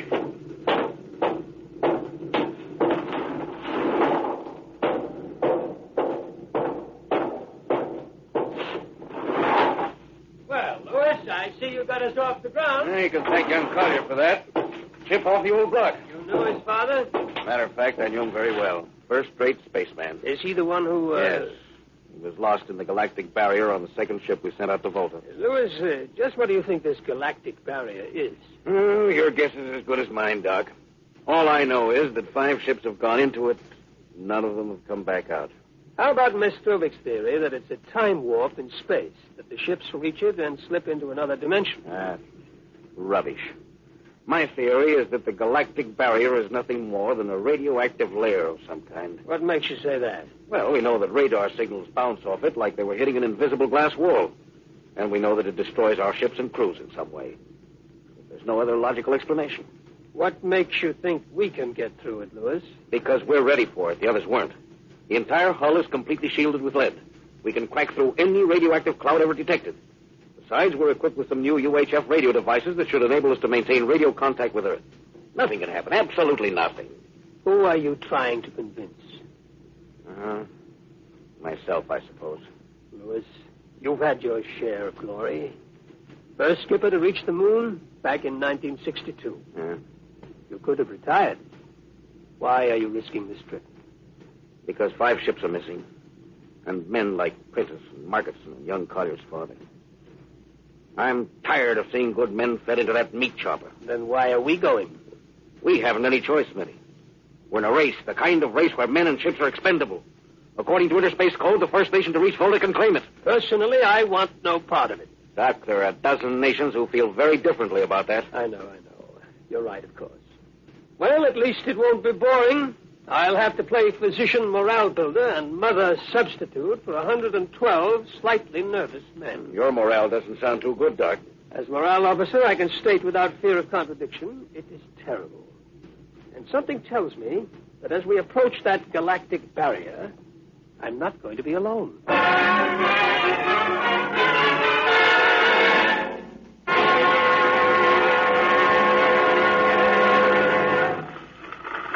Hello, Earth. Hello, Earth. Captain Thorson of the Star Cloud calling Earth. Star Cloud to Earth. Can you read me? Hello, Star Cloud. Hi, Captain. Charlie. Well, I see they haven't court-martialed you yet. Oh, sir. Thanks to you. That's good to hear you. You can read us the funny papers on Sunday morning. Right. How's our signal? Strong. Clears the bell. Well, here's our log report for Colonel Harrison. Ready? Shoot. June 2nd, 1987. 4 weeks out from Earth. Running through, no radiation. Operation normal. Still making our approach to the galactic barrier. That's all, Charlie. See you later. Good luck, Captain. I sure wish I was with you.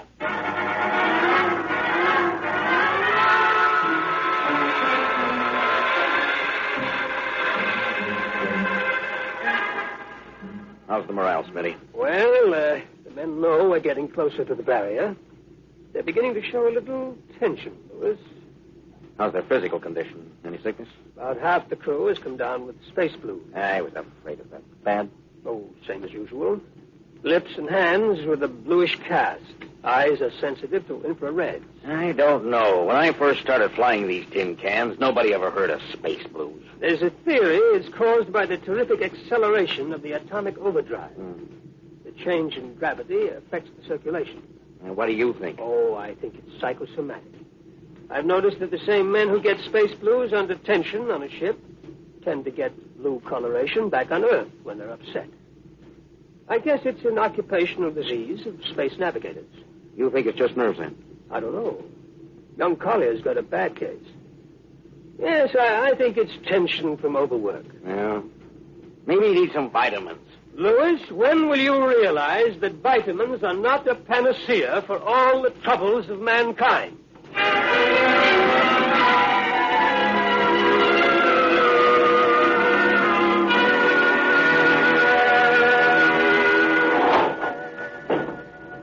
Sir, I understand you've relieved me from duty. Dr. Smithson says you aren't looking very well, Collier. I'm just giving you a rest. But, sir, I feel perfectly able to continue. Your lips were as blue as Minnetonka. Captain, I'd like to remain at my post. Now, don't be so foolhardy, Lieutenant. I'm not being foolhardy, sir. You see, I have a special personal reason for wanting this expedition to reach Volta. Oh, your father? Yes, sir, my father. You think he might still be alive? Sir, I have to find out what happened. I think I understand. Very well, Collier. Report back to duty.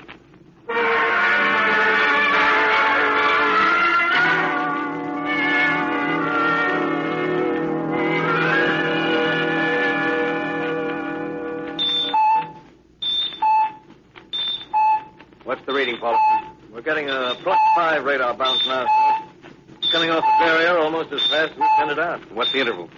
0.3 seconds. Shortening steadily. This rate will hit the wall in the next few minutes. All right. Alert the crew. Sound general quarters. Now, hear this. Condition red. We are now approaching the galactic barrier. All hands to stations. All radiation detectors to be fully manned. Full security will prevail until further notice. That is all. Paulson. Aye, sir. Radar bounce is up to +6. We'd better try to make final contact with Earth. Is Spark still trying to raise the bait? Yes, sir, but he's not having much luck. Seems to be some interference. Well, that's the radio room now. Yes? You've got him? Cut in on the bridge speaker. The captain will take it from here.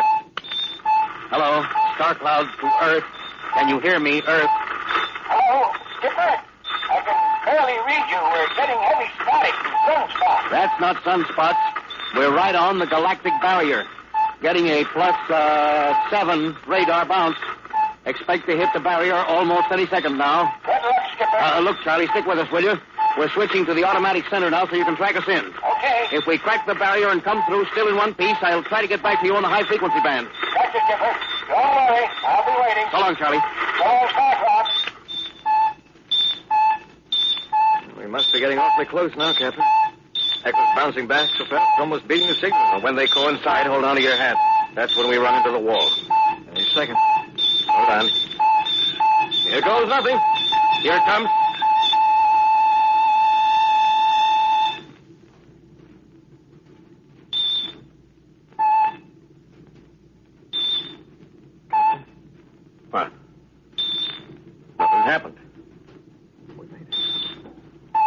transmitted, Captain. No radiation, no time, nothing. The crew's gone crazy, sir. Damn, they earned it.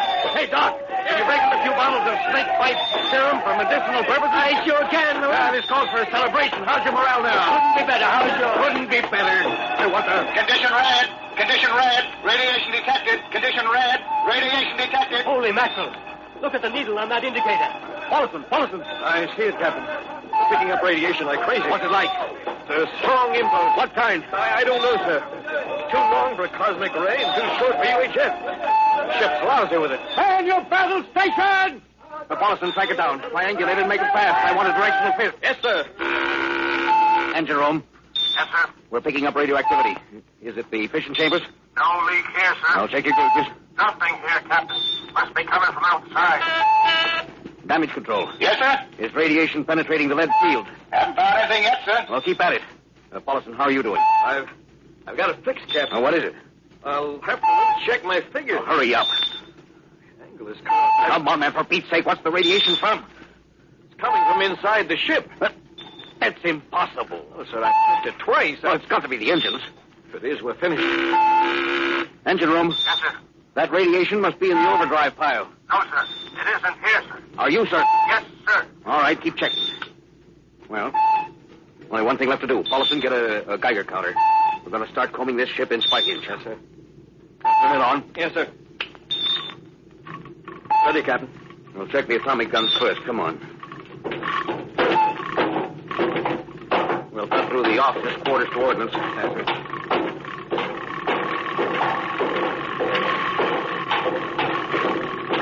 Through here. Wait a minute, sir. Huh? What is it? Signal's weaker now. Yeah.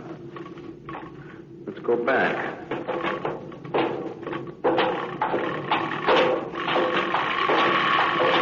Hold it.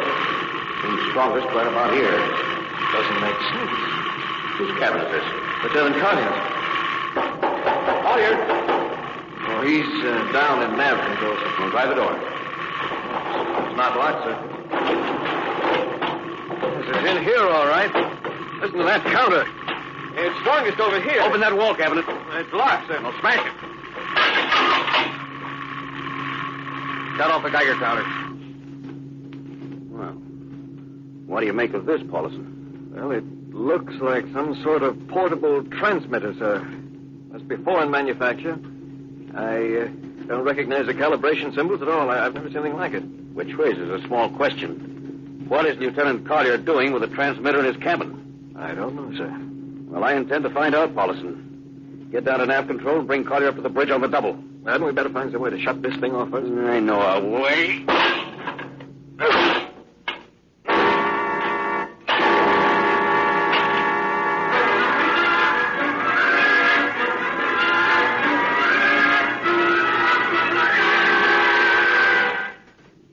Lieutenant Collier, I'm going to ask a few simple questions. Yes, sir. And I want a few simple answers. Yes, sir. What were you doing with the transmitter in your cabin? Transmitter, Captain. You know nothing about it? No, sir, I don't. Do you recognize these calibration symbols? No, sir. Well, can you think of how it might have been placed in your cabin without your knowing it? No, sir, unless someone came in while I was on duty. Well, would that have been possible? Well, I suppose so. Well, if someone had a key. I found your cabin door unlocked. I meant a key to the wall cabinet. I didn't say the wall cabinet. Oh, what? Well, You- sir, I... You what, Lieutenant? How could you have known it was in the wall cabinet? Well, I just assumed. Lieutenant Collier, I find it hard to believe you would lie. Having known and respected your father and having observed the way you handled your job. However, I intend to get to the root of this thing. May I have your wristwatch, Lieutenant? Sir? Your wristwatch. Here you are, sir. Paulson, turn on that Geiger counter. Yes, sir. Now hold this watch next to it. Yes, sir. That's all. Lieutenant, if you hadn't any close contact with that transmitter, how do you explain the radioactivity of this watch? I don't, sir. I think you'd better. To whom were you sending those signals? Condition red. Condition red. There's your answer, Captain. What is this, Collier? Alien spaceship approaching. Alien spaceship approaching. Collier, who's aboard that ship? All right, now talk. Very well, Captain. My mission seems completed. Your mission? Are you admitting that you're an agent of a foreign power? I am stating it. What nation? No nation, Captain. What? I am an agent of the Voltan government. The what? The government of the planet of Voltan. Are you crazy? Are you so stupid that you think your people are the only ones who can invade another planet? Lieutenant, what do you mean? We've had agents operating on Earth since 1945. I don't believe you. What do you think happened to those 5 ships, Captain? Where do you suppose we got our information? Your language, your culture, family background. Your appearance, you look like Commander Collier. Is that so surprising, Captain? We had a living model. I ought to kill you. That would be very foolish, Captain. I would advise you to surrender without delay. Alien ship now coming into ordnance range. I'll deal with you later, Collier. Paulison. Yes, sir. Put this man in irons and take him away. Don't worry, sir. We'll take good care of him. Thunder, Robinson. Gunnery. Atkinson. What's the range? 10,000 meters. They're closing fast. What's your guns on radar tracking? Tracking. Coming on the bearing. Fire. Fire, Richardson. Did you hear me? Fire! What's the matter down there? Did you hear me? Richardson, answer me! What? Who? It's no use to shout, Captain. Collier. How did you get loose? Where's Paulison? Lieutenant Paulison is dead. All stations, Lieutenant Collier has escaped. Easy, men! Don't waste your breath, Captain. Your men can't hear you. What? Those still alive are my men. You're lying. No, Captain. Every ship that has ever left Earth was controlled by a Voltaire crew. That's impossible. Those were hand-picked men. Hand-picked by us. I don't believe you. Then why not call for help? Carpenter, Robinson, Haley, report. Carpenter. Robinson. Haley. Wait. Report. You see, Captain, it is quite useless. The Star Cloud will be taken to Volta for, shall we say, further experimentation. I see. Of course, there's one thing you haven't counted on. And just what is that, Captain? This room.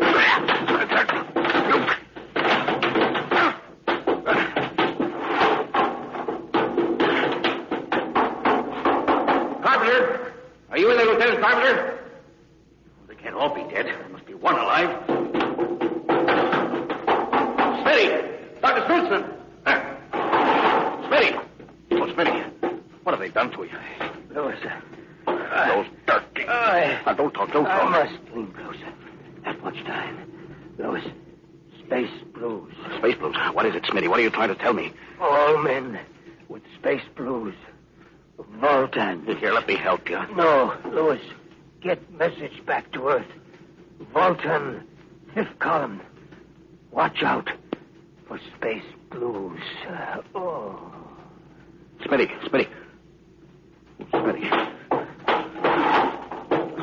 Captain Thorson, you can't hide from us now. Come back to the bridge and surrender, or my men will come and get you. Oh, yeah? Captain Thorson,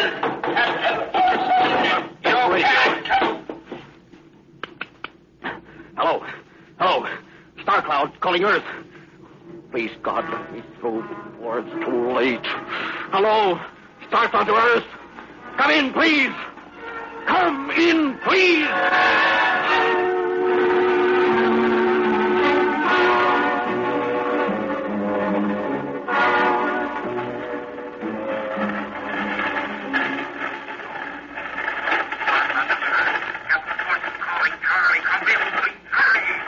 Hello?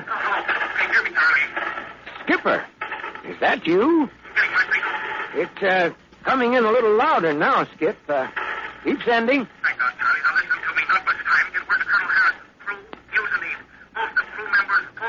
What? Spell that.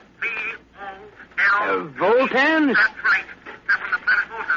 Skipper, are you all right? They'll be 30 seconds. Now listen, they have a 5th column on Earth. They're planning to invade you. You don't mean it. Of course I mean it. Now tell her, posing as humans, you can detect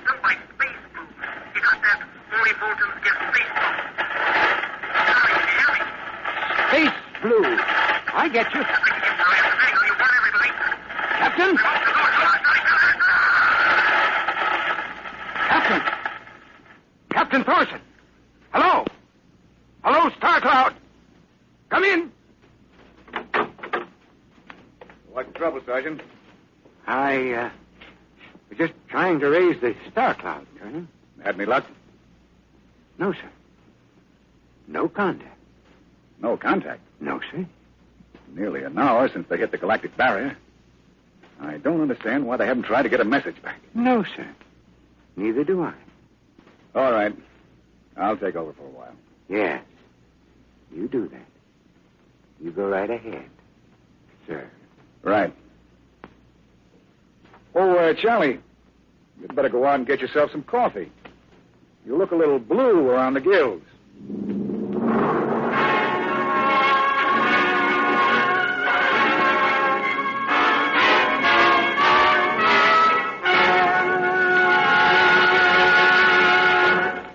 You have just heard No Contact, an adventure in time, space, and the unknown. The world of...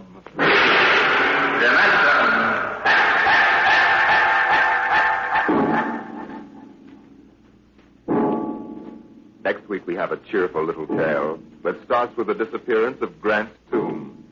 It's about a veteran newspaper reporter and a strange little man who calls himself the world's greatest genius.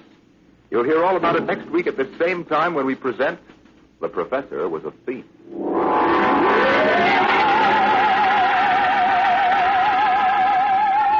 Dimension X has presented No Contact, an original story written by George Lefferts from a storyline by Lefferts and Ernest Kenoy. Featured in the cast were Louis Van Rooten as Captain Thorson, Donald Buca as Lieutenant Collier, and Cameron Prudhomme as Charlie. Your host was Norman Rose. Music by Albert Berman, engineer Bill Chambers. Dimension X is produced by William Welch and directed by Edward King.